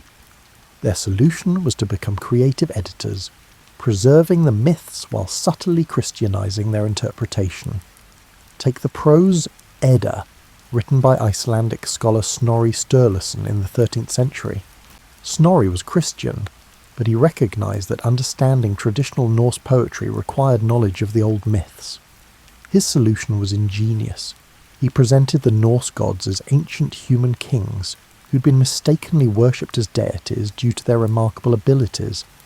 It was euhemerism, the theory that gods were actually historical figures who'd been deified, and it allowed Snorri to preserve detailed mythological knowledge while maintaining that Christianity was correct and paganism had been based on misunderstanding. This interpretation required some creative theological gymnastics. Snorri traced the Aesir, the Norse gods, back to Troy after its fall, making them descendants of classical civilization rather than independent Scandinavian deities. It was like creating an elaborate backstory that connected Norse mythology to the broader historical narrative Christianity recognized, turning Odin from a god into a very impressive ancient king who'd led his people north from Asia. The funny part is that Snorri preserved far more authentic mythological detail than he probably should have, if his goal was simply Christian apologetics. He couldn't resist the story's narrative power, their poetic complexity, and their psychological insight. Reading the prose Edda, you can almost feel him enjoying the myths even while explaining why they were technically incorrect from a Christian perspective. Other Christian writers took different approaches to the old stories. Some portrayed the Norse gods as demons who deceived humans into worship, casting mythology as a tragic history of supernatural manipulation. This interpretation allowed for detailed mythological description while clearly condemning the beliefs themselves. The demons were real, just evil rather than divine, and their stories served as cautionary tales about the consequences of worshipping false powers. Still others saw in Norse mythology dim reflections of Christian truth, as if the pagan past had contained prophetic glimpses of revelation to come. Odin's self-sacrifice hanging on Yggdrasil for 9 nights to gain wisdom became a prefiguration of Christ's crucifixion. Baldur's death at the hands of treachery and his eventual return after Ragnarok echoed Christ's death and resurrection. These parallels allowed Christians to acknowledge the myth's spiritual depth while subordinating them to the Christian narrative. The most significant reinterpretation involved Ragnarok itself, this cosmic catastrophe where gods and giants would destroy each other and the world would burn, had always been central to Norse cosmology. Christian interpreters recognized its similarity to apocalyptic Christian traditions and recast it as a pagan prophecy of the Last Judgment. The new world emerging from Ragnarok's ashes became heaven, Baldur's return became Christ's second coming, and the entire Norse eschatology was retrofitted into a Christian framework. This reinterpretation changed the myth's meaning in subtle ways. Originally, Ragnarok represented the inevitable triumph of entropy and chaos, the recognition that even gods cannot prevent eventual destruction. It was cosmologically pessimistic, but ethically empowering. Since everything ends anyway, what matters is how you conduct yourself in the meantime. The Christian reinterpretation transformed this into a story about sin's consequences and redemption's promise, changing the emotional valence from tragic acceptance to hopeful expectation. Local folklore underwent similar transformations. The Landvatir, land spirits that inhabited natural features, became associated with trolls and hidden people, still present but now classified as natural creatures rather than objects of worship. The elves of Norse tradition split into 2 categories. Some became angels or saints, while others became associated with demons and dark magic. The Norns who wove fate became analogous to God's providence, their weaving reinterpreted as a divine plan rather than an impersonal cosmic force. Interestingly, some of the most powerful Norse deities simply merged with Christian figures. Thor's protective role was often transferred to St. Michael, who fought demons with similar martial effectiveness. Freya's association with fertility and prosperity found new expression in prayers to the Virgin Mary and various agricultural saints. Odin's connection to wisdom and poetry was partially absorbed into the cult of saints associated with learning and eloquence. The practical rituals of Norse paganism underwent equally creative reinterpretation. The custom of drinking rounds in memory of the gods became a Christian practice of toasts to Christ and various saints. The midwinter sacrifice and feast became July, eventually Christmas, maintaining its association with light returning during the darkest season, while completely changing its theological meaning. Spring fertility rites were reframed as Easter celebrations, keeping the timing and some customs while attaching them to Christ's resurrection. Even the runic alphabet, which had been imbued with magical significance in pagan times, was partially Christianized. Christians continued using runes for inscriptions, but sometimes included crosses and Christian prayers alongside traditional runic formulas. The Sigurd stones in Sweden provide perfect examples, memorial stones carved with both the legendary dragon slayer Sigurd and Christian prayers for the dead, creating visual syntheses that would have seemed contradictory to theological purists, but made perfect sense to people living through cultural transition. The skalds, professional Norse poets, face particular challenges in this era of reinterpretation. Their traditional verse forms relied heavily on kennings, elaborate metaphorical phrases that often referenced pagan mythology.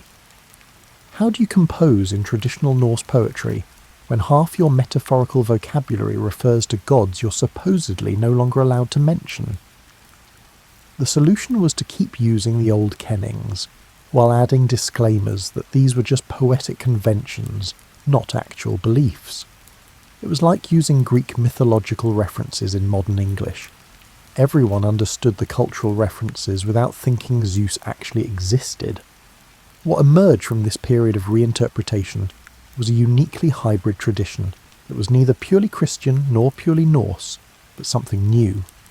The myths survived not in their original context, but in transformed versions that served different purposes for different communities. Scholars preserved them as historical curiosities and poetic resources. Common people remembered them as entertaining stories about the past. Christian theologians used them as examples of human religious instincts groping toward truth before revelation provided clarity. This creative reinterpretation meant that Norse mythology never completely died even as Christianity triumphed. Instead, it was preserved in amber, fossilized in texts, and transformed into folklore, waiting for later generations to rediscover and once again reinterpret for their own purposes. The myth's survival, ironically, depended on their enemies becoming their recorders and translators. The transformation of Norse religious practice was perhaps even more profound than the reinterpretation of myths, because it changed how people moved through the rhythms of daily and seasonal life, how they marked births and deaths, and how they structured time itself. Before Christianity, your Norse ancestors organised their year around agricultural cycles and seasonal festivals that had religious significance but also practical purposes. The midwinter celebration brought communities together during the darkest, coldest time of year, reinforcing social bonds when isolation might otherwise lead to despair. Spring festivals marked the return to agricultural work with rituals ensuring fertility of fields and livestock. Harvest celebrations gave thanks for successful crops while preparing for winter's challenges. Christianity didn't eliminate these seasonal rhythms. That would have been both impractical and unnecessary, but it gradually reframed them within a Christian liturgical calendar. The timing often remained identical, but the meaning and associated practices shifted. Midwinter became Christmas, celebrating Christ's birth rather than honouring various gods and spirits associated with the season. The spring festival became Easter, focusing on resurrection rather than agricultural renewal, though the themes of life returning after death weren't incompatible. This transformation happened gradually, with considerable overlap between old and new practices. For generations, people celebrated Christian holy days, while maintaining customs that had originated in pagan contexts. They might attend Mass at the new wooden church, then go home to traditional feasting that looked suspiciously similar to pre-Christian celebrations. The food smelled the same: roasted meat, fresh bread, fermented drinks, even if the prayers before eating had changed. Personal life cycle rituals underwent particularly significant changes. Pre-Christian Norse societies had marked births with naming ceremonies where the father officially recognised the child and sponsors gave gifts, establishing social relationships and inheritance rights. Christianity introduced baptism, which served similar social functions, establishing the child's identity, creating godparent relationships, integrating the new person into the community, but within a framework of spiritual rebirth and original sin that was distinctly Christian. The baptismal ceremony itself often retained Norse elements despite its Christian meaning. The ritual washing paralleled earlier customs of sprinkling newborns with water while naming them. The giving of gifts by godparents echoed traditional gift-giving by sponsors. Even the timing sometimes accommodated Norse preferences. Some Christian communities allowed delayed baptism, so families could choose auspicious occasions according to traditional reckoning, though the Church officially preferred immediate baptism to protect the child's soul. Coming-of-age transitions also evolved. Pre-Christian Norse societies had marked the transition to adulthood through various ceremonies and tests that demonstrated capability for adult responsibilities. Christianity introduced confirmation, where young people publicly affirmed their faith and received full status as church members. The underlying function, marking the passage from childhood to adult community membership, remained similar even as the ritual forms and stated purposes changed. Marriage practices showed perhaps the most complex blending of old and new. Norse marriage had primarily been a property arrangement between families, with elaborate negotiations over bride price and dowry, sealed with oaths before witnesses and celebrated with feasting. Christianity introduced the idea that marriage was a sacrament with spiritual significance, requiring a church blessing and theoretically indissoluble except through death. In practice, Norse marriage customs gradually absorbed Christian elements rather than being replaced wholesale. The negotiations and property arrangements continued, but now a church ceremony preceded or followed the traditional festivities. The bride still wore Norse-style dress and jewellery, but might also wear Christian symbols. The feast still included traditional foods and drinks, but now began with Christian prayers. It was syncretism in action, each tradition borrowing elements from the other, until distinguishing original from adopted became nearly impossible. Death rituals experienced the most dramatic transformation, because Christianity and Norse paganism had fundamentally different ideas about what happened after death, and how the living should relate to the dead. Pre-Christian Norse funerary practices involved elaborate grave goods, ship burials for elite individuals, and sometimes cremation to speed the deceased's journey to the afterlife. These practices reflected beliefs that the dead continued existing in forms that resembled earthly life. Christian burial was radically simpler. The body went into the ground, oriented east-west, with few or no grave goods, because material possessions had no value in the spiritual afterlife to come. The funeral service focused on prayers for the soul, rather than equipping the deceased for their journey. Church graveyards replaced traditional burial mounds and family plots, relocating the dead from their own lands to communal Christian space. This transition was painful for many families. The old practices had provided comfort through their implicit promise that loved ones continued existing in recognizable form. The elaborate preparations, provisioning the grave with food, tools and treasures, gave mourners concrete actions to perform, ways to demonstrate continuing care for the deceased. Christian burial seemed stark by comparison, stripping away these comforting rituals and leaving only prayers and faith in an invisible afterlife. Yet Christianity offered its own consolations that gradually became meaningful to converts. The promise of eventual resurrection provided hope that relationships severed by death would be restored. The idea that social hierarchies didn't persist into the afterlife meant that even slaves and poor farmers could hope for a better existence after death. The regular prayers for the dead maintained a connection between living and deceased that paralleled older practices of remembering ancestors. Gradually, hybrid practices emerged that satisfied both Christian requirements and Norse emotional needs. People might bury their dead in church graveyards according to Christian rites, while still leaving small offerings at the graves. Technically a Christian practice, but flavoured with older habits. They might have masses said for the deceased while also telling stories about their ancestors, in ways that kept them present in communal memory, blending Christian intercession with Norse ancestor veneration. The physical landscape of ritual also transformed. Pre-Christian sacred sites, groves, springs, stone circles, mountain peaks, either were Christianized through the addition of crosses and small chapels, or became forbidden places associated with demons and trolls. Churches rose on former sacred sites, sometimes deliberately claiming these spaces for Christianity, other times simply because these locations had always been community gathering places regardless of religious significance. The architecture of early Norse churches reflected cultural synthesis, built using traditional Scandinavian woodworking techniques, often by the same craftsmen who built longhouses and ships. These stave churches incorporated Christian architectural elements, like cruciform layouts and western-facing entrances, while maintaining distinctively Norse aesthetic character.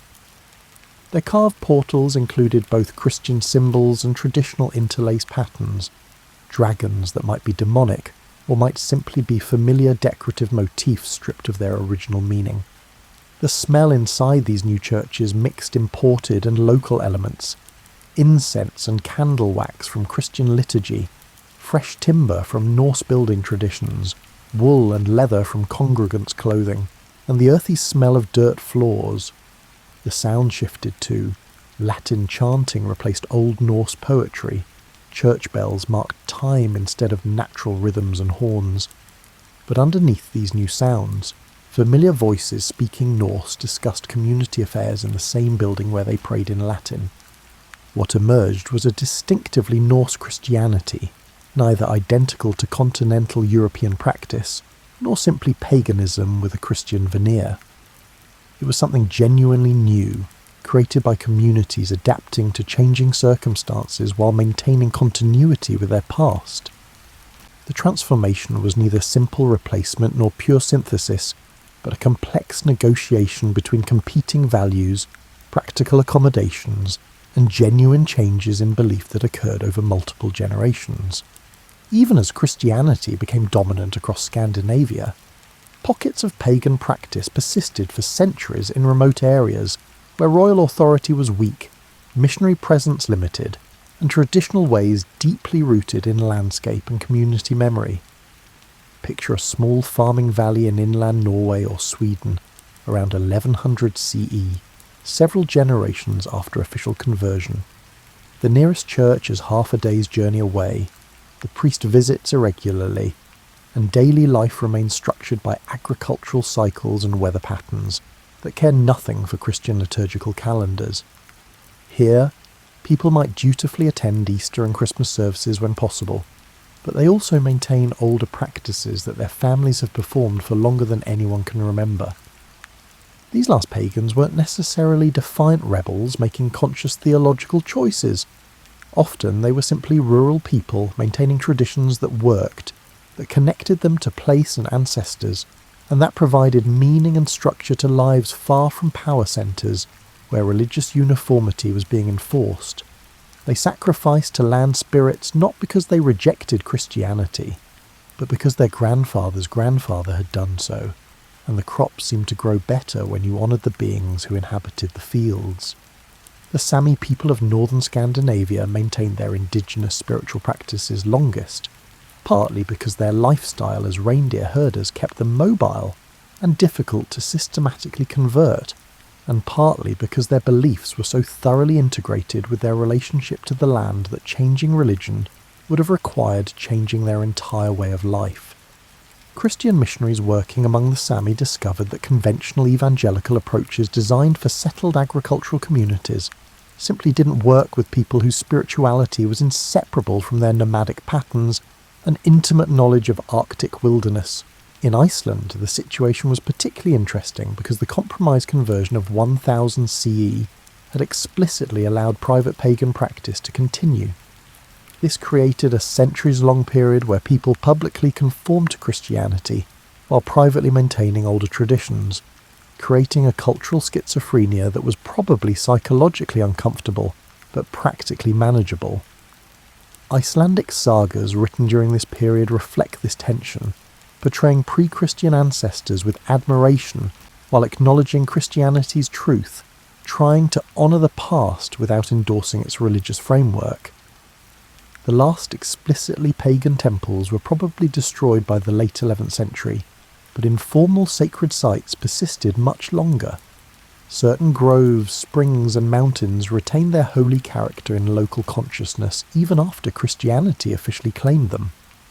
People might cross themselves before approaching these places, while also leaving small offerings, combining Christian protection with older practices of propitiating local powers. It was spiritual insurance, covering all bases just in case. Folk magic and superstition preserved fragments of pagan belief in forms that were technically compatible with Christianity, if you squinted and didn't examine them too closely. The Galder chanting used in Norse magic simply became folk healing charms that invoked Christian saints instead of pagan gods. The runes lost their divine associations, but retained their use in protective amulets and folk remedies. The belief in hidden people and land vetir was reframed as superstition rather than religion, allowing it to persist as colourful folklore rather than a condemned practice. Women, particularly older women in rural areas, became the primary keepers of these borderland traditions. Their knowledge of healing herbs, midwifery, weather prediction, and folk magic often retained connections to pre-Christian practices even after generations of Christianity. They weren't necessarily consciously preserving paganism, but their practical knowledge came packaged with ritual elements and spiritual understandings that had roots in older worldviews. The Church's response to these persistent pagan elements oscillated between violent suppression and pragmatic accommodation. During periodic reform movements, authorities would crack down on folk practices, threatening severe penalties for anyone caught making offerings to stones or trees, performing pagan-flavoured magic, or consulting seers. Other times, the Church essentially looked the other way, recognising that rural populations would maintain certain traditions regardless of official policy, and deciding that nominal Christianity with folk elements was better than driving people into open rebellion. Some clergy even participated in this accommodation, learning to distinguish between practices they considered genuinely dangerous to souls and harmless customs that could be tolerated or even Christianized through reinterpretation. A rural priest might privately disapprove of his parishioners leaving milk offerings at fairy mounds while publicly focusing his preaching on more pressing moral issues like violence and theft. The memory of the old ways was also preserved through the skaldic tradition, which continued for centuries after conversion. Schools needed to understand traditional mythology to compose proper verse, so they maintained detailed knowledge of pagan beliefs and stories even while personally being Christian. This created an interesting situation where the most sophisticated preservers of Norse mythology were often monks and priests who recorded these stories as literary heritage rather than living religion. The saga tradition performed similar preservative work. Saga writers, working mostly in Iceland during the 13th and 14th centuries, were thoroughly Christian but wrote extensively about their pagan ancestors with sympathy and admiration. They portrayed these earlier Icelanders as noble, honourable people who simply hadn't yet received Christian revelation. The sagas became a way of honouring ancestral culture while maintaining proper Christian identity. You could admire your pagan great-great-grandfather's courage and cleverness without endorsing his religious beliefs. This selective remembering created a romanticised vision of the pagan past that probably bore only partial resemblance to historical reality. The sagas emphasised heroic values, dramatic conflicts, and colourful personalities while downplaying the more mundane aspects of Norse paganism. They preserved memory of the old gods primarily as characters in entertaining stories, rather than as deities who'd actually been worshipped. It was like remembering Greek mythology, culturally important, aesthetically valued, but no longer religiously believed. By the 14th century, explicitly pagan practice had essentially disappeared from Scandinavia, though the process had taken centuries longer than official conversion dates suggested. What remained were cultural habits, storytelling traditions, place names that referenced old gods, and a landscape still marked by ancient sacred sites, even if their original meaning had been forgotten or transformed. The last person in Scandinavia to genuinely worship Odin or Thor probably died sometime in the late Middle Ages, in some remote location, without anyone recording the moment or recognising its historical significance. It was an undramatic ending to a religious tradition that had sustained Norse peoples for millennia. Not a violent suppression or dramatic final stand, but simply the quiet death of the last practitioner in a world where everyone else had moved on. Yet in another sense, Norse paganism never entirely died. It survived in folk customs whose origins were forgotten, in stories parents told children on winter nights, in the names of weekdays that still honour Thor and Freya, and in the landscape itself, where every feature seemed to carry memory of older meanings. The old ways didn't disappear so much as they dissolved into the cultural substrate, becoming part of how Norse-descended people understood themselves even after their religious framework had completely changed. As you settle deeper into your blanket and the night grows quieter around you, let's explore how this ancient religious transformation continues to echo through modern life in ways you probably never notice unless someone points them out. Every Thursday, you honour Thor. Every Friday, Freya gets her due. These weekday names are fossils from a time when these deities were actively worshipped, preserved in language long after their religious significance vanished. It's one of history's pleasant ironies that the most secular act, checking your calendar to see what day it is, perpetually honours gods that Christians spent centuries trying to eliminate from memory. The Christmas tree in your living room, if you have one, has roots that stretch back to pre-Christian Nordic traditions of bringing evergreen boughs indoors during midwinter, a way of celebrating life's persistence through the darkest season. The custom survived Christianization by being reinterpreted as a symbol of Christ's eternal life, but its origins lie in older practices of honouring nature's resilience. Your holiday decorations connect you to ancestors who stood in frozen forests and marvelled that some trees remained green even when everything else seemed dead. The literary legacy of this conversion is extraordinary. The preservation of Norse mythology through Christian scribes means we know more about Norse religion than we do about most other pre-Christian European belief systems. If medieval monks hadn't written down the Eddas and sagas, we'd have only fragmentary archaeological evidence and would need to reconstruct Norse beliefs through guesswork and comparison with other Germanic traditions. The irony is delicious. Christianity's triumph ensured the survival of detailed knowledge about the religion it replaced. This preserved mythology has had an outsized influence on modern fantasy literature, film, and popular culture. Every time you encounter elves, dwarves, trolls, or dragons in fantasy fiction, you're experiencing concepts that were filtered through Norse tradition and preserved by Christian scribes. J.R.R. Tolkien drew heavily on Norse mythology for Middle-earth, creating a fantasy world that was essentially a love letter to the literature produced during Christianity's absorption of Norse culture. The Lord of the Rings exists because Snorri Sturluson decided to write down the myths he'd learned centuries earlier. Modern Scandinavian identity still draws heavily on Norse heritage, even in nations that have been Christian for a millennium. Norway's constitution invokes historical continuity with Viking Age kingdoms.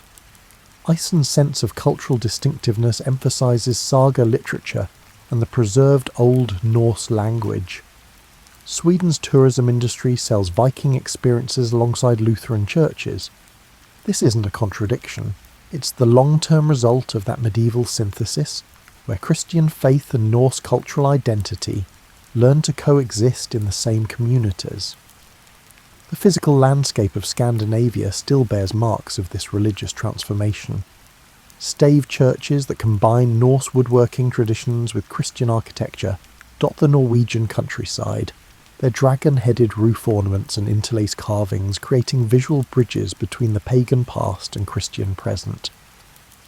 Rune stones that mix Christian crosses with traditional Norse artistic motifs stand in fields and along roadsides, permanent records of that transitional period when people were figuring out how to be both Christian and Norse. Place names across Scandinavia preserve memory of pagan sacred sites and mythological associations. Towns and features named for Thor, Odin and Freya are as common in Sweden, Norway and Denmark as towns named for saints. Every map is a palimpsest where Christian geography overlays but doesn't completely erase earlier religious meanings. When modern Scandinavians give directions or discuss locations, they're constantly invoking a landscape that was sacred long before Christianity arrived. The folk traditions that survived Christianization have become valued cultural heritage rather than embarrassing pagan residue. Midsummer celebrations across Scandinavia, ostensibly Christian festivals of St. John's Eve, retain pagan elements in their emphasis on fertility, seasonal transition, and connection to nature's rhythms. The Christmas goat of Scandinavian tradition, which seems random to outsiders, connects to pre-Christian winter celebrations. These customs are now treasured as authentic cultural expressions, rather than condemned as pagan survivals. The modern revival of Norse paganism, various forms of heathenry or asatru, represents an interesting twist in this story. Contemporary pagans attempt to reconstruct Norse religious practice, but they're working primarily from sources written by Christians, preserved through Christian institutions, and interpreted through centuries of Christian cultural influence. They're trying to recover something that was already transformed by the time it was recorded. It's like trying to restore a painting when all you have are descriptions written by people who disagreed with the original artist's vision. This modern Norse paganism is simultaneously a return to pre-Christian religion and a completely new creation, because you can't actually step into the same river twice. The contemporary people attempting to worship Odin and Thor live in a world shaped by centuries of Christianity, scientific rationalism, and modern values. Their paganism is necessarily different from what their ancestors practiced, filtered through all the intervening history that makes direct reconstruction impossible. The academic study of Norse mythology and Viking Age culture has exploded in recent decades, partly driven by popular interest, partly by improved archaeological techniques, and partly by recognition that Norse contributions to European culture deserve serious attention. Universities offer courses on Old Norse literature, museums mount exhibitions on Viking Age religion, and scholars publish detailed studies of conversion processes. The medieval Christians who preserved these myths while trying to replace them inadvertently created materials for a thriving modern field of historical study. Popular culture's endless fascination with Vikings ensures that Norse mythology remains commercially viable and culturally relevant. Marvel's Thor films introduce Norse gods to global audiences who've never heard of the Eddas. Video games let players explore Viking Age worlds with varying degrees of historical accuracy.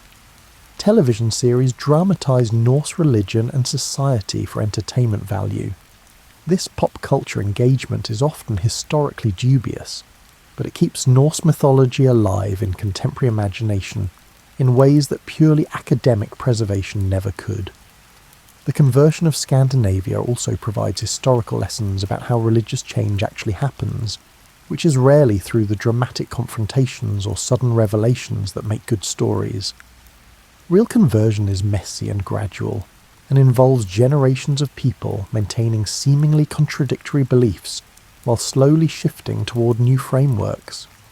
It's not conquest, but negotiation, not replacement, but transformation, not either or, but both and, until eventually the both becomes just an and becomes invisible.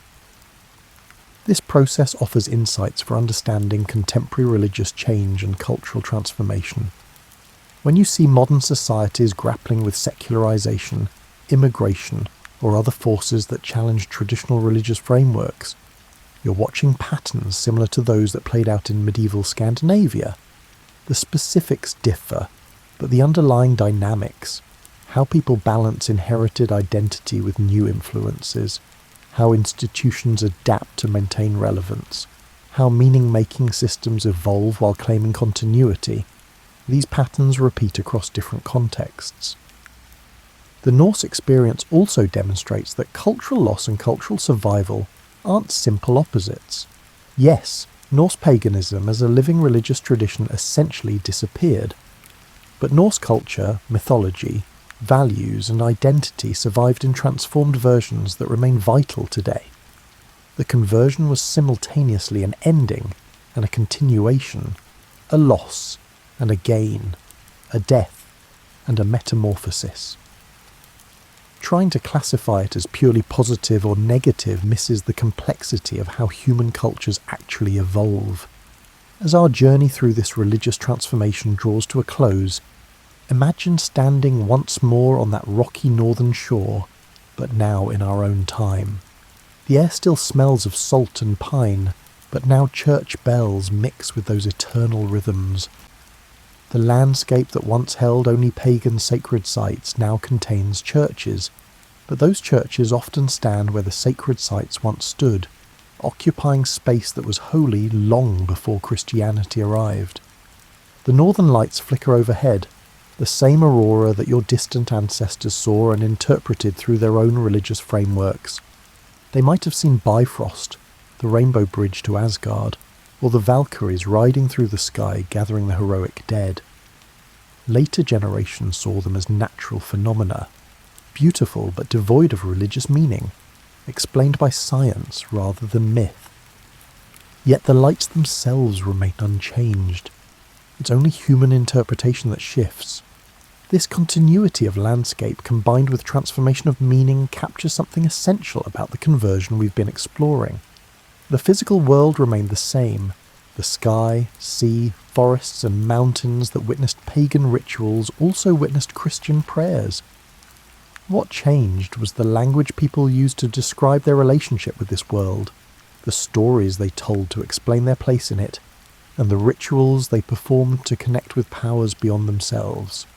The conversion of Scandinavia wasn't unique. Christianity spread across most of Europe through similar processes of negotiation, adaptation, and gradual transformation. But the Norse experience is particularly well documented because literacy arrived in Scandinavia roughly simultaneously with Christianity, meaning we have unusually detailed records of the transition from people who lived through it. The Icelanders, in particular, had reasons to preserve detailed accounts of their past, because their society was so thoroughly organised around memory, genealogy, and historical precedent. What makes this story worth pondering as you drift towards sleep is its reminder that all the things we consider permanent and unchangeable were once new and contested. Christianity, which now seems to many Europeans like an eternal part of their cultural heritage, was once foreign and strange. The Norse paganism that seems exotic and distant to us was once ordinary daily practice, as normal and unremarkable as checking your phone is today. This recognition can be simultaneously unsettling and liberating. Unsettling because it suggests that our own certainties might someday seem as quaint and outdated as beliefs about Odin and Thor now appear to most people. Liberating because it demonstrates that humans have always navigated religious and cultural change, have always found ways to honour their past while adapting to their present, and have always created meaning in whatever circumstances they found themselves. The people who lived through Scandinavia's Christianization weren't so different from us. They worried about their children's futures, tried to honour their parents' memories, sought meaning in their daily work and attempted to understand forces beyond their control. They faced change they didn't necessarily want or choose but had to accommodate. They tried to preserve what seemed valuable from their heritage while adopting what seemed useful from new influences. Some of them resisted change stubbornly, clinging to old ways until they died. Others embraced Christianity enthusiastically, perhaps too eager to abandon traditions their ancestors had valued. Most probably fell somewhere in between, hedging their bets, keeping what they could of the old while accepting what seemed inevitable about the new, and creating hybrid practices that satisfied neither pagan purists nor Christian reformers, but worked for people living ordinary lives in extraordinary times. The monks who preserved Norse mythology while simultaneously working to replace it were engaged in an act of profound cultural generosity, whether they recognized it or not. By writing down stories about gods they didn't believe in, they gave future generations the gift of knowing their own past with unusual clarity. They couldn't have known that their careful transcriptions would someday inspire fantasy novels, academic dissertations, and contemporary pagan reconstructions. They were just trying to be thorough scholars in their own time. What survived from pre-Christian Scandinavia survived because someone thought it was worth preserving, even when that preservation happened through institutional structures dedicated to replacing the very beliefs being recorded. This paradox suggests something important about how cultural memory works. We don't preserve the past through isolation and refusal to change. We preserve it through creative transformation, through finding new context for old meanings, and through recording and reinterpreting so that each generation can engage with what came before in ways that make sense for their own circumstances. The Northern Lights continue their silent dance overhead, caring nothing about human interpretations, changing nothing about their behaviour regardless of whether observers see bifrost or atmospheric electrical phenomena. This indifference of the natural world to human meaning-making is oddly comforting. Beneath all our religious frameworks, mythological systems, and competing truth claims, the world simply is. Stars wheeling overhead, tides advancing and retreating, and seasons cycling through their eternal patterns. Yet we are meaning-making creatures who cannot simply experience the world without interpreting it. We need stories to explain why things are as they are, rituals to mark important transitions, and communities bound together by shared beliefs and practices. Religion, in all its forms, emerges from these fundamental human needs. The conversion of Scandinavia didn't change these needs, it changed how people satisfied them. As you drift towards sleep, you might find yourself thinking about your own religious or spiritual framework, whatever form it takes. Where did it come from? What earlier traditions influenced it? What transformations occurred between its origins and its current form? How might it continue evolving? These aren't questions that require answers tonight. They're simply worth pondering, letting them drift through your consciousness like the Northern Lights drift across the Arctic sky. The story of Christianity transforming Norse mythology reminds us that spiritual certainty is often retrospective. It looks solid and permanent only when we're looking backward at it. To the people living through it, religious change felt uncertain, contested, and incomplete. They couldn't see the neat narrative arc that historians would later impose on their experience. They were just trying to figure out how to live faithfully in changing circumstances, making their best guesses about ultimate things while managing immediate concerns like crops, weather, and family relationships. This is ultimately a deeply human story about how people navigate between honouring their past and adapting to their present, between inherited identity and chosen belief, and between what they're told they should believe and what their lived experience teaches them. The specifics are Norse and Christian and medieval, but the underlying patterns are universal and timeless. Imagine waking in a small Icelandic farmhouse sometime in the 13th century, centuries after official conversion, but in a world still saturated with memory of the old ways. The morning light is pale and thin. It's winter and full daylight won't arrive for hours yet. You pull on layers of wool against the cold, eat porridge that tastes of salt and butter, and perhaps attend a brief morning prayer that your Christian household maintains as daily practice. But as you go about your morning tasks, feeding animals, checking on supplies, preparing for the day's work, you also pour a small amount of milk on the ground near your barn, a gesture your grandmother taught you, maintaining a relationship with the hidden people who share this land. You're not being hypocritical or confused. You're simply honouring both the Christian framework that structures your community's formal religious life and the older practices that connect you to this specific place and your family's history within it. This is how most religious transformation actually looks, not the dramatic confrontations and decisive moments that make it into official histories, but the quiet daily negotiations between inherited practice and adopted belief, the practical accommodations that let people maintain continuity with their past while adapting to their present. The monastery bells ring across the valley, a relatively new sound in this ancient landscape, but one that now marks time and calls the faithful to prayer.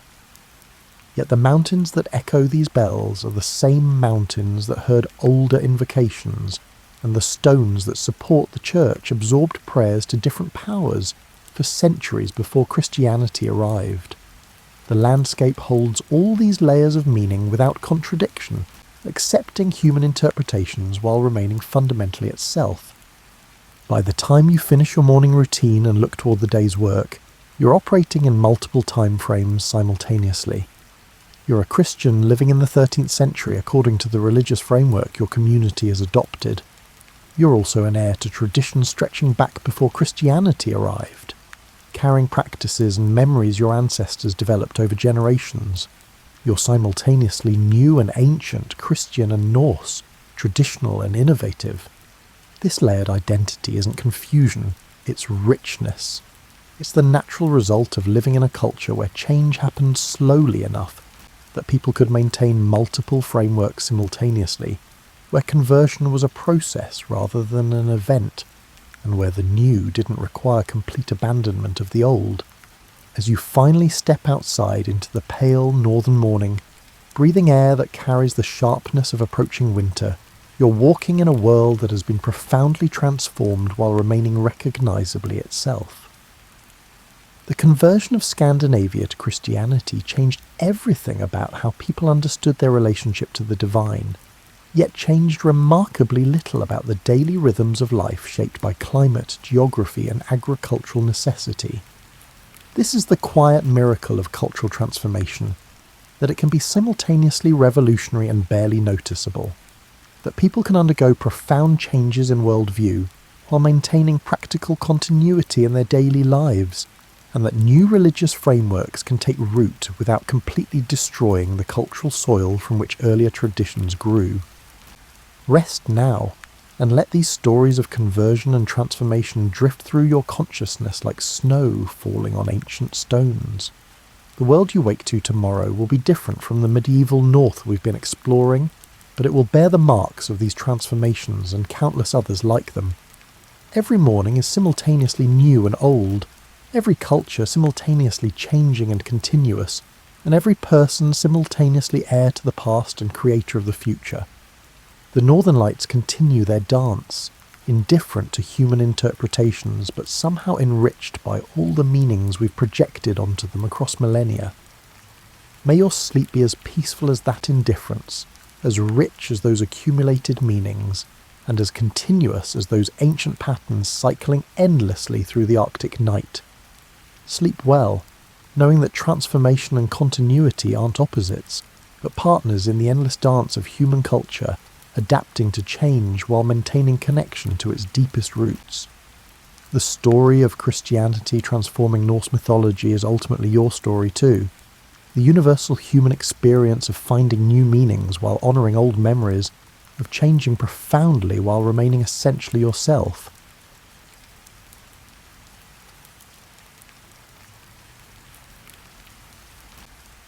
Before we meet our remarkable lady, you need to understand the world she rode into.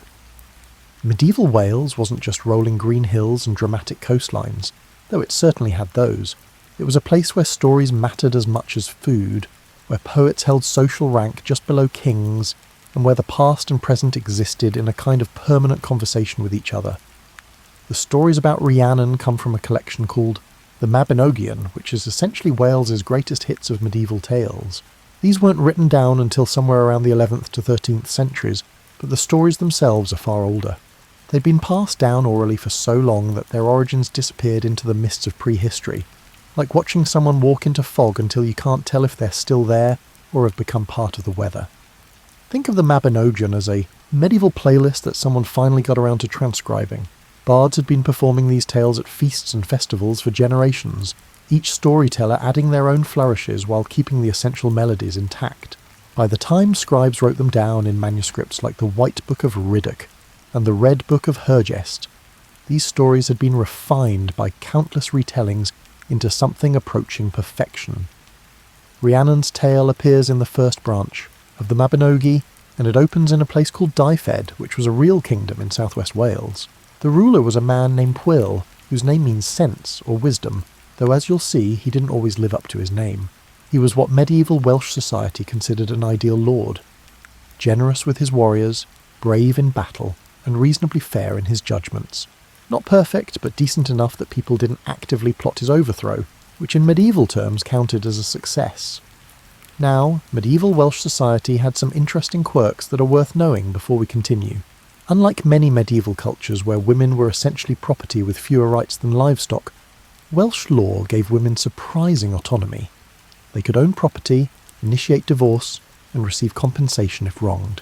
This legal framework helps explain why Rhiannon's story, while certainly dramatic, never treats her as a passive object to be moved around by male characters.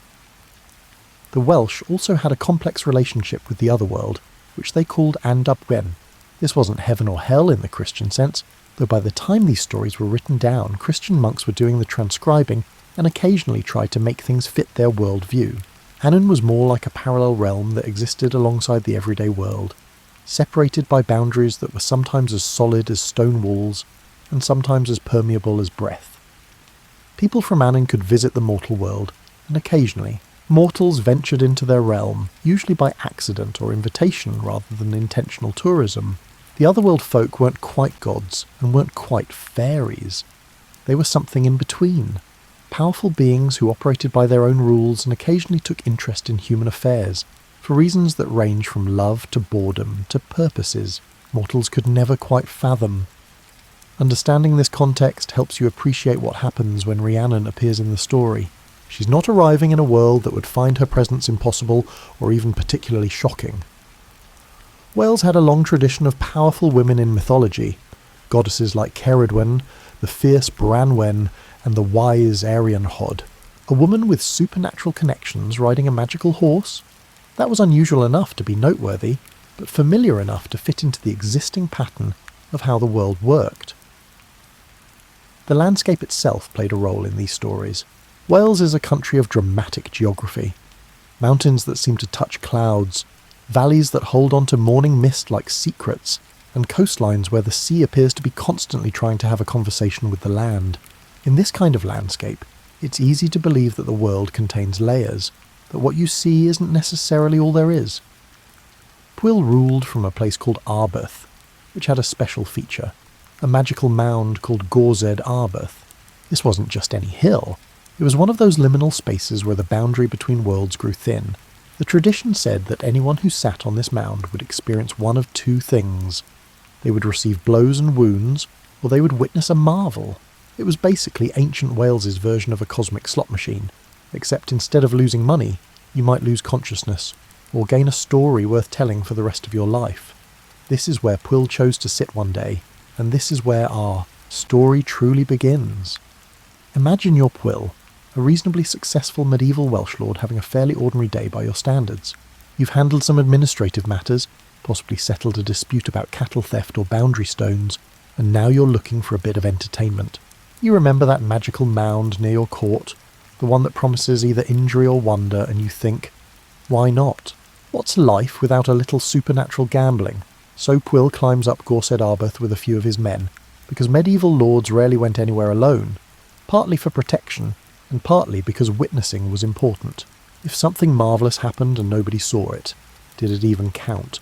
They settle onto the mound, probably making themselves comfortable because magic doesn't run on a schedule, and they wait, and then she appears. The story describes her simply at first, a woman dressed in gold brocade, riding a white horse along them, rode below the mound, but there's something about the way she moves. The horse's gait is steady and unhurried, as smooth as if it's gliding rather than walking.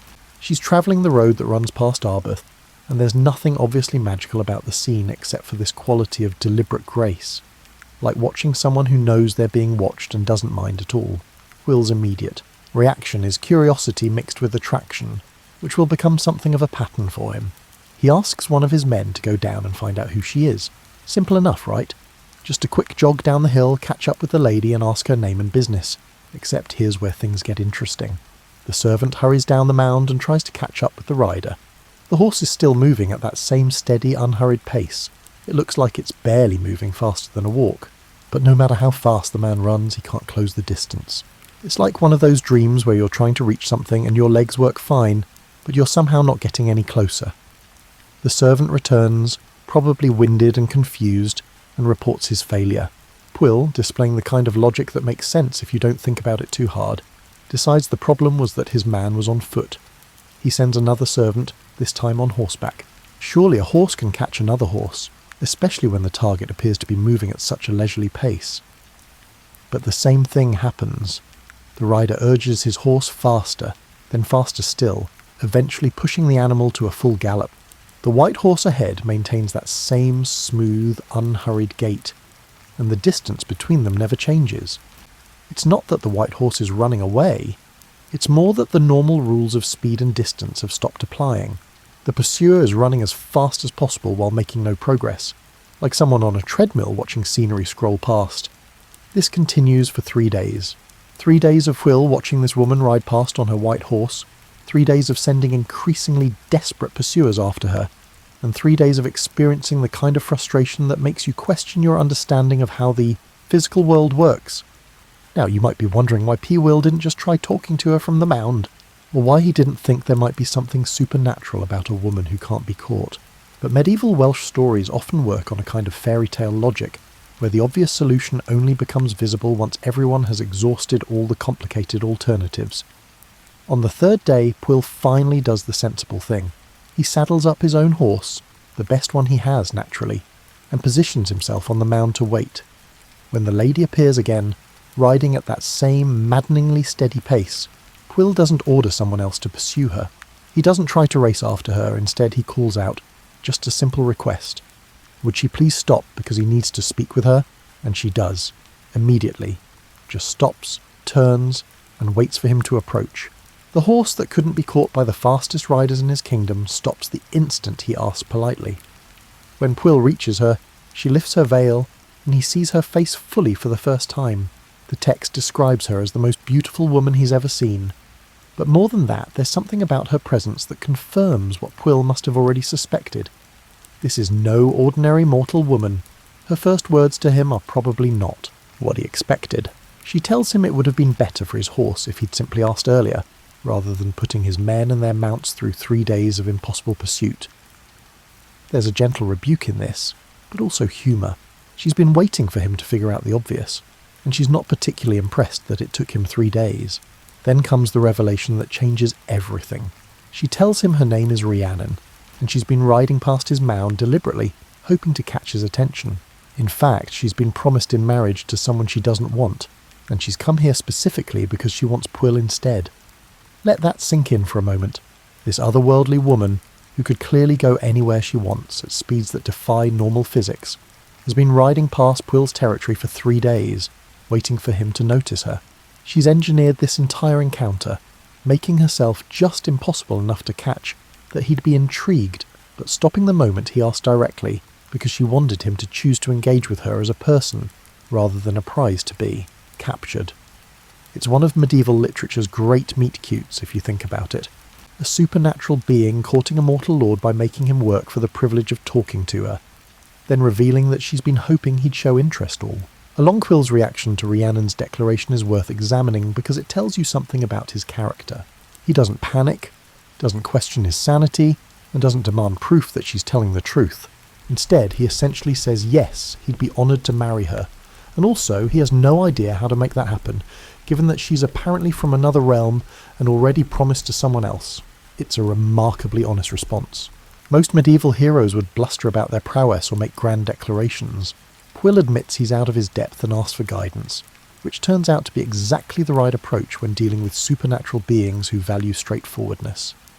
Rhiannon, in turn, shows the kind of practical thinking that will characterise her throughout the story. She doesn't expect Pwyll to storm the otherworld or fight for her hand in single combat. Instead, she explains that she's been promised to a man named Gwal through trickery and pressure from her family, but she doesn't want him. She wants Pwyll, and she has a plan. The plan is delightfully specific. A year from now, there will be a feast in her father's court, ostensibly celebrating her impending marriage to Gwal. Pwyll should attend this feast with 100 knights, but keep them waiting outside. He should enter alone, disguised as a beggar, carrying a small bag that Rhiannon will give him. Then, at the crucial moment, he should ask Gwal for a single favour, just enough food to fill the bag. The bag, she explains, is magical. It can never be filled by ordinary means. No matter how much food is put into it, there will always be room for more. The only way to fill it is for a wealthy man to step into it and declare that enough has been given. When Gwal inevitably does this, because he'll want to appear generous and be done with this strange beggar's request, Pwyll should trap him in the bag, and his knights should rush in.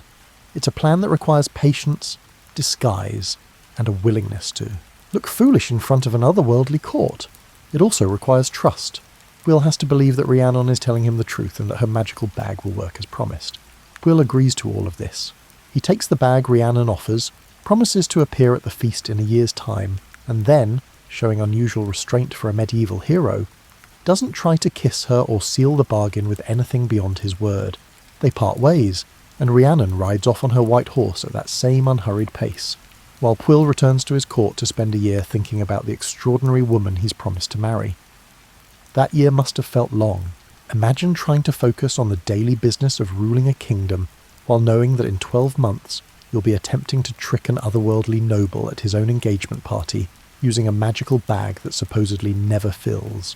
You'd probably find yourself double-checking that the bag was still there, wondering if you'd imagined the whole encounter, and practicing what you'd say when you showed up dressed as a beggar. But Pwyll keeps his word. When the year passes, he gathers his 100 best knights and rides to the location Rhiannon specified. He finds her father's court exactly where she said it would be, because otherworldly beings don't give false directions, and positions his men outside as instructed. Then comes the hard part, transforming himself from a lord into a convincing beggar. Pwyll puts on ragged clothes, probably rubs some dirt on his face, and adopts the posture of someone asking for charity rather than commanding it. It's a complete inversion of his normal role, and doing it voluntarily requires a kind of humility that many medieval nobles lacked. He enters the hall during the feast, and the scene must have been spectacular. Otherworldly courts in Welsh mythology aren't quite like mortal ones. They're brighter, richer, and more beautiful in ways that are slightly unsettling because they're too perfect. The food never runs out, the musicians never miss a note, and everyone is just attractive enough to make you wonder if you're underdressed for the occasion. Pwyll sees Rhiannon seated at the high table between her father and Gwal, who presumably thinks this is his wedding feast and is probably feeling pretty pleased with himself. Rhiannon sees Pwyll too, though she gives no sign of recognition. She's playing her part perfectly, waiting for him to play his. Pwyll approaches the high table and makes his request with appropriate deference. He's just a poor wanderer asking for a little charity. Just enough food to fill this small bag he's carrying. Surely such a grand feast can spare something for a hungry traveller.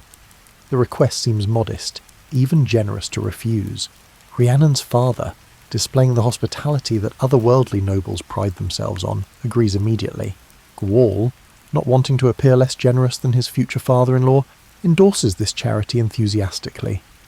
Servants begin filling the bag. They put in bread, meat, fruit and delicacies from the feast table.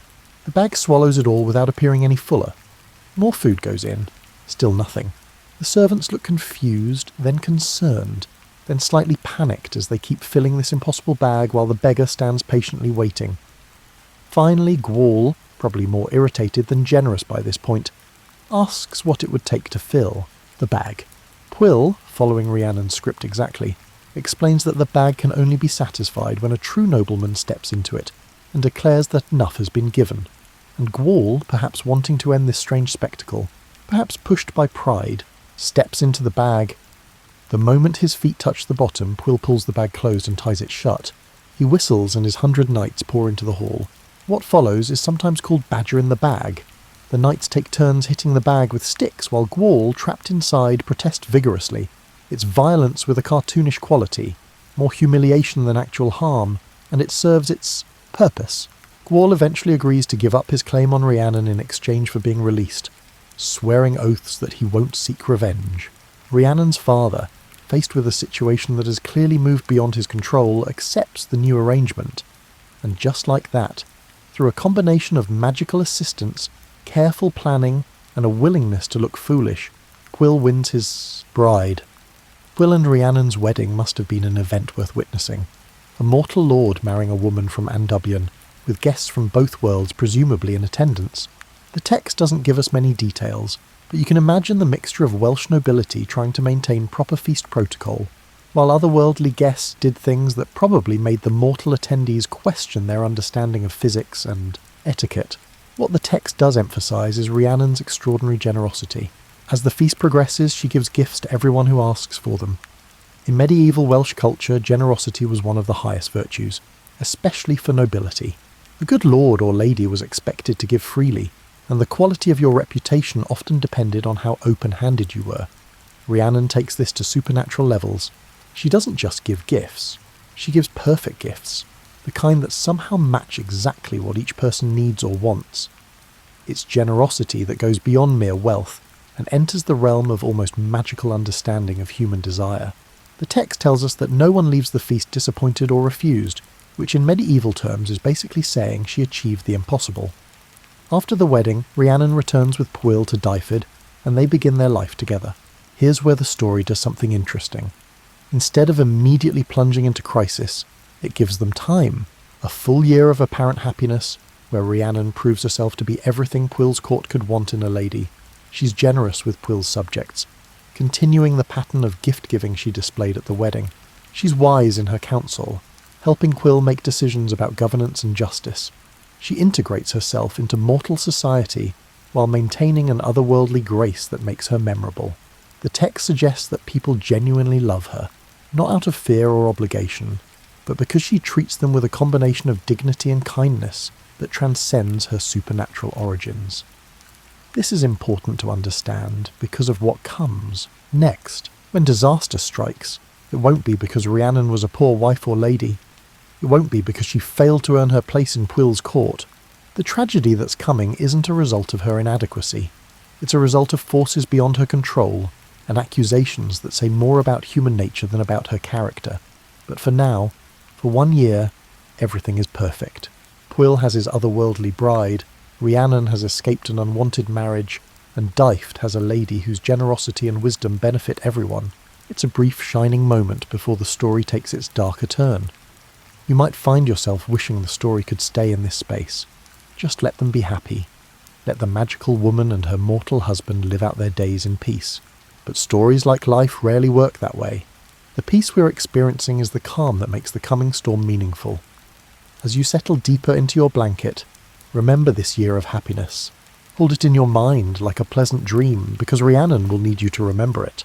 When people start making accusations and demanding punishments, you'll need to remember that there was a time when everyone loved her, when no one questioned her place in Pwyll's court, when she was the perfect lady whose generosity knew no bounds. That memory will matter more than you might think. After that year of happiness, Rhiannon becomes pregnant. This is cause for celebration in any medieval court, but especially in Dyfed. An heir means continuity, stability, and the promise that the kingdom will pass to the next generation without conflict. Pwyll and Rhiannon's child will bridge two worlds, mortal and otherworldly, and that's an exciting prospect. The pregnancy proceeds normally, and when the time comes, Rhiannon gives birth to a son. The text emphasizes this detail. A healthy boy, crying lustily, perfect in every way. Midwives attend her, as was customary for noble births, and 6 women are assigned to watch over mother and child during the crucial first night.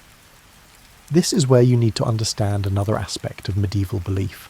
The time immediately after birth was considered dangerous, a liminal period when both mother and child were vulnerable to supernatural forces. That's why 6 women were assigned to keep watch. This wasn't casual babysitting, it was serious protective duty. Their job was to stay awake all night, ensuring nothing happened to the child. They fail at this job in the most dramatic way possible. Sometime during the night, all 6 women fall asleep. Not one at a time, not in the natural way people get drowsy on a long watch, but simultaneously, as if some supernatural force has simply turned off their consciousness like switching off a light. When they wake up, probably in the grey hour before dawn, they face every guardian's nightmare. The baby is gone. Just gone. No sign of violence. No indication of how someone could have entered the room, taken the child, and left without disturbing anyone. The cradle is empty, and 6 women who are supposed to be watching suddenly realise they've lost the heir to Dyfed and the child of a woman from Unwind. Their first emotion is probably terror. In medieval Wales, losing a noble child through negligence could result in severe punishment, possibly execution. 6 women, all of whom fell asleep on duty, all of whom have no explanation for what happened. They're facing disgrace at best, death at worst. So they make a decision that will define the rest of Rhiannon's story. Instead of telling the truth and accepting their punishment, they decide to blame Rhiannon. The plan they devise is horrific. They take puppies, the text specifies puppies, young dogs from the court, and kill them. They smear the blood on Rhiannon's face and hands while she sleeps, exhausted from childbirth. They scatter bones around her bed. Then, when she wakes, they tell everyone that Rhiannon has killed and eaten her own child. It's an accusation of the most unnatural crime imaginable, a mother murdering and consuming her newborn. It plays on deep fears about the boundary between human and animal, about maternal instinct perverted into something monstrous. It also plays on existing prejudices about Rhiannon's otherworldly nature. She's not quite like other women, so perhaps she's capable of things other women would never do. When Rhiannon wakes to find herself covered in blood, surrounded by bones, and accused by 6 witnesses of infanticide and cannibalism, she denies it. Absolutely. She knows what happened, or rather she knows what didn't happen. She didn't kill her child. She doesn't know where he is, but she knows with complete certainty that she didn't harm him. But she's facing 6 women who all tell the same story. Physical evidence that seems to support their account, and a court full of people who are shocked, horrified, and looking for someone to blame for this tragedy. Will finds himself in an impossible situation. On one hand, he knows Rhiannon, has lived with her for over a year, and has seen her generosity and kindness. On the other hand, he has 6 witnesses, physical evidence, and a missing child. His nobles are demanding that he put Rhiannon aside, divorce her, and possibly execute her for this unnatural crime. To his credit, Pwyll refuses to divorce her. Despite the pressure, despite the evidence, despite how much easier it would be to simply cut his losses and find another wife, he won't abandon her. It's one of the few moments where Pwyll fully lives up to his name, showing the wisdom and loyalty that presumably made him a good lord in the first place. But he can't completely shield Rhiannon from consequences. The court demands some form of punishment, some acknowledgement that something terrible has happened and someone must answer for it. A compromise is reached, though it's a compromise that will test Rhiannon in ways that might be worse than execution. The punishment they devise for Rhiannon is specific and deliberately humiliating. For 7 years she must sit by the mounting block at the entrance to Pwyll's court. Every person who arrives she must tell them her story, that she killed her own child. She must offer to carry them on her back like a horse, transporting them from the gate to the court. Think about what this means. Rhiannon, the lady who rode the white horse that couldn't be caught, is being reduced to a beast of burden herself. The woman who gave generous gifts to everyone is now forced to offer her own body as transport. The wife of the Lord must sit at the gate like a criminal, confessing to a crime she didn't commit over and over to every visitor who arrives.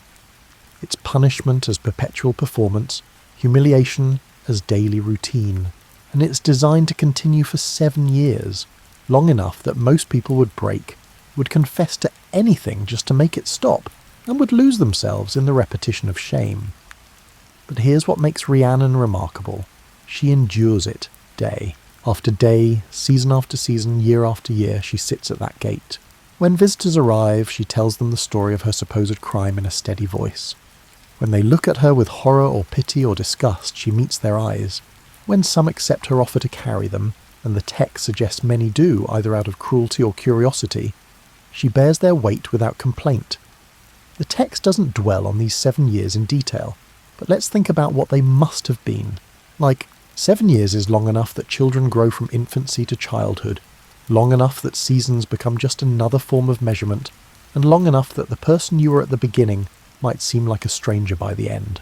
Rhiannon endures Welsh weather, rain that comes sideways, wind that cuts through clothing, summer heat that makes stones too hot to touch, and winter cold that settles into bones. She endures the stares of people who think they are looking at a monster.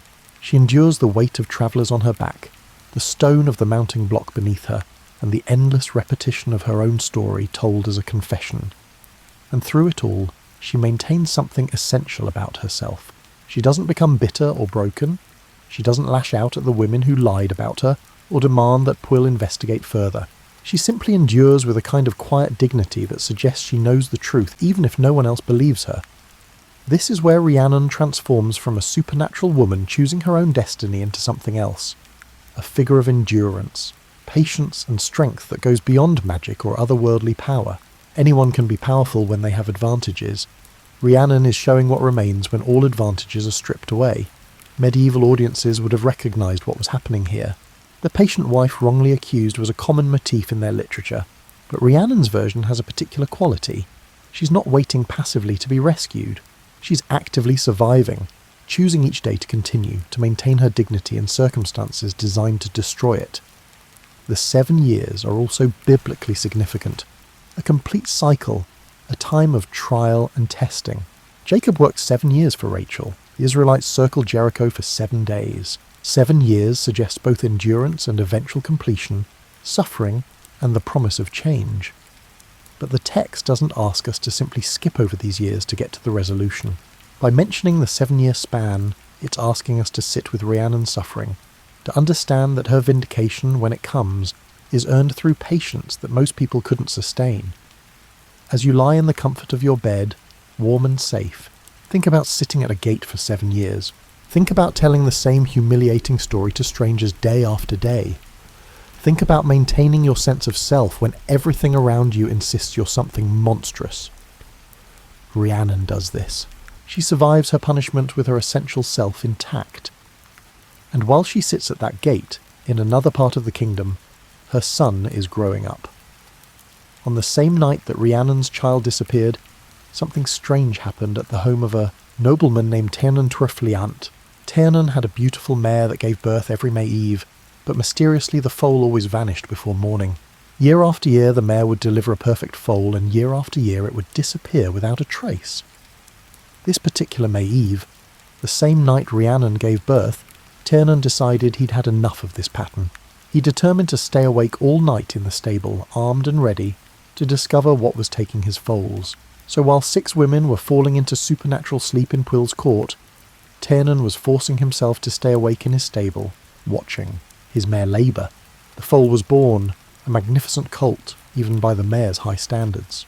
Tiernan admired it for a moment, probably feeling protective and determined that this time, finally, he'd save one of these foals. Then, exactly at midnight, something reached through the window. The text describes it as a claw or arm of enormous size. Grabbing for the newborn foal, Tiernan, without hesitation, drew his sword and struck at it, severing the arm at the elbow. Whatever creature it belonged to screamed and vanished into the night. Tiernan rushed outside to pursue it, sword ready, prepared to fight whatever monster had been stealing his foals for years, but he found nothing. Just darkness and the sound of something fleeing into the distance. When he returned to the stable, frustrated at losing his quarry, he discovered something that stopped him in his tracks. On his doorstep, wrapped in fine cloth, was a baby boy. Now Tiernan was a practical man, not given to flights of fancy, but even he could put together the timeline. The same night, a mysterious creature and a missing child wrapped in noble cloth appeared at exactly the moment he was fighting off something supernatural. He brought the child inside to his wife, and they made a decision that speaks to their character. They would raise the boy as their own. Tiernan's wife had wanted children but had none, so she welcomed this mysterious infant with genuine love. They named him Gry Walt Urin, Gry of the golden hair, because his hair was as bright as polished metal. They told people he was hers, a late blessing, and no one questioned it because medieval record-keeping wasn't exactly stringent, especially in rural nobility. And then something remarkable happened. Gry grew, not at a normal rate, but at a speed that was supernatural yet somehow natural. By the end of his first year he had the development of a 3-year-old. By the end of his second year he was like a child of 6. He was bright, healthy, strong, and remarkably good with horses, especially with the colt that had been born the same night he appeared. Tiernan and his wife raised Gry with love, teaching him the skills appropriate to a young nobleman: riding, hunting, courtesy, and the management of a household. The boy thrived in their care, growing not just in size but also in capability and character. He was everything parents could hope for: kind, brave, intelligent, and loyal. But as Gry grew older, his resemblance to someone became impossible to ignore. Visitors to Tiernan's court started remarking on it. The boy looked remarkably like Pwyll, the Lord of Dyft. Not just a passing resemblance, but the kind of similarity that suggests a blood relationship. Tiernan began hearing stories about Pwyll's court, how the Lady Rhiannon had supposedly killed her child, and how she'd been sitting at the gate for years, now confessing to the crime and offering to carry visitors like a horse. The timeline matched, the appearance matched, and that mysterious creature that had tried to steal the foal the same night, a noble child, disappeared. Tiernan faced a difficult choice. He and his wife loved Gry as their own son. The boy called them mother and father, and had known no other family. They'd raised him through infancy and childhood, celebrated his accomplishments, and cared for him when he was sick. In every way that mattered emotionally, he was their child. But Tiernan was also a man of honour, and the honour of the situation was clear. This was almost certainly Pwyll and Rhiannon's son, A woman was suffering endless punishment for a crime she didn't commit.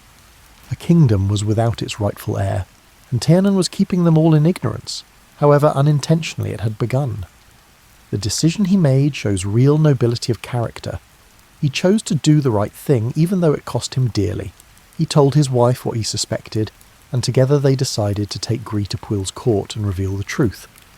Imagine that conversation with Gree, trying to explain to a child who's maybe 3 or 4 years old but older in development that the parents he's known all his life aren't his birth parents, that he's actually the son of a lord and a lady from Unwind, and that his real mother has been suffering because he disappeared. How do you make that make sense to a child? But Gree, showing the wisdom that would characterise him throughout his life, seemed to understand.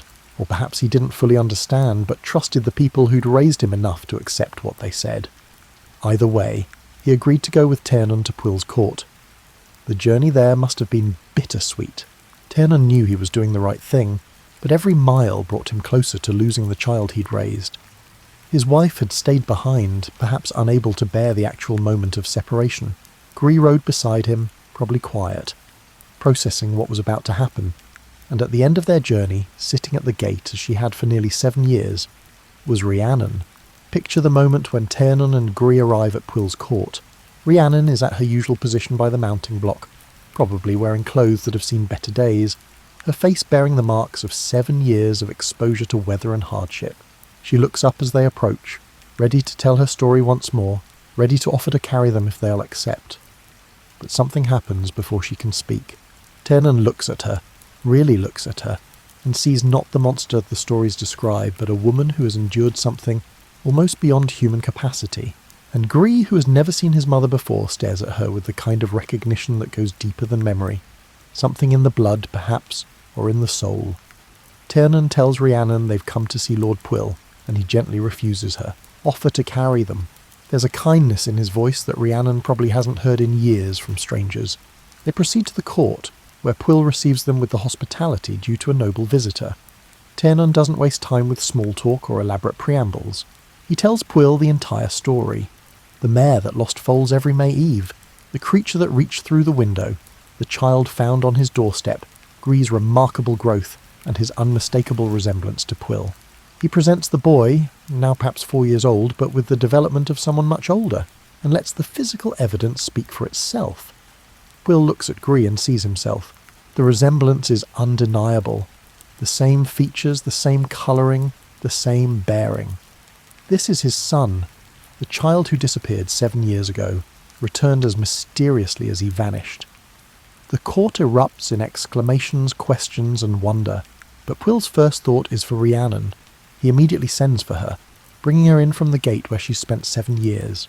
When she enters the hall, she's probably expecting another humiliation, another performance of her supposed crime. Instead, she sees her son. The text doesn't dwell on the emotional details of their reunion, but you can imagine it. 7 years of separation, 7 years of punishment for a crime she didn't commit, and 7 years of not knowing if her child was alive or dead. And now here he stands, healthy and whole, raised with love by people who chose to do the right thing at great personal cost. Rhiannon's reaction is described with a simple phrase that carries enormous weight. She experiences great joy. After 7 years of sitting at a gate, confessing to infanticide, bearing travellers on her back like a beast of burden, joy. Not anger at her false accusers, not bitterness about lost years, not demands for revenge. Joy at her son's return. The court, faced with undeniable proof of Rhiannon's innocence, must now reckon with what they've done. 6 women lied about her. Countless people believed those lies. Rhiannon was punished for 7 years while the real culprit, whatever supernatural creature tried to steal both a foal and a child that night, went unpunished. But here's where Rhiannon shows something remarkable. She doesn't demand that the 6 women be executed or even severely punished. The text doesn't record her calling for revenge or justice against those who wronged her. Instead, she focuses on what matters. Her son is returned, her name is cleared, and she's free from the punishment that has defined her life for 7 years. There's a brief discussion about what to name the boy. He's been Gree to the family that raised him, but Rhiannon looks at him and says a word that captures everything. Prederi. The name means care, or worry, and it refers to the anxiety she's suffered, the worry that defined her years of punishment It's both a memorial to suffering and a transformation of that suffering into something meaningful, a name for her son that acknowledges what they've been through. And remarkably, the name sticks. The boy who is Gree becomes Pryderi, carrying in his very name the story of his mother's ordeal and survival. Tiernan and his wife could have kept Pryderi. They could have stayed silent, let the boy remain theirs, and allowed Rhiannon to continue her punishment. No one would have known, but they chose truth and honour over comfort and love, which is one of the hardest choices anyone can make. Will, recognising this extraordinary sacrifice, doesn't simply thank Tiernan and send him home. He offers Tiernan and his wife a place in his court, grants them lands and honours, and establishes a relationship where Pryderi can maintain connection with the people who raised him. It's a solution that honours everyone's role in the child's survival. The fostering relationship between Tiernan's family and Puil's court becomes one of deep mutual respect. Pryderi grows up knowing his birth parents and his foster parents, loved by both, benefiting from the wisdom and care of multiple families. In this way, the trauma of his disappearance transforms into something rich and complex, a web of relationships that might never have existed without the initial tragedy. Rhiannon's vindication should have meant the end of her story in the first branch, but there's more to unpack about what happens after the truth comes out. Medieval Welsh stories rarely waste time on lengthy emotional processing. They move from one event to the next with the efficiency of people who understood that listeners wanted action and resolution. But we can pause here and think about what the aftermath must have been like. For 7 years, Rhiannon sat at that gate. 7 years of daily humiliation, of telling her story over and over to strangers, of being treated as something less than human. That kind of experience changes a person. It has to. The question is how. Some people would emerge from such an ordeal broken, bitter, and consumed by anger at those who wronged them. Others might become hard, closed off, and unable to trust or feel joy again. Rhiannon seems to have done neither. She emerges with her essential self intact, still generous, still dignified, still capable of joy when her son returns. This suggests something important about her character. Rhiannon's strength isn't just supernatural power or otherworldly knowledge. It's a kind of internal resilience that allows her to endure suffering without letting it define her. She knows who she is, and 7 years of being told she's a monster doesn't change that fundamental self-knowledge. Think about the 6 women who accused her. The text doesn't tell us what happened to them after the truth came out, but they must have faced some consequences. At minimum, they faced public shame for their lies. More likely, they faced legal or social punishment for their false accusation. But here's what's interesting. The story doesn't give them names. They remain anonymous, a collective rather than individuals. This literary choice does something subtle. It makes them representatives of a pattern rather than specific villains. They're what happens when fear overwhelms integrity, when self-preservation leads to the destruction of someone innocent. Their lie worked because it was believable. Rhiannon was otherworldly, different, and not quite like other women. When something inexplicable happened, it was easy to blame the person who was already outside normal categories. The 6 women didn't have to work hard to make people believe them. They just had to tap into existing prejudices and fears. This pattern appears throughout history. When something goes wrong, communities look for someone to blame, and they often choose whoever is already marked as different. Rhiannon's story is medieval and magical, but this dynamic is depressingly familiar across cultures and centuries. Her vindication doesn't just clear her name, it challenges the community's willingness to believe the worst about someone based on their otherness. The people of Dyfed have to reckon with the fact that they condemned an innocent woman, that their lady whom they had loved during that first perfect year was exactly who she appeared to be, and that their willingness to believe otherwise said more about them than about her. Will, too, must live with his choices. He refused to divorce Rhiannon, which shows loyalty, but he also allowed her punishment to continue for 7 years. He could have investigated more thoroughly, could have questioned the 6 women more aggressively, and could have considered whether the evidence really supported their story. Instead, he chose a middle path that kept Rhiannon as his wife, but subjected her to ongoing humiliation. Was this wisdom or cowardice? The text doesn't judge, but you can make your own assessment. Puil was caught between his personal knowledge of Rhiannon's character and the political pressure from his nobles, between loyalty to his wife and duty to his kingdom. He chose a compromise, and Rhiannon paid the price for 7 years. Their relationship after her vindication must have been complex. They're reunited, their son is returned, but 7 years of injustice stand between them. The text suggests they continue as husband and wife, ruling Dyfe together, but it doesn't claim everything returns to exactly how it was before. How could it? You can't go through something like Rhiannon's ordeal and return unchanged. You can't watch your wife suffer for 7 years and not carry some guilt. The question is whether they find a way to build something new from what remains, or whether the past always stands between them like a ghost. Pryderi, meanwhile, grows up with the knowledge of what his mother endured for him. He knows that his birth caused her suffering, that his disappearance led to her punishment, and that 6 women lied about her because of him. This is a heavy burden for a child to carry, even a child who grows at a supernatural rate and has wisdom beyond his years. But perhaps the knowledge also gives him something valuable, an understanding of his mother's strength, a model of how to endure, injustice with dignity, and a lesson in the importance of truth even when lies are more convenient. These are the kinds of lessons that shape a person's character in fundamental ways. The story of Tiernan and his wife becomes a legend in its own right. The nobleman who raised a foundling with love, and then gave him back when honour required it. In a medieval culture that valued hospitality and honour, their actions represent the highest ideals. They loved without possessing, cared without demanding ownership, and chose truth even when it cost them dearly. As you lie there in the darkness, think about what it means to be vindicated after years of false accusation. The relief certainly, but also the strange adjustment of being believed again, of having your truth acknowledged after years of having it denied. Rhiannon has her name, her son, and her position restored, but she also has 7 years of memory that no vindication can erase. The question the story leaves hanging is whether justice delayed is truly justice at all, and whether any amount of restoration can truly compensate for years of suffering. Medieval audiences might have had clearer answers to these questions than we do, but the questions themselves remain uncomfortably relevant. Now that we've lived through Rhiannon's story from her first appearance to her vindication, it's worth stepping back and thinking about one of the tale's most persistent symbols, horses. Rhiannon first appears riding a white horse that moves at an impossible pace, unhurried yet uncatchable. This isn't just magical transportation, it's a statement about her nature. She can't be pursued and captured like a prize or a possession. She can only be approached through respect and direct communication, through asking rather than taking. The white horse itself carries symbolic weight throughout Celtic mythology. White animals generally signified otherworldly connection, creatures that existed in that liminal space between the mortal realm and Unwind.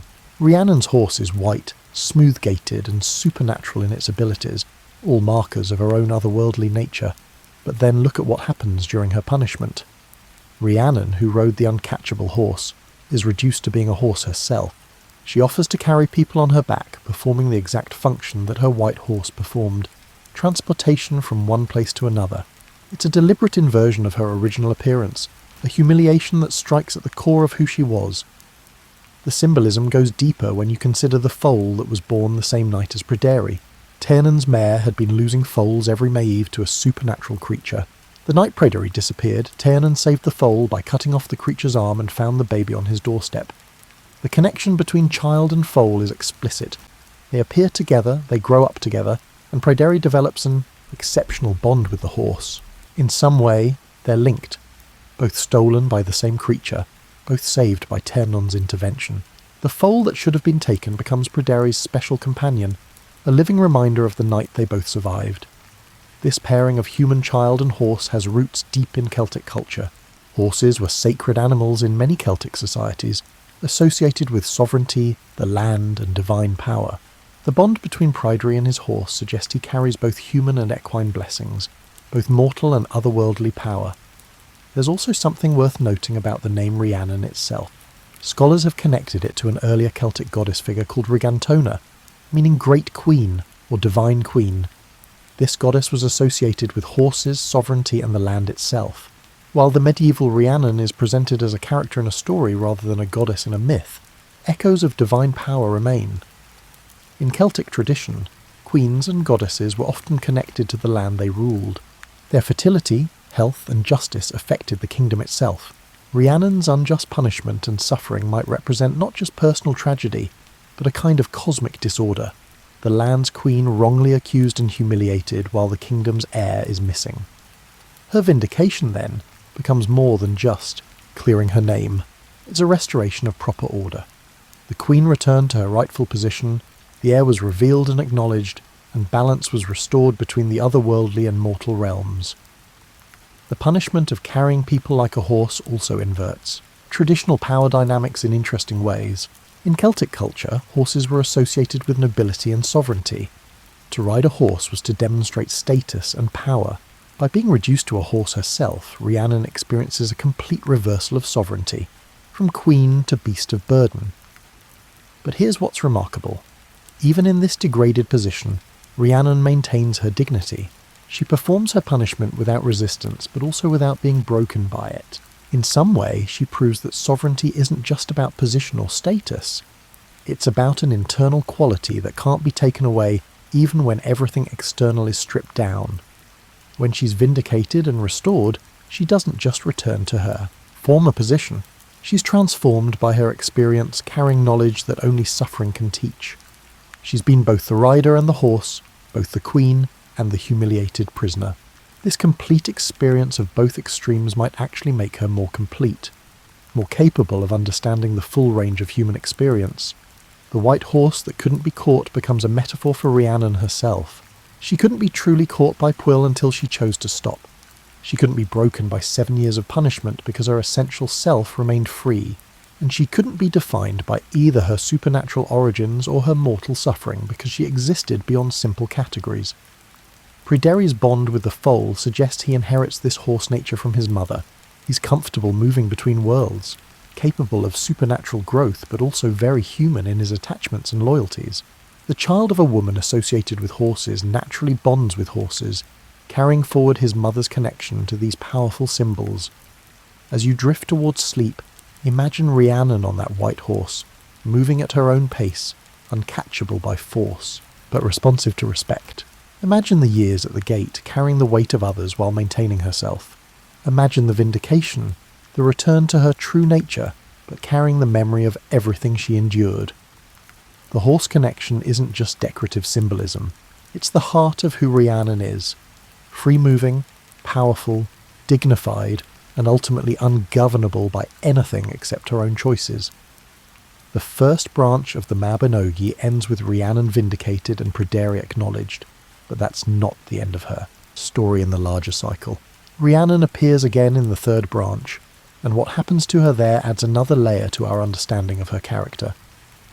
By the time of the third branch, Pwyll has died, and Pryderi has inherited the lordship of Dyfed.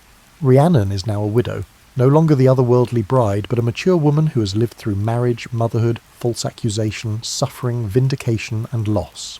She's seen most of what life can offer, both wonderful and terrible. Pryderi decides his mother should remarry, and he arranges a marriage between Rhiannon and Manawydan, son of Lear.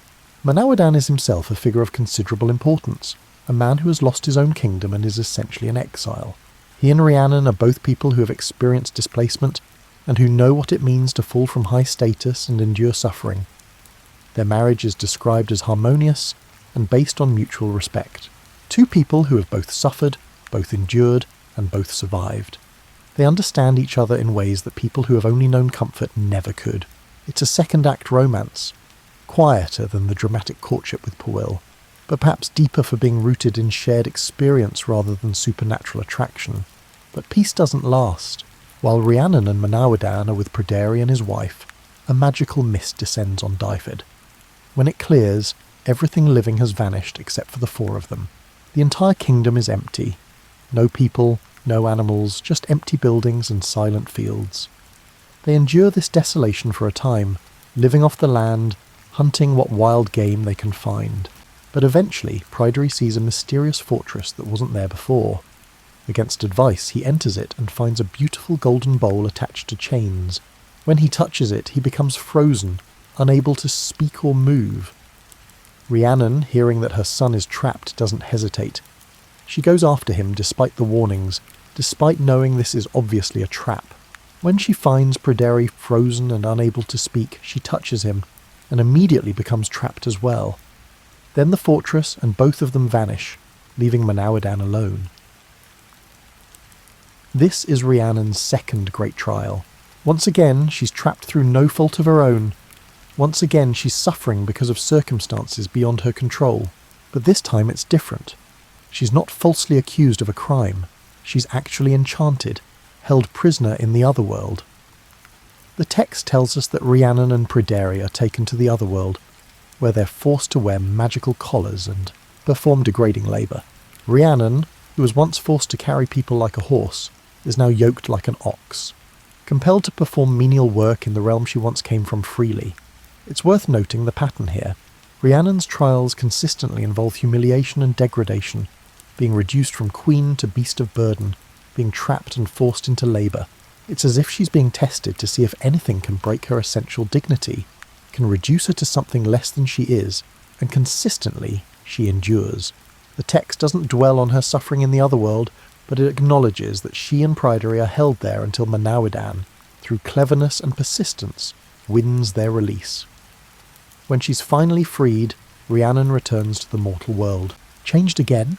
She's been a bride from Andion, a queen of Dyft, a woman falsely accused, a vindicated mother, a widow, a remarried woman, and now a prisoner who has survived captivity in her own homeland. Each experience adds layers to who she is, building a character of remarkable complexity and depth. The third branch doesn't give us Rhiannon's emotional interiority during her captivity.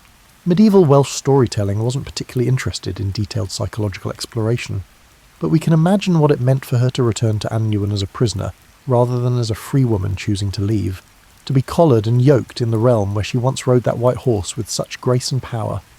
Humiliation as a pattern in Rhiannon's story seems almost deliberate, as if the universe is repeatedly testing her to see if she can be broken, reduced or made into something less than she is, and repeatedly she proves that her essential self remains intact regardless of external circumstances.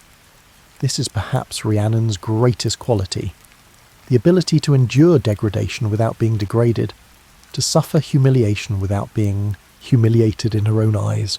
She knows who she is, and no amount of unjust punishment or magical captivity changes that fundamental self-knowledge. Her final appearance in the Mabinogi shows her restored once again, living with Manawydan and Pryderi, her trials behind her.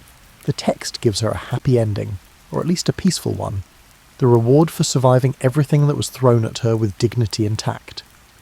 As we approach the end of our time with Rhiannon, it's worth considering why her story has endured for over 1,000 years.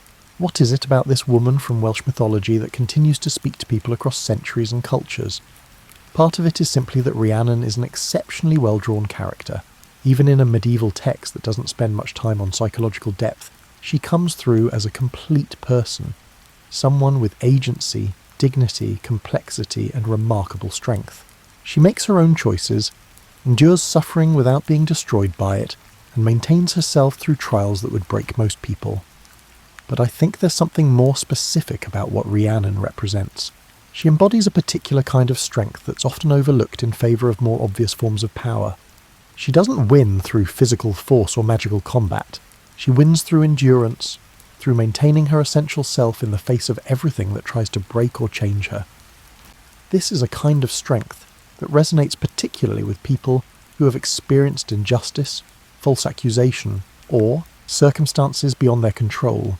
Rhiannon's story says that you can survive being wrongly blamed, that you can endure public humiliation, and that you can maintain your dignity even when everyone else treats you as if you have none. Her story also speaks to the experience of being an outsider. Rhiannon is literally from another world, and she never quite fits into mortal society despite her best efforts. When something goes wrong, she's blamed partly because she's different, because she doesn't quite belong. This is an experience that transcends medieval Wales. It's the experience of anyone who has been marked as other, who doesn't fit neatly into the categories their society has established. The vindication that eventually comes provides hope that truth can prevail even after long delays, that being wrongly accused doesn't have to mean permanent disgrace. But the 7 years of suffering before that vindication also acknowledge that justice is often slow, that being right doesn't protect you from punishment, and that endurance is sometimes all you have. Modern retellings and adaptations of Rhiannon's story tend to emphasise different aspects depending on what resonates with their particular moment. Some focus on her as a goddess figure, reclaiming the divine power that medieval Christianity tried to diminish. Others emphasize her strength as a woman surviving in a patriarchal society. Still others focus on her as a symbol of patience and endurance through unjust suffering. The folk rock band Fleetwood Mac famously wrote a song called Rhiannon that introduced her to millions of people who had never heard of the Mabinogi. Stevie Nicks' mystical lyrics transformed the medieval Welsh character into a symbol of feminine power and mystery for the 1970s, which then inspired countless women to name their daughters Rhiannon, creating a chain of influence that spans from medieval Wales to modern maternity wards. Modern paganism and neo-Celtic spirituality have claimed Rhiannon as a goddess, building practices and devotions around her that would probably puzzle medieval Welsh storytellers. But this reimagining speaks to something real. People continue to find in Rhiannon a figure who represents qualities they value and aspire to. Academic scholars study her as a window into pre-Christian Celtic religion, trying to reconstruct the goddess, figure she might have descended from. Feminist scholars examine her story for what it reveals about women's lives and experiences in medieval Wales. Literary scholars analyse the narrative structure and symbolic patterns in her tale. All of these interpretations have validity because Rhiannon is rich enough as a character to support multiple readings. She's not a simple figure with one obvious meaning. She's complex, contradictory in some ways, and capable of being understood from multiple angles. But perhaps what makes Rhiannon most enduring is simply that she's memorable. That image of the woman on the white horse moving at her own pace, uncatchable by force, it sticks in your imagination once you encounter it. The patience of sitting at a gate for 7 years, the joy of vindication, the strength to endure multiple trials without losing yourself. These are images and ideas that lodge in your mind and stay there. In a world that often celebrates flashy heroism and dramatic victories, Rhiannon offers something different. The quiet heroism of endurance, the victory of maintaining yourself when everything tries to break you down. That's a kind of strength that never goes out of style. Because every generation has people who need to hear that they can survive injustice, that being wronged doesn't mean being broken. As your breathing deepens and sleep comes closer, let's think about what we can take from Rhiannon's story into our own lives. What does this medieval Welsh tale about a woman from the other world have to teach us in our very different world? First, there's the lesson about patience. Rhiannon's trials weren't resolved quickly. She sat at that gate for 7 years before truth caught up with lies.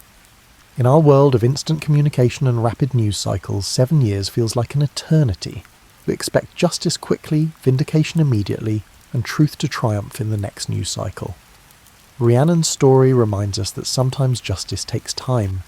Truth doesn't always prevail immediately. Being in the right doesn't protect you from suffering in the short term. The question is whether you can maintain yourself during the waiting, whether you can endure without becoming what your accusers claim you are. This doesn't mean accepting injustice passively. Rhiannon endured her punishment, but she never admitted to the crime she didn't commit. She performed what was required of her while maintaining her own internal knowledge of the truth. There's a difference between endurance and capitulation, between patience and passive acceptance. Second, there's something important in Rhiannon's relationship with her otherworldly nature. She comes from Ennwn, but she chooses to live in the mortal world. She has supernatural power, but she endures very human suffering. She could presumably have used magic to escape her punishment or to prove her innocence, but she doesn't. Instead, she experiences the consequences of living in the mortal world according to mortal rules. This suggests something about integration, about choosing to fully inhabit whatever world you find yourself in, rather than constantly retreating to the safety of being different or special. Rhiannon doesn't use her otherworldly status as an escape hatch from human consequences. She lives fully in the world she's chosen, even when that world treats her terribly. For those of us who sometimes feel like outsiders, who don't quite fit into the categories our society establishes, there's both challenge and comfort in this. The challenge is to fully engage with the world as it is, rather than retreating into the fantasy of being too special for ordinary problems. The comfort is that you can maintain your essential differentness while still participating fully in the world around you. Third, there's the lesson in how Rhiannon handles vindication. When the truth comes out, she doesn't demand revenge on the 6 women who lied about her. She doesn't rage about the 7 years she lost. She focuses on what matters. Her son is returned, the truth is known, and life can continue. This isn't about being weak or accepting injustice. It's about understanding what actually serves you once vindication comes. Sometimes the desire for revenge keeps you trapped in the past, tied to your suffering even after the external circumstances have changed. Rhiannon's ability to focus on joy rather than retribution suggests a kind of wisdom that knows the difference between justice and revenge. In our cancel culture moment, where public accusations and counter-accusations fly constantly, where everyone seems focused on punishing wrongdoing and demanding accountability, Rhiannon offers a different model. Not accountability-free, the truth does come out, she's vindicated, but focused on moving forward rather than dwelling in justified anger. Fourth, there's something in Rhiannon's multiple trials. She faces false accusation and imprisonment, she loses and regains her son, she's widowed and remarries, and out, and she's captured by the other world and freed again. Life keeps throwing things at her, and she keeps surviving, keeps maintaining herself, and keeps finding ways forward. This feels particularly relevant for those of us in middle age, the target audience for this bedtime story. By your 40s and 50s, you've likely been through some things. Maybe not magical imprisonment in the other world, but perhaps divorce, job loss, health crises, grief, betrayal, or any of the other trials that come with living a full life. Rhiannon's story suggests that surviving one trial doesn't exempt you from future ones. Life isn't a video game where you beat one level and move on to permanent safety, but it also shows that surviving each trial builds strength for the next one, that endurance is a skill that improves with practice, and that you can be tested multiple times and still maintain your essential self. Finally, there's the lesson in Rhiannon's choices. She chooses Pwyll over Gwall. She chooses to endure her punishment rather than abandon Dioed or use supernatural means to escape. She chooses to enter the mysterious fortress to save her son, even knowing it's a trap. She's not a passive victim of fate. She's someone who makes active choices and lives with their consequences. This agency is important. Even in circumstances that seem completely beyond her control, Rhiannon finds spaces where choice exists. She can't control being falsely accused, but she can control how she responds to punishment. She can't control the magical trap, but she can choose whether to enter it.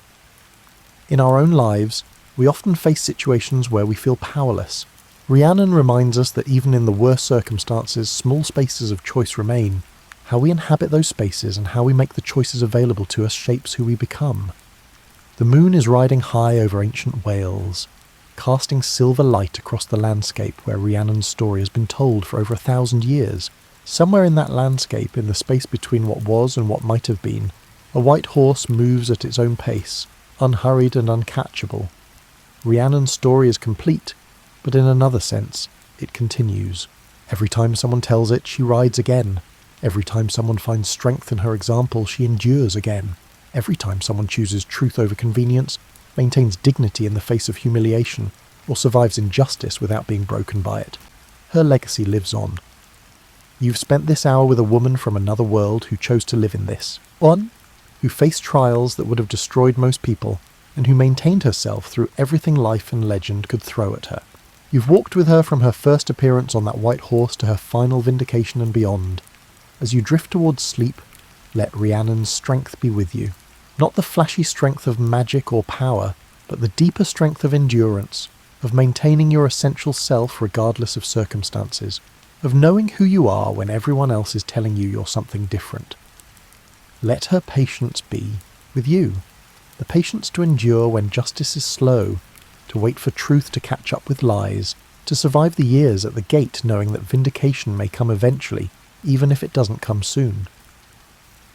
Let her dignity be with you, the ability to perform humiliating tasks without being humiliated in your own eyes, to endure degradation without being degraded internally, and to know that what others say about you doesn't change the truth of who you are. Let her joy be with you, the capacity to celebrate when good things finally happen, to focus on what's found rather than what was lost, and to experience genuine happiness even after years of suffering. And let her agency be with you, the knowledge that even in the worst circumstances, choices remain available, that you can make decisions about how to respond if not about what happens to you, and that being trapped in external circumstances doesn't mean being trapped in your own mind. The white horse is still moving somewhere, between worlds, and Rhiannon is still riding it, patient and dignified and free. She's been riding for over 1,000 years, and she'll continue to ride as long as people tell her story. finding in it something that speaks to their own struggles and triumphs. Tomorrow, when you wake, you'll return to your ordinary world with its ordinary challenges, but you'll carry with you the memory of a woman who moved between worlds, who endured the unendurable, who maintained herself through trials that should have broken her, and who emerged with her essential self intact. That's not a bad companion to have as you navigate whatever trials your own life presents. Rhiannon rode between the mortal world and Unwind. You can ride between sleeping and waking, between the world of medieval legend and modern life, carrying her strength with you as you go. Sleep well, knowing that some stories are more than entertainment.